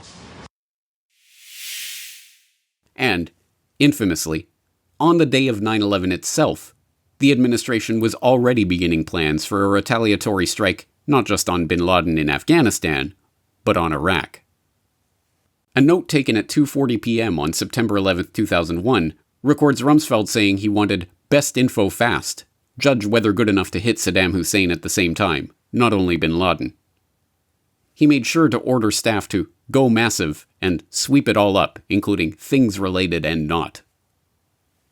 From before Bush even got into office, there was no doubt that he would attack Iraq. 9/11 and the War on Terror merely presented the neocons with the perfect opportunity to fulfill that agenda. The only problem was how to tie Iraq into the War on Terror in the minds of the public, a problem that Bush himself admitted to. It's, one of the hardest parts of my job is to connect Iraq to the War on Terror. Of course we're after Saddam Hussein, bin Laden. He's isolated. The job of connecting the public face of the War on Terror, bin Laden and Al Qaeda, to Saddam and Iraq was made more difficult by the fact that there was no such connection. Difficult, but not impossible for a committed cadre with no qualms about using mendacity to achieve their political objectives. The most direct link between Al Qaeda and Iraq was a trip that alleged 9/11 hijacker Mohammed Atta was reported to have made to the Iraqi consulate in Prague in April 2001. After Atta's pictures were published in the media in the wake of 9/11, a Middle East informant told Czech intelligence that he had seen Atta meeting with a suspected Iraqi intelligence agent in the Czech Republic that spring. The story became even more salacious when, at the height of the anthrax scare in October 2001, anonymous Israeli intelligence sources planted a story in the German media that Atta had in fact received anthrax spores from his Iraqi contact in Prague. But the entire story was such a preposterous lie that it was quickly disowned by both the FBI and the CIA. Investigators found There was no evidence Atta left or returned to the US during that time frame, and pointed to other evidence, including Atta's cell phone records, to cast doubt on the idea that any meeting had occurred. And, despite the fantastical, anonymous, evidence-free reports in German media, the anthrax used in the anthrax attacks on America in the fall of 2001 did not source from Iraq, but from the US military's own bioweapons laboratory. None of this stopped Vice President Dick Cheney from repeating the lie in his media appearances in the run-up to the Iraq War, however. We've seen in connection with the hijackers, of course, Mohammed Atta, who was the lead hijacker, did apparently travel to Prague on a number of occasions. And on at least one occasion, we have reporting that places him in Prague with a senior Iraqi intelligence official a few months before the attack on the World Trade Center. The story of Iraqi agents handing flasks of anthrax to 9/11 hijackers was a little too fanciful even for the credulous American public, however, and it was soon dropped from the neocon sales pitch for the Iraq War. Instead, a different set of lies would need to be found to sell the public on the illegal invasion of a sovereign nation. On January 31, 2003, 6 months after senior British intelligence complained behind closed doors that the facts were being fixed around the policy of invading Iraq, Bush met with British Prime Minister Tony Blair at the White House for a discussion on the matter. As a now infamous memo documenting the meeting records, Bush had already decided on military action, and a start date for the bombing of March 10th was now penciled in. Given that it was unlikely that the UN would pass a resolution authorizing the invasion, absent some compelling incident, Bush suggested a way that Iraq could be provoked into aggressive action. According to the memo, the US was thinking of flying U-2 reconnaissance aircraft with fighter cover over Iraq painted in UN colors. If Saddam fired on them, he would be in breach of existing UN resolutions, thus justifying military action. The stunning and documented admission that President Bush had suggested staging a false flag event as one option for provoking a war received some press attention at the time, but has since largely been forgotten. After all, they did not need to get Iraq to shoot down a spy plane. The neocons had hit on a different strategy for selling the war to the public. If the Iraqi regime wishes peace, it will immediately and unconditionally forswear, disclose, and remove or destroy all weapons of mass destruction. One of the most worrisome things that emerges from the thick intelligence file we have on Iraq's biological weapons is the existence of mobile production facilities used to make biological agents. He now is trying, through his illicit procurement network, to acquire the equipment he needs to be able to enrich uranium. Aluminum tubes. Specifically aluminum tubes. There's a story in the New York Times this morning. The problem here is that there will always be some uncertainty about how quickly he can acquire a nuclear weapon, but we don't want the smoking gun to be a mushroom cloud. As these drawings, based on their description, show, we know what the fermenters look like. We know what the tanks, pumps, compressors, and other parts look like. We know how they fit together. We know how they work. And we know a great deal about the platforms on which they are mounted. And my message to Saddam Hussein is that for the sake of peace, for the sake of freedom, you must disarm like you said you would do. But my message to you all and to the country is this: for the sake of our future freedoms and for the sake of world peace, if the United Nations can't act, and if Saddam Hussein won't act, the United States will lead a coalition of nations to disarm Saddam Hussein.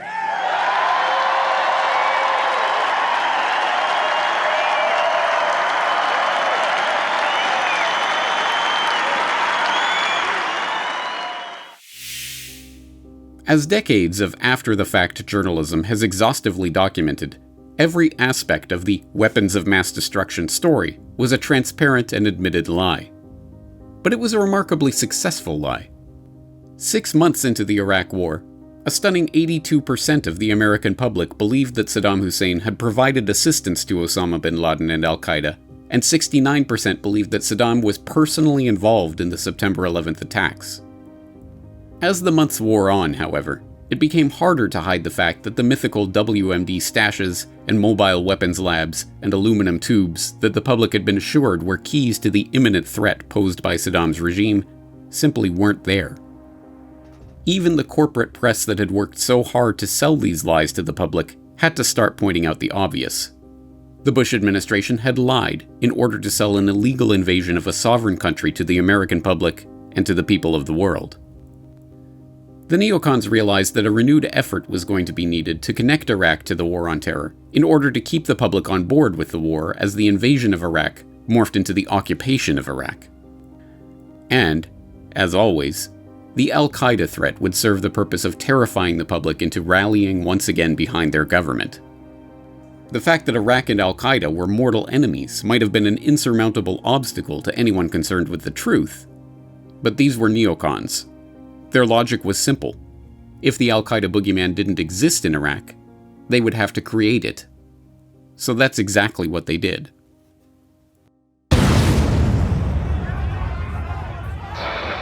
And now to Iraq, where a series of suicide bombings ripped through the country again today, killing at least 48 people. Abu Musab al-Zarqawi's Al Qaeda offshoot claimed responsibility. The United States this morning is promising to help Iraq fight off a new Al Qaeda offensive. Founded in Jordan in 1999, even the official history of the terrorist organization that became known as Al Qaeda in Iraq acknowledges that the group originally had nothing to do with either Al Qaeda or Iraq. Instead, its founder, Ahmed al-Khalayla, was a Jordanian militant whose terror cell Jamaat al-Tawhid wal-Jihad, or Congregation of Monotheism and Jihad, was dedicated to the overthrow of the Jordanian monarchy. Like many of the figures in the Al Qaeda story, the biography of al-Khalayla is not that of a devout Muslim, let alone a dedicated jihadi. A high school dropout, al-Khalayla was known for drunken brawls and drug dealing, and was jailed for sexual assault before going to Afghanistan to join the Mujahideen in 1989, just as the Soviets were leaving. From there, the story of this soon-to-be-feared terrorist leader tells us he returned to Jordan a few years later, founded a terror cell known as Jund al-Sham that attracted the attention of the authorities, and was sent to prison in 1992, where he adopted more radical Islamic beliefs. After his release from Jordanian prison in 1999, he immediately became involved in a new plot to bomb the Radisson SAS Hotel in Amman and several tourist sites in Jordan just before New Year's Day 2000. The plot was foiled, and al-Khalayla fled through Pakistan to Afghanistan, where, we are told, he met with bin Laden and other al-Qaeda leaders, with whose assistance he set up a terrorist training camp for Jordanian militants in Herat. Joining the resistance to the US invasion after 9/11 and adopting the nom de guerre Abu Musab al-Zarqawi, he fled to Iran in January 2002. His whereabouts and activities during 2002 are difficult to pin down, but Western and Arab intelligence agencies assured the Washington Post that, despite being a known terror operative and wanted by numerous governments, Zarqawi, like many other al-Qaeda figures, moved frequently and with relative ease among Iran, Syria, Lebanon, and Iraq, expanding his network. Then, in 2003, still a relative unknown even within the world of militant jihad, Zarqawi turned up in Baghdad, where he was catapulted to international infamy not by his actions, nor by the promotion of Osama bin Laden or other jihadis, but by the US government. But what I want to bring to your attention today is the potentially much more sinister nexus between Iraq and the Al Qaeda terrorist network, a nexus that combines classic terrorist organizations and modern methods of murder. Iraq today harbors a deadly terrorist network headed by Abu Musab al-Zarqawi, an associate and collaborator of Osama bin Laden and his Al Qaeda lieutenants. The remarks, delivered during Colin Powell's infamous speech justifying the forthcoming invasion of Iraq to the UN Security Council in February of 2003, were, like most of the specific accusations in the address, demonstrably false. Zarqawi was a relative nobody in Iraq at the time. The CIA later admitted there was no evidence that Hussein had been harboring him, and his group was not, in fact, affiliated with al-Qaeda when Powell made his speech. Nevertheless, these falsehoods started to become true after the spotlight of attention was showered on Zarqawi by the US State Department. Attacks attributed to or claimed by Zarqawi were relatively few, but received inordinate amounts of attention from the international press. These attacks were often designed to inflame Shia-Sunni hatred, thus turning resistance to the occupation into a full-on sectarian conflict that tore the country to its roots. And in 2004, Zarqawi, who, we are told, calculated that attaching the Al Qaeda brand name to his group would give it more cachet in the jihadi world, pledged his allegiance to Osama bin Laden and received the Al Qaeda title Emir of Al Qaeda in the Country of Two Rivers. The specter of Al Qaeda in Iraq, just another cynical and calculated lie when used by Powell to justify the Iraq invasion, had become a reality. What resulted from this US government-promoted character was a career so remarkable that it could only be believed in a Hollywood action movie, or a history of Al Qaeda. In 2004, after being allegedly caught and freed by Iraqi security forces in the Fallujah area because they didn't realize who he was, Zarqawi was then reportedly killed in an American bombing raid in northern Iraq in March, before pledging his allegiance to Osama and officially joining Al Qaeda in October. In 2005, Zarqawi was, according to various sources, arrested in Baquba in January, left seriously injured, possibly dead, after a US-led offensive in May, evacuated to a neighboring country with the help of doctors from the Arab Peninsula and the Sudan, killed in fighting in Ramadi in June and buried in Fallujah, and killed again in a terrorist bombing in Mosul in November.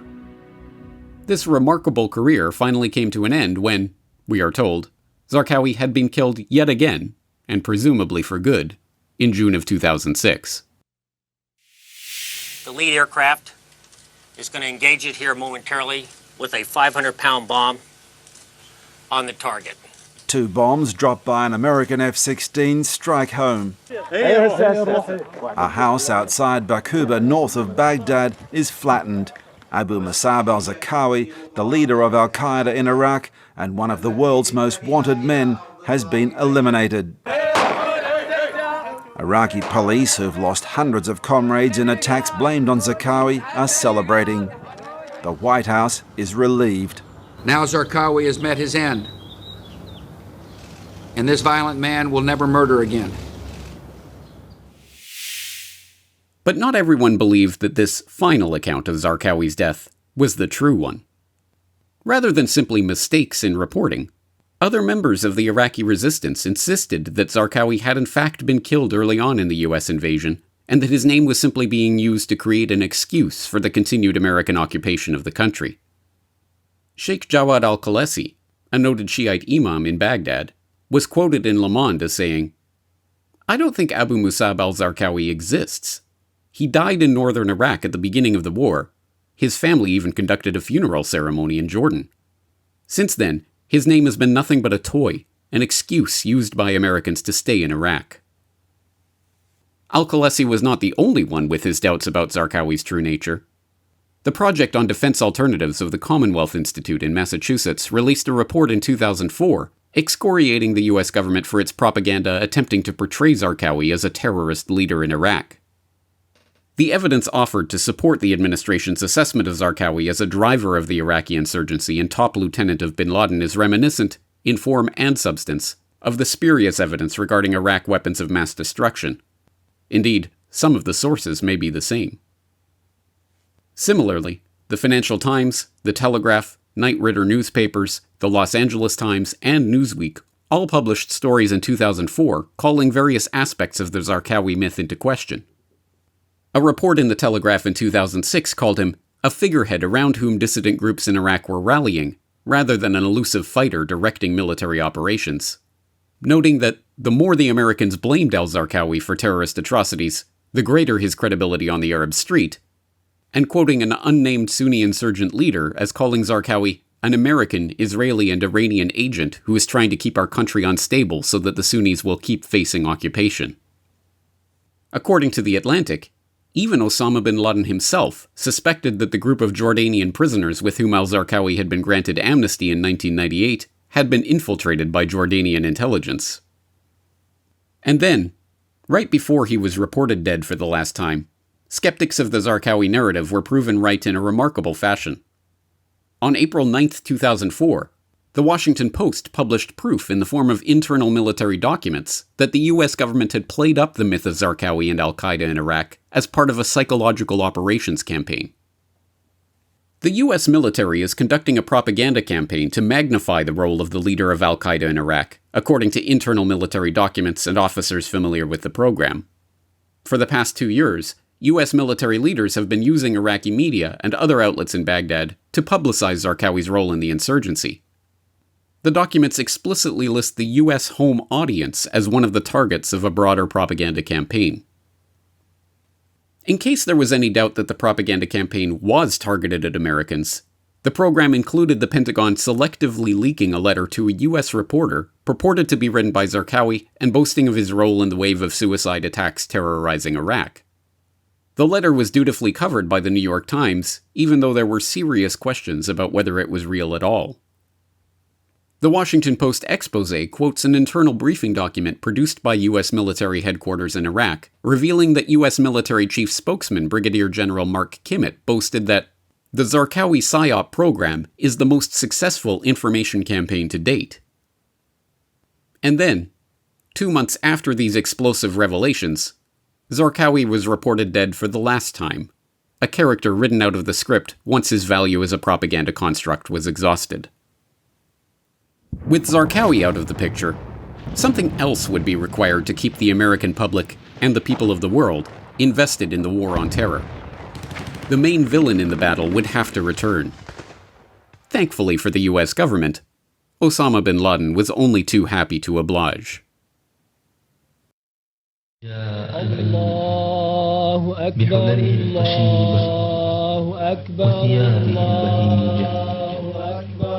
فهيج الأحزان وأثار الأشجار وأعاد From the time of his miraculous escape from Tora Bora on, the outside world only knew Osama bin Laden from his occasional video releases. The most infamous of these productions was a video released to the public by the US Defense Department on December 13, 2001. Supposedly obtained in Afghanistan during the search of a private home in Jalalabad after anti-Taliban forces moved into the city.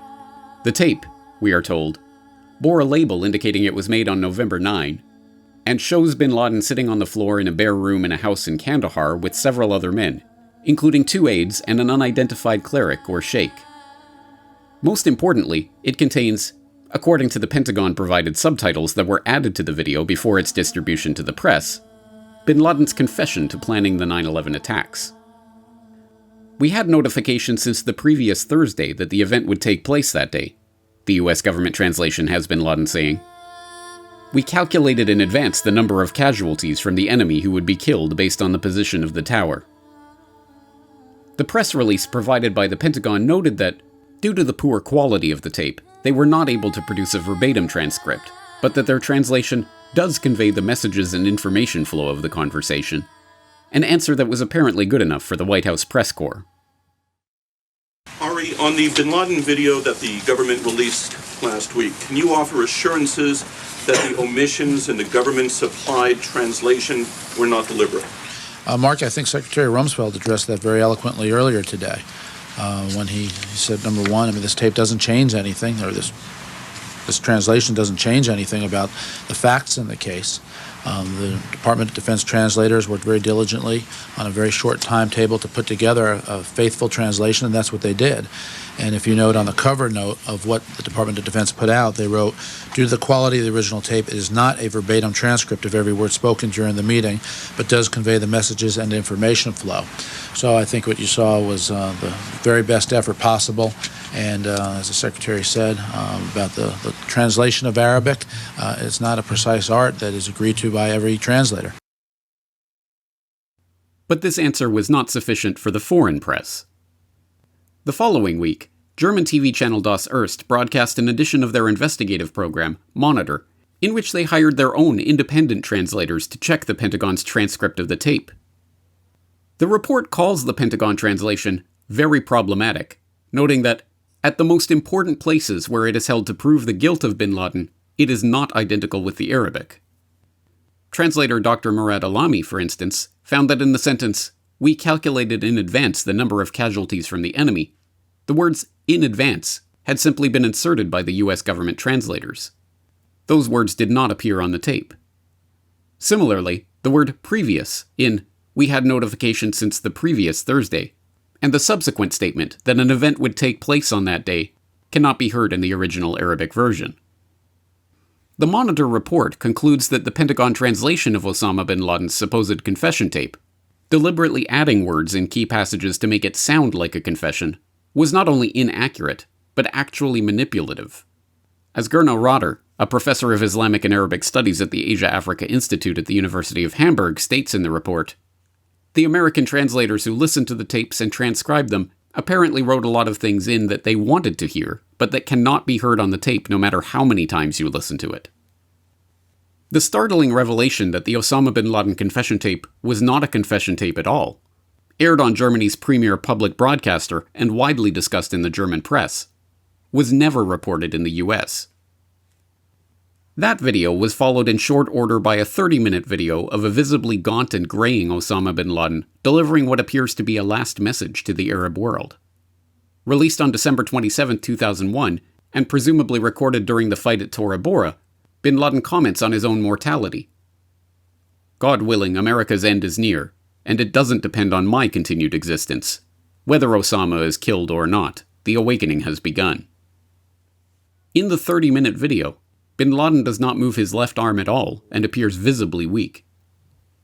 Interested at that moment in turning the public's attention away from Osama bin Laden and toward the next front in the War on Terror, Iraq, the Bush administration dismissed the video as sick propaganda possibly designed to mask the fact that the Al Qaeda leader was already dead. He could have made the video and then ordered that it be released in the event of his death, the Telegraph quoted one White House aide as saying. "The guy is trying to show he's untouched by the US bombing, but he looks under pressure to me." Recorded months after his reported journey to Rawalpindi for kidney dialysis, this video would not be the first or the last time that Osama bin Laden would be reported as dead or dying. Like Abu Musab al-Zarqawi, bin Laden was also reported dead on several occasions in the ensuing years, including on December 26, 2001, when it was reported that Osama bin Laden had died from a serious lung complication in Tora Bora. On January 18, 2002, when Pakistani President Pervez Musharraf told CNN, "I think now, frankly, he is dead for the reason he is a kidney patient." In September 2006, when French intelligence leaked a report suggesting bin Laden had died of typhoid fever in Pakistan, and in March 2009, when former US Foreign Intelligence Officer Angelo Codevilla stated, "All the evidence suggests Elvis Presley is more alive today than Osama bin Laden." But, also like Zarqawi, none of these reported deaths stopped the Osama bin Laden character from reappearing on the TV screens of a traumatized public to remind them of the importance of the ongoing war on terror.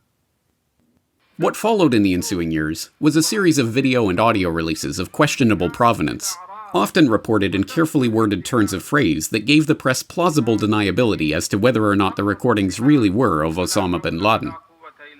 A message aired on Al Jazeera in February 2003, for instance, was reported by the BBC as a poor-quality audio recording in which a man's voice, identified as bin Laden's, is heard calling for suicide attacks against Americans and resistance to any attack on Iraq. The recordings were often mundane. An April 2006 audio message of a speaker believed to be Osama bin Laden called on Muslims to prepare for a long war in Sudan. A January 2010 audio message warned of the dangers of climate change. "Talk about climate change is not an ideological luxury, but a reality," the speaker, purportedly bin Laden, told his fellow jihadis. Other recordings appeared at opportune times for the planners of the war on terror, catapulting the terror threat back into the public consciousness just when questions about that narrative were beginning to emerge. The 2004 US presidential election contest between George Bush and John Kerry, for instance, featured an unusual October surprise. A new Osama bin Laden videotape, in which the terror mastermind appears to claim responsibility for 9/11 and to warn the American public of future strikes.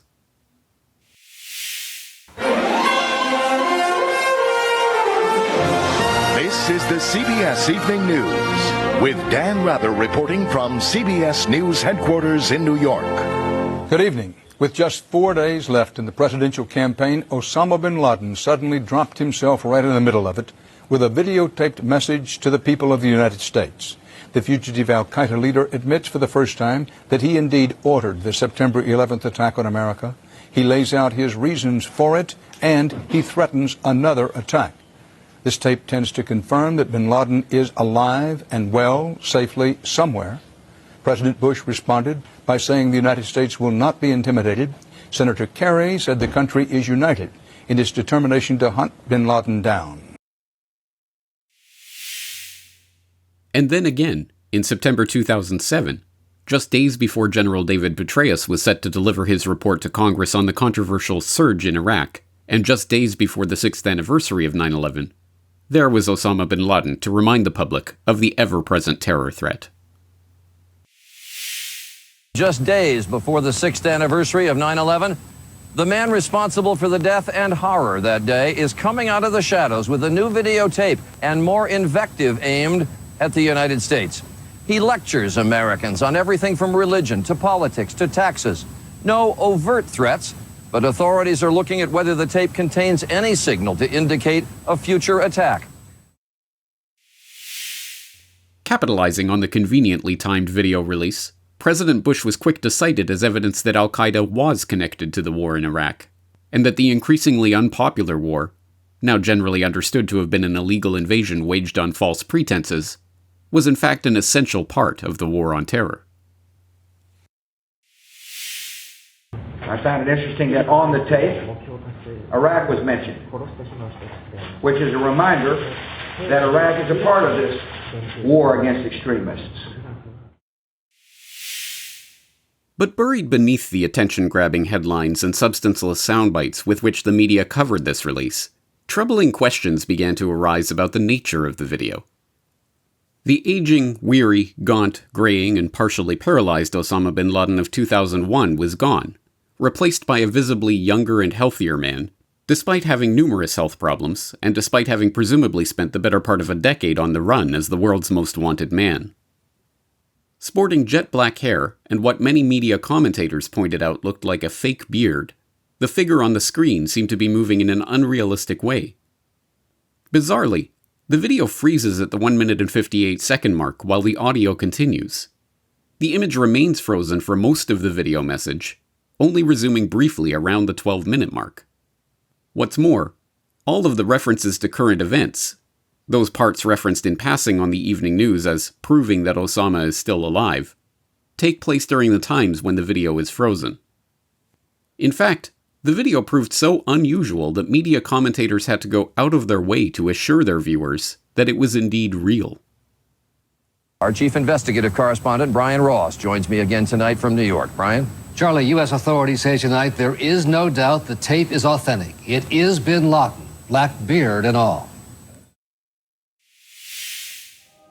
Perhaps the strangest part of the video, however, was the manner in which it was released to the public. The video, it turns out, was not released by Al Qaeda, but by the US government.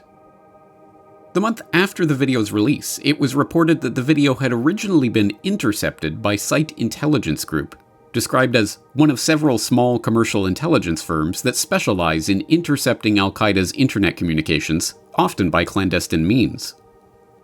According to the Washington Post, Site founder Rita Katz told the Post that her company covertly obtained an early copy of a bin Laden video message in early September, then shared the video with senior administration officials on September 7th on the condition that it not be distributed or made public before its official release. Soon afterward, the video was downloaded by dozens of computers registered to government agencies.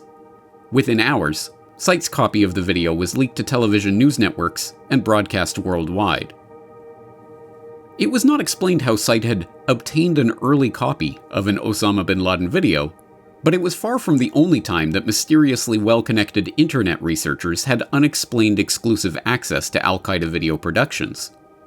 Researchers and companies who supposedly scooped the intelligence agencies by discovering and publishing Al Qaeda messages, sometimes even ahead of Al Qaeda itself, included Site, or the Search for International Terrorist Entities, whose promotional materials touted the company's one-of-a-kind access to messages, videos, and advance warnings of suicide bombings from the most hard-to-reach corners of violent online extremist communities, whose clientele included leading media outlets and even government agencies, and whose founder, Rita Katz, was born in Iraq to a wealthy Jewish businessman father who was convicted of spying for Israel in 1969 in a military tribunal and executed in a public hanging.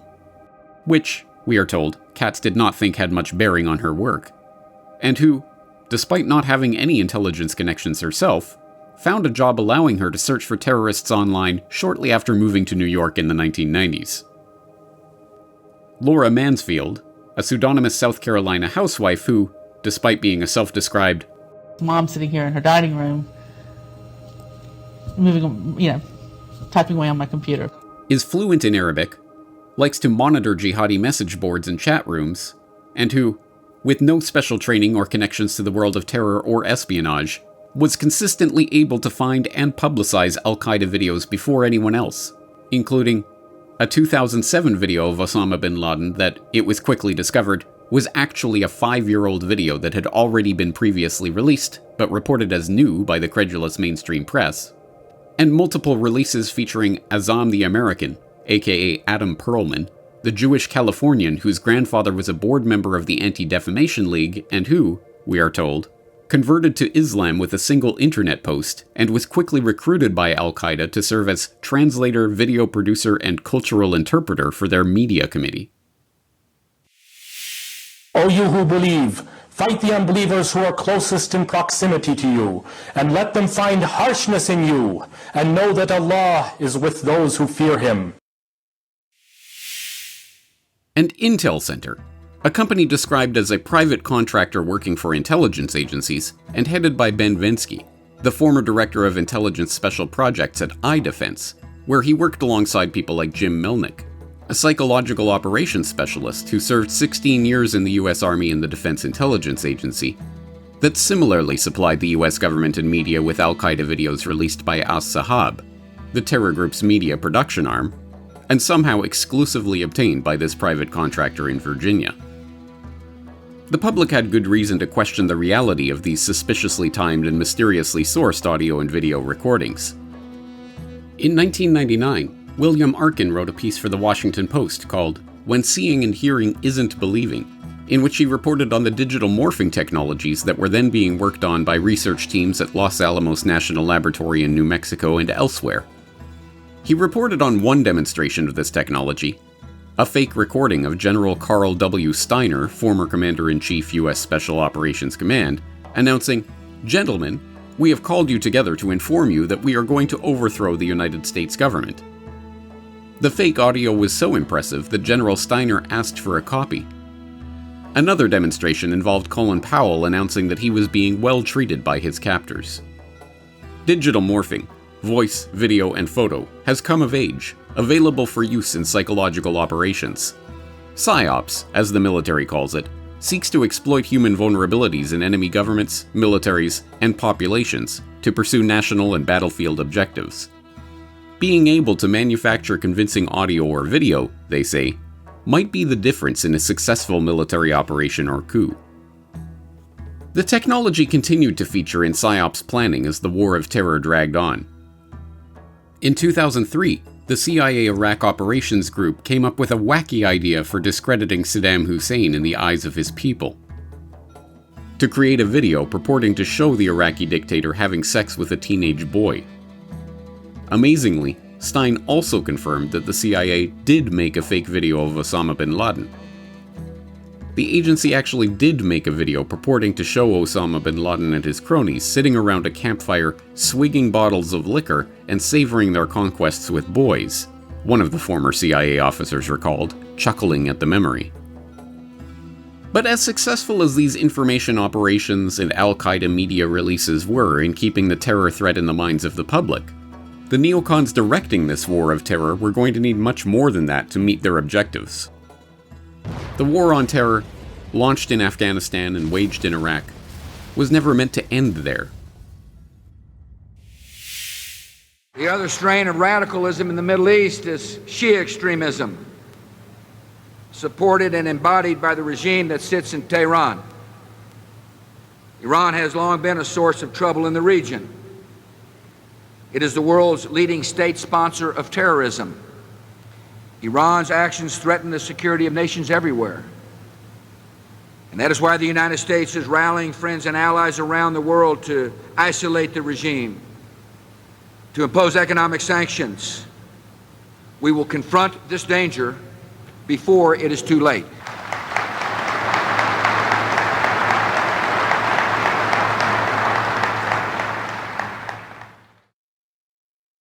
But getting the public, already weary of the years-long struggle in Afghanistan and increasingly disillusioned with the debacle in Iraq, on board with the invasion of yet another country, was going to be difficult unless another spectacular terror event came along to justify opening up yet another front in the war on terror. And, if the terror boogeyman was not willing to provide such a justification, the neocons were once again ready and willing to create it.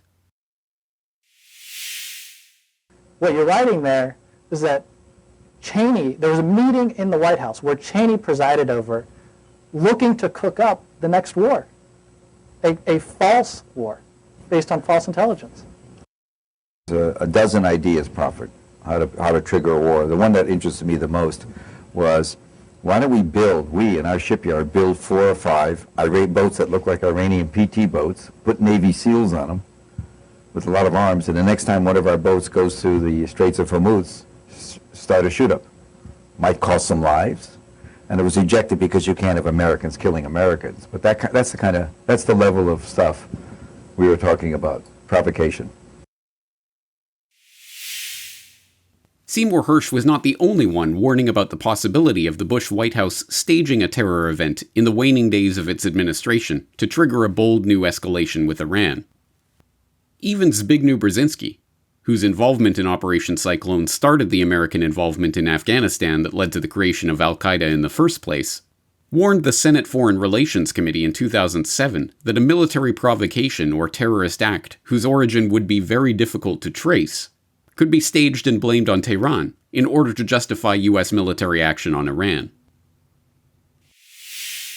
A plausible scenario for a military collision with Iran involves Iraqi failure to meet the benchmarks, followed by accusations of Iranian responsibility for the failure, then by some provocation in Iraq or a terrorist act in the United States blamed on Iran, culminating in a quote-unquote defensive U.S. military action against Iran that plunges a lonely America into a spreading and deepening quagmire, eventually ranging across Iraq, Iran, Afghanistan, and Pakistan. But the neocons, suffering from plummeting approval ratings, mounting domestic difficulties, and the ramifications of a global financial crisis, no longer had the political capital to stage terror events and garner public approval for their agenda. By 2008, after 7 long years in the grip of the existential threat that they were told was the basis for a generation-defining civilizational struggle with no end in sight, the American public was getting tired. They didn't want the neocons and their endless war on terror. They were hoping for change.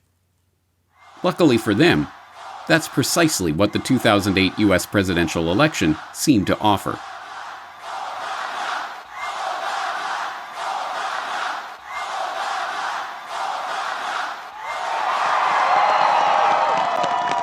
In the face of war, you believe there can be peace.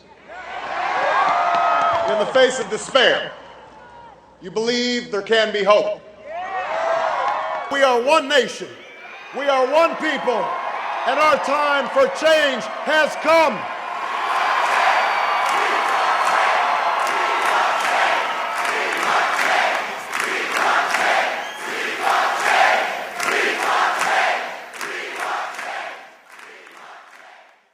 The public was ready for change.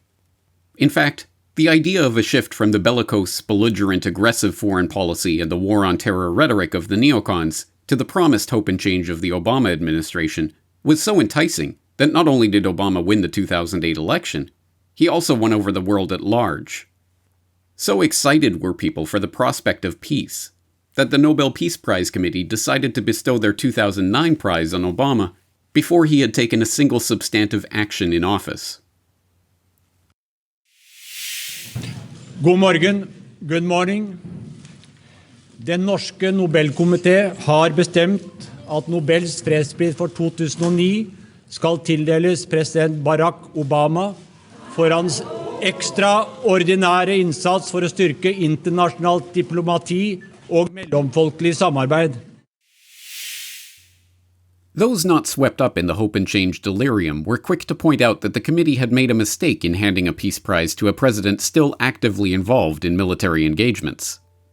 What not even his most cynical critics seemed prepared for, however, was the idea that Obama would not only continue the Bush administration's war on terror, but that he would greatly expand it. From the two-front war in Afghanistan and Iraq under Bush, Obama would ultimately lead the war of terror into 7 countries. One of Obama's first moves in office was to oversee a dramatic escalation in Afghanistan, a troop surge that was meant to resolve the security issues in the country, but actually exacerbated them, finally leading to the dramatic downfall of the US-backed regime and the reinstallation of the Taliban in 2021. And as we shall see, despite promising a swift resolution to the war in Iraq, not only was the handover of authority to the Iraqi government delayed as long as legally possible, but the US was ultimately drawn in again as the terror group that they fostered led to a battle against the Islamic State. But the newly revitalized war on terror, now given new cover by a smiling, Peace Prize-winning, softer-spoken commander-in-chief, did not end there. Obama oversaw the expansion of Bush's drone war into Pakistan.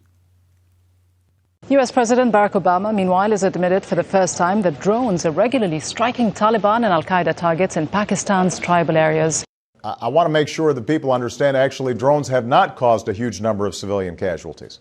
For the most part, they have been very precise, precision strikes against Al Qaeda and their affiliates.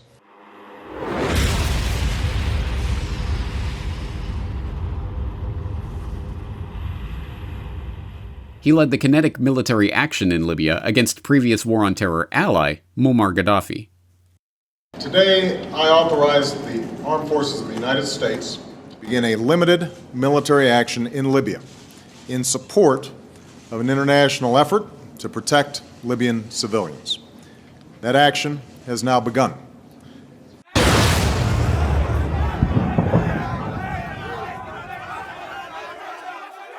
He began the decade-long attempt to overthrow previous war on terror ally Bashar al-Assad in Syria.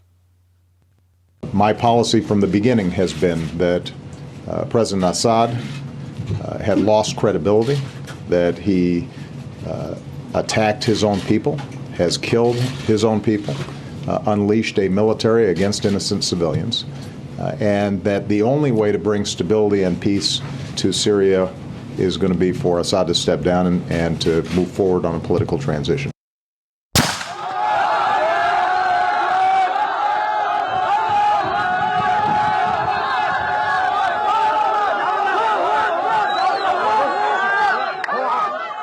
He waged war in Yemen along with the Saudi government, who had supported and fostered terror groups in the region for years.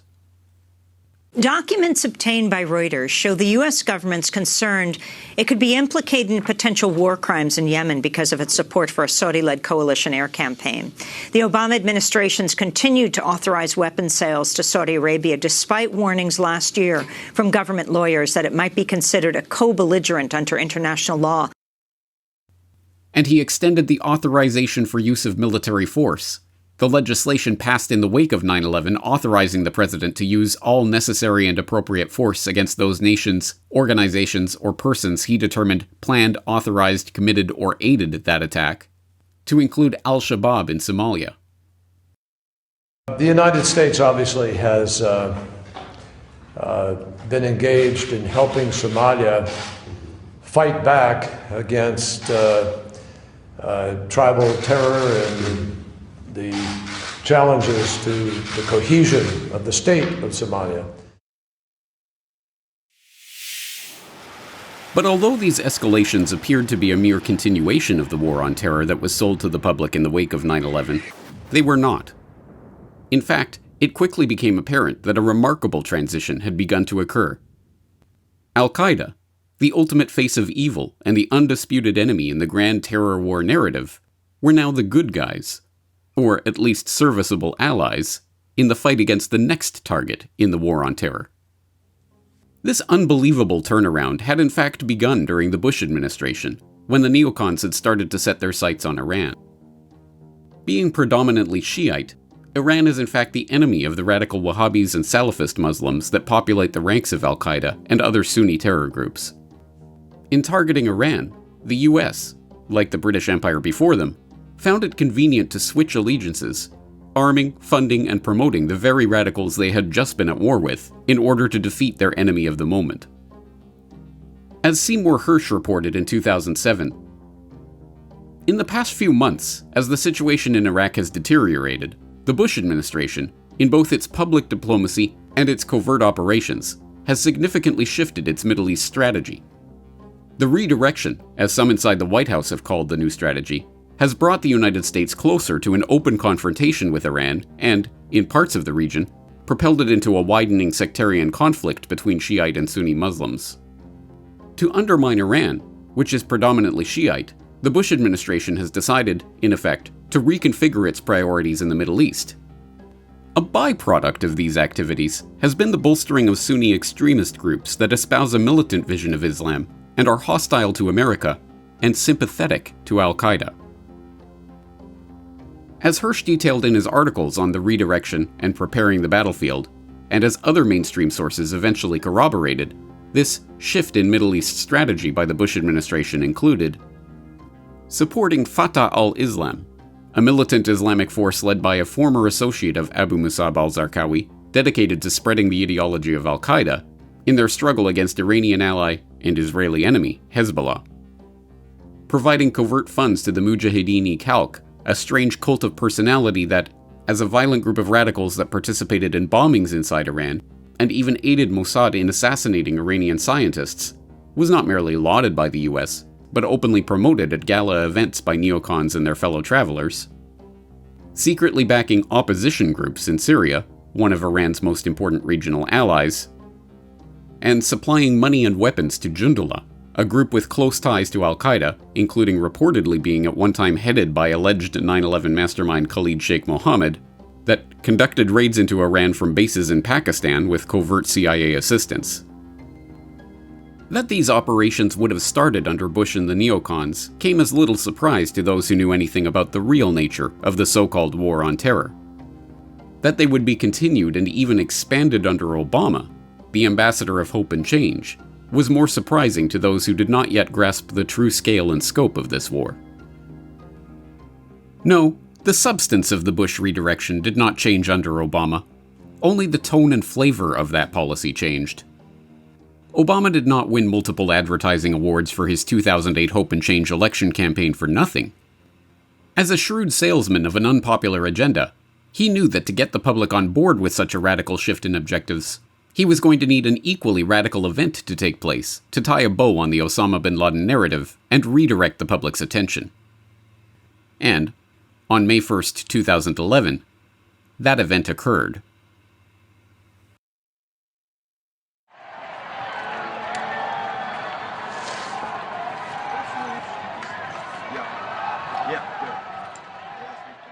Senior Capitol Hill producer Chad Pergram confirms Osama bin Laden is dead.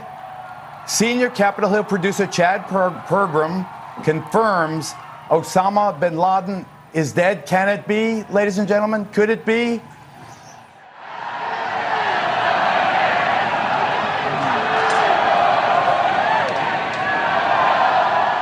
Good evening.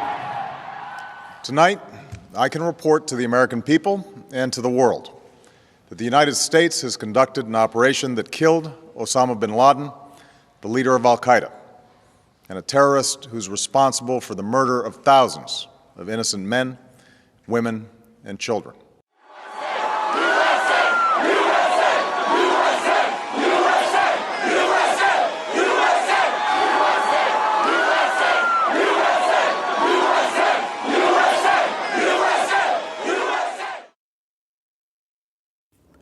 Codenamed Operation Neptune Spear, the mission to kill bin Laden involved a daring team of Navy SEALs flying 2 stealth-modified Black Hawk helicopters from the Jalalabad military base in Afghanistan, through Pakistani airspace, straight to Abbottabad, the affluent military town where the world's most wanted man had evidently been living for years, evading the most comprehensive dragnet in history. Crash landing one of the choppers in the compound courtyard, a massive firefight broke out. The SEALs, clearing weapon stashes and barricades while fending off bin Laden's henchmen, made their way to the third-floor bedroom where the dastardly villain used one of his wives as a human shield.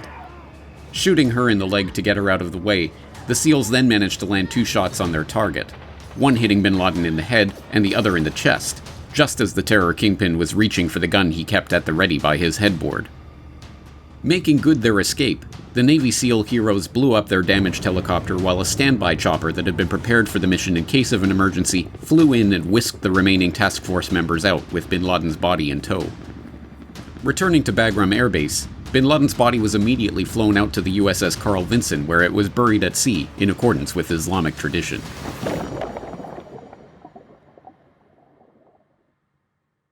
And just like that, it was done. Public enemy number 1, the face of the War on Terror, was dead, slain by the valiant Navy SEALs in a daring operation that was broadcast in real time to the White House Situation Room, where the Commander-in-Chief of the War of Terror, Barack Obama, and his iron-willed cabinet of terror warriors watched with steely determination. Indeed, this was not the stuff of history books, no dry, dusty tale of some minor police action or military operation. It may not have been the grand showdown in the cave fortress that the public had been prepared for, but, befitting the comic book supervillain of the War on Terror narrative, this was the stuff of Hollywood blockbusters. Geronimo. For God and country. Geronimo.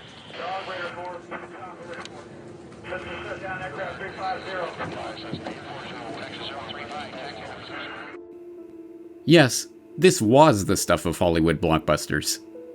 But, like a Hollywood blockbuster, the story of the raid was itself fiction. In fact, in the face of mild questioning by the generally deferential press, every single aspect of the confusing and often contradictory story that was told to the public in those euphoric hours after Obama's momentous announcement was proven to be a lie. There had been no firefight. Osama was not armed. He did not use his wife as a human shield. Burial at sea was not part of Islamic tradition. In fact, it was directly opposed to that tradition. Even the famous picture from the Situation Room was a lie. There had been no live video feed of the raid. But it wasn't just the details of the raid itself that had been a fabrication. The entire story of the decade-long manhunt for Osama, dramatized in Oscar-winning movies like Zero Dark 30 and recounted in countless reports, books, and tell-alls, proved to be similarly fraudulent. In fact, the story began to fall apart from the very moment it was told to the public. But while most of the press remained content to pick at the corners of the story, leaving the substance of the narrative intact, others dug deeper, looking for answers amid the confusing confluence of lies, obfuscations, cover-ups, and contradictions that surrounded the raid.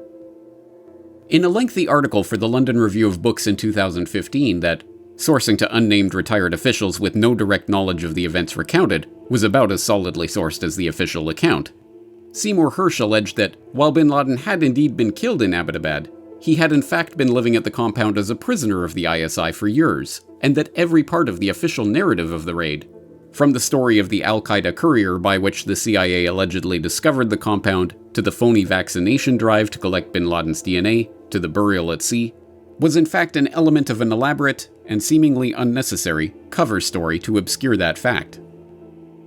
In a piece for The Independent the year after the raid, Patrick Coburn pointed out the inherent contradiction between early reports that the raid had uncovered a treasure trove of intelligence that portrayed bin Laden as a spider at the center of a conspiratorial web, and later admissions that he had had almost no contact with the outside world and was increasingly delusional about his organization and its capabilities. Others simply pointed out that, given this was at least the 9th occasion in which journalists, politicians, intelligence officials, or others had pronounced Osama bin Laden dead, it was not to be believed without evidence. But that evidence was not forthcoming. Instead, the government went to extraordinary lengths to cover it up. All the files from the raid, including copies of the death certificate and autopsy report for bin Laden, as well as the results of tests to identify the body, were deleted from the Pentagon's computers and transferred to the CIA, where they could be more carefully guarded from Freedom of Information Act requests. Pictures and video of the raid, including pictures of Osama bin Laden's dead body that, the public were told, may be released, were instead sealed away forever. At the time, all that was released were a few short videos of a man purported to be Osama bin Laden that, it was claimed, had been taken from the compound, although it was never explained why bin Laden would have poorly shot video of his back to the camera, watching himself on TV, and some salacious details about the records allegedly seized from the compound's computers, like the devout Muslim jihadi's predilection for porn, that seemed reminiscent of the CIA's previous wacky ideas for faking videos about Hussein and bin Laden. But CIA Director Leon Panetta did leak classified details of the raid at a 2011 award ceremony attended by Mark Boal, the screenwriter who would go on to write and produce Zero Dark 30, the Hollywood dramatization of the manhunt for Osama that portrayed the official version of the raid on the silver screen, and even falsely implied that the CIA's illegal torture program had been essential in helping to track down the terror kingpin. The full truth of what happened in Abbottabad, now obscured by lies, misinformation, selective leaks, self-serving tell-alls, and still classified data, will likely never see the light of day. But to the directors of the War of Terror, that is beside the point. Osama bin Laden had served his purpose as the villain in the terror war story. And, having served that purpose, he was being written out of the script.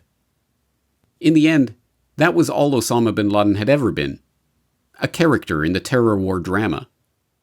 One so good that, if he didn't exist, they would have had to invent him. Well, it's pretty obvious that a judgment is coalescing around the president that it was Osama bin Laden.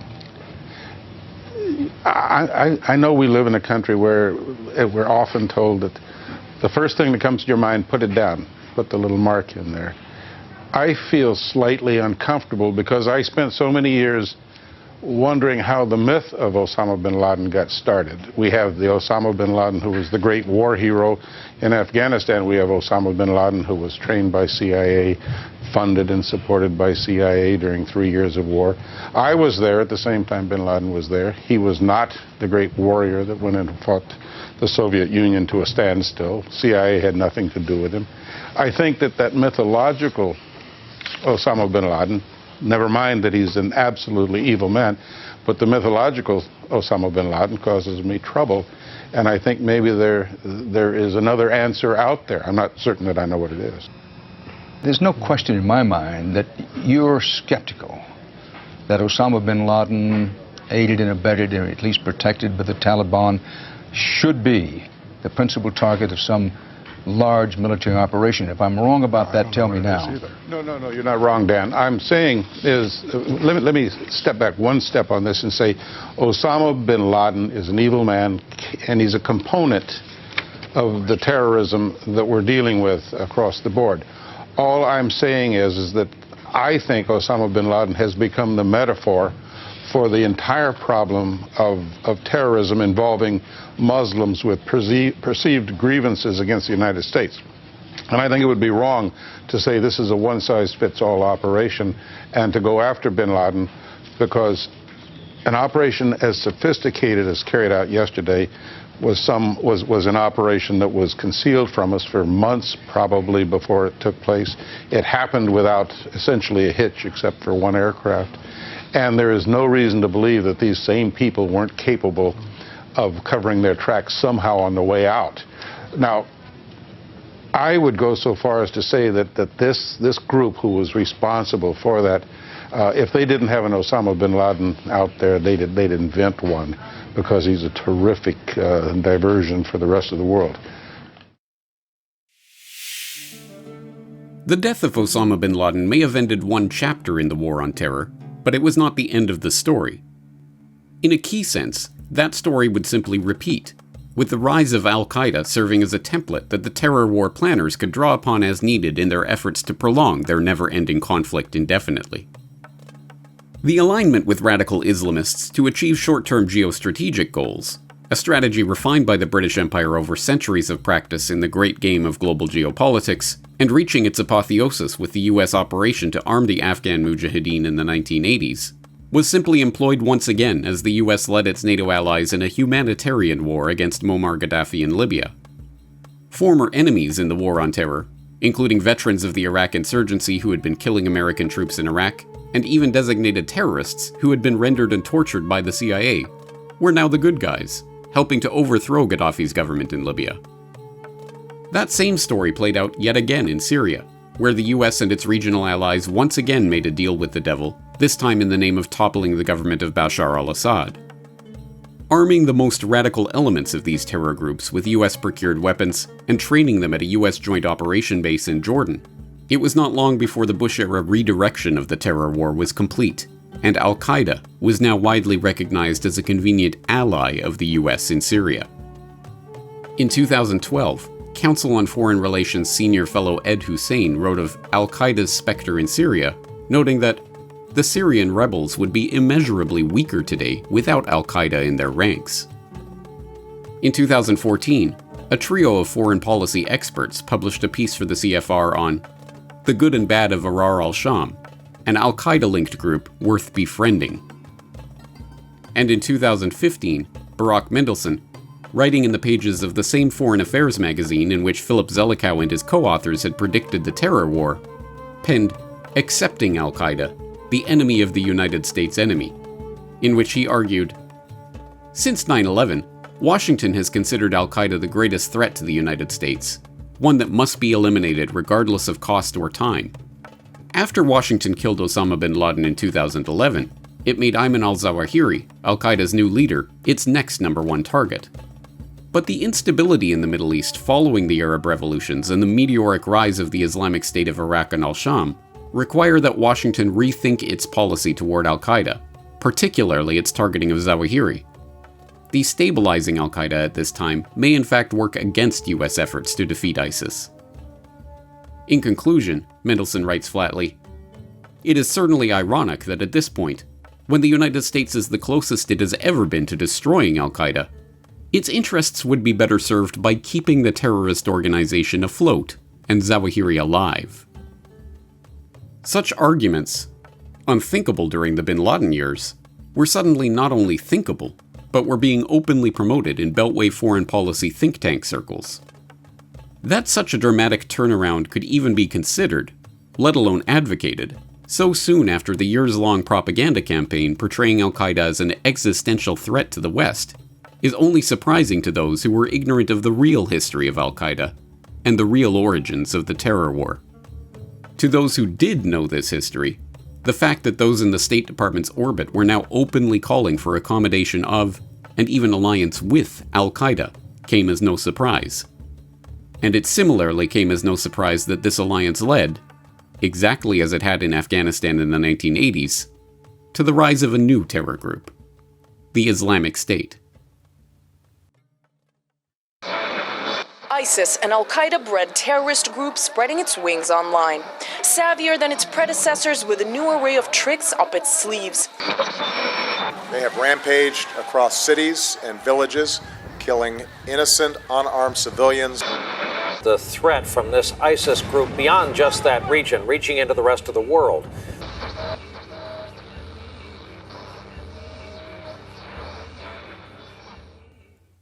Rising from the ashes of the same Al Qaeda in Iraq that had been led by Abu Musab al-Zarqawi, the US military's self-proclaimed most successful information campaign to date, the Islamic State rose to international prominence in 2014 when it captured Raqqa in Syria and began a campaign that saw it take over Mosul and Tikrit in northern Iraq before announcing the establishment of a caliphate. As a convenient justification for re-engaging the American military in Iraq, and as another excuse for military intervention in Syria, it was only later that the truth began to emerge. Not only had the US armed and trained these very ISIS fighters that they were now engaged in mortal struggle with, and not only had the US's own Defense Intelligence Agency precisely predicted the rise of an Islamic State in this area of Syria and Iraq 2 years before it happened, but US-led forces repeatedly stood down as ISIS convoys moved unimpeded, allowing them to take Ramadi in 2015 and allowing a convoy of stranded ISIS fighters to return home in 2017. The career of the group's new leader, Abu Bakr al-Baghdadi, followed the now familiar terror boogeyman pattern. Like his predecessor Zarqawi, Baghdadi was pronounced dead, alive, arrested, dead, and alive again so often that news of his actions quickly descended into farce. Detained by US forces at Camp Bucca in Iraq in 2004, he was reportedly arrested again in March 2007 and killed in May of that year, before being arrested yet again in 2009 and killed yet again in 2010, at which point even the Times was forced to concede that the arrest or death of Mr. Baghdadi, the insurgent fighter, has been reported so many times that it has become a macabre joke. But he was not done yet. He was reported to have died in an Israeli hospital in April of 2015, then killed in an airstrike in October 2015, and killed again by the Russians in June 2017, before the Syrian Observatory for Human Rights released a statement insisting he really is dead this time in July 2017. Yet still he continued to reappear, reliably resurrected in the headlines of the establishment press to terrorize the public as needed until the final report of his death in 2019. But perhaps the most remarkable aspect of the announcement of this, the final death of this remarkably resilient terror mastermind, carefully staged to bring to mind Obama's dramatic announcement of the death of Osama bin Laden and to rally the country around the flag once again. Last night, the United States brought the world's #1 terrorist leader to justice. Abu Bakr al-Baghdadi is dead. Is that few in the public seemed even to notice that it had taken place. And, in 2022, when Biden took his turn as the conquering hero, announcing the death of Ayman al-Zawahiri. My fellow Americans, on Saturday, at my direction, the United States successfully concluded an airstrike in Kabul, Afghanistan that killed the emir of Al Qaeda, Ayman al-Zawahiri. Again, it was greeted by a collective shrug. Few in the public even knew Zawahiri's name, let alone gave him much thought. For a world that had just lived through 2 decades of near-daily assurances that Al Qaeda was so existential a threat to human civilization that it justified a worldwide, never-ending war on terror of unlimited scope, this was nothing short of remarkable. The war of terror, it seemed, might end not with a bang, but a whimper. For the families of Zamari Ahmadi and all the millions whose blood was spilled in Afghanistan, Iraq, Libya, Syria, Yemen, Somalia, and all the other lands that have been torn apart by the senseless carnage of the past 2 decades, the growing apathy of the American public to the terror war narrative may come as cold comfort. But to those who have spent decades living under the shadow of the ever-present terror fear-mongering, cynically wielded by politicians and governments to keep their populations cowering under the weight of color-coded terror threats, the rejection of the terror war narrative is undeniably a turning point. But, even if the public, having snapped out of the Al Qaeda delusion, are content to move on with their lives and to prepare to live in a post-terror world, the terror warriors have other plans. What many in the public have failed to realize is that the war of terror was never really about Osama bin Laden. It was never really about Al Qaeda. It wasn't about radical Muslims. At base, it wasn't even about geopolitical goals or reshaping the map of the Middle East. It was about us. The Obama administration's internal legal justification for assassinating U.S. citizens without charge has been revealed for the first time. I don't know. If the president's going to kill these people, he needs to let them know. Some of the people might be terrorists or people who are missing fingers. Some people have stains on their clothing. Some people have changed the color of their hair. This was no mere protest gone awry. It was what they used to care about most on the right, the worst kind of planned violence, terrorism. These are not acts of peaceful protest, but really domestic terror. The assistant director of the FBI's counterterrorism division told Congress that the Bureau currently has 850 open domestic terror cases. Half of those are anti-government or anti-authority extremists. And this was what DHS decided to put out in a bulletin, that now if you have COVID misinformation that they classify misinformation, you are a domestic terrorist. Yeah. First, we are broadening the scope of Canada's anti-money laundering and terrorist financing rules so that they cover crowdfunding platforms and the payment service providers they use. There is little cultural overlap between violent extremists abroad and violent extremists at home. But in their disdain for pluralism, in their disregard for human life, in their determination to defile national symbols, they are children of the same foul spirit, and it is our continuing duty to confront them. There, just below the surface of the War on Terror story that was sold to the public, the story of radical, freedom-hating Muslims and cowardly terror attacks and crusading presidents flanked by their valiant Navy SEALs, is another story. As if written in invisible ink between the lines of the history of Al Qaeda is the story of the Patriot Act and the Department of Homeland Security, of the TSA and biometric screening and domestic terror watch lists. It is the story of the creation of an entire infrastructure of legal measures and emergency powers that have quietly transformed the face of the so-called free world. The terror myth has always served primarily as a tool of domestic control. It is a blank check for every government to enact whatever controls it desires over its population in the name of security. And the public, convinced of the need for that security by the terror war myth itself, clamors for more government controls. The problem feeds upon itself. There is only one way to break out of such a vicious circle. The underlying premise of the entire terror war has to be called out for what it is: a lie. In the end, perhaps this is how the war of terror really ends.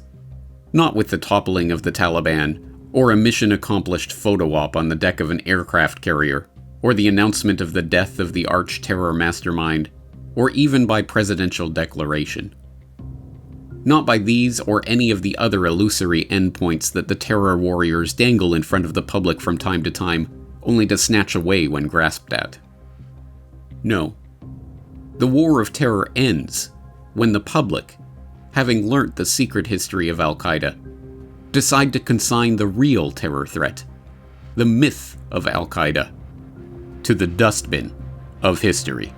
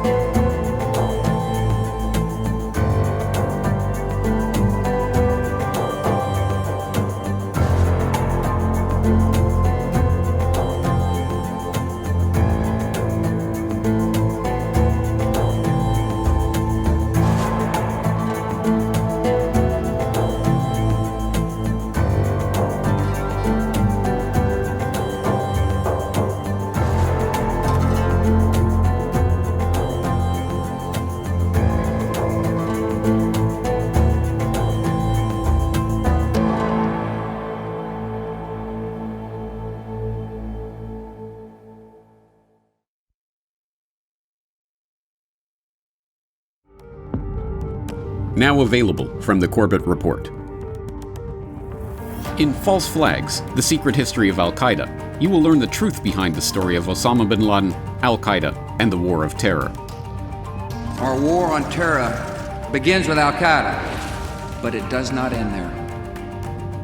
Watch the documentary for free at corbettreport.com/Al Qaeda, or support the filmmaker and purchase the documentary on DVD at newworldnextweek.com.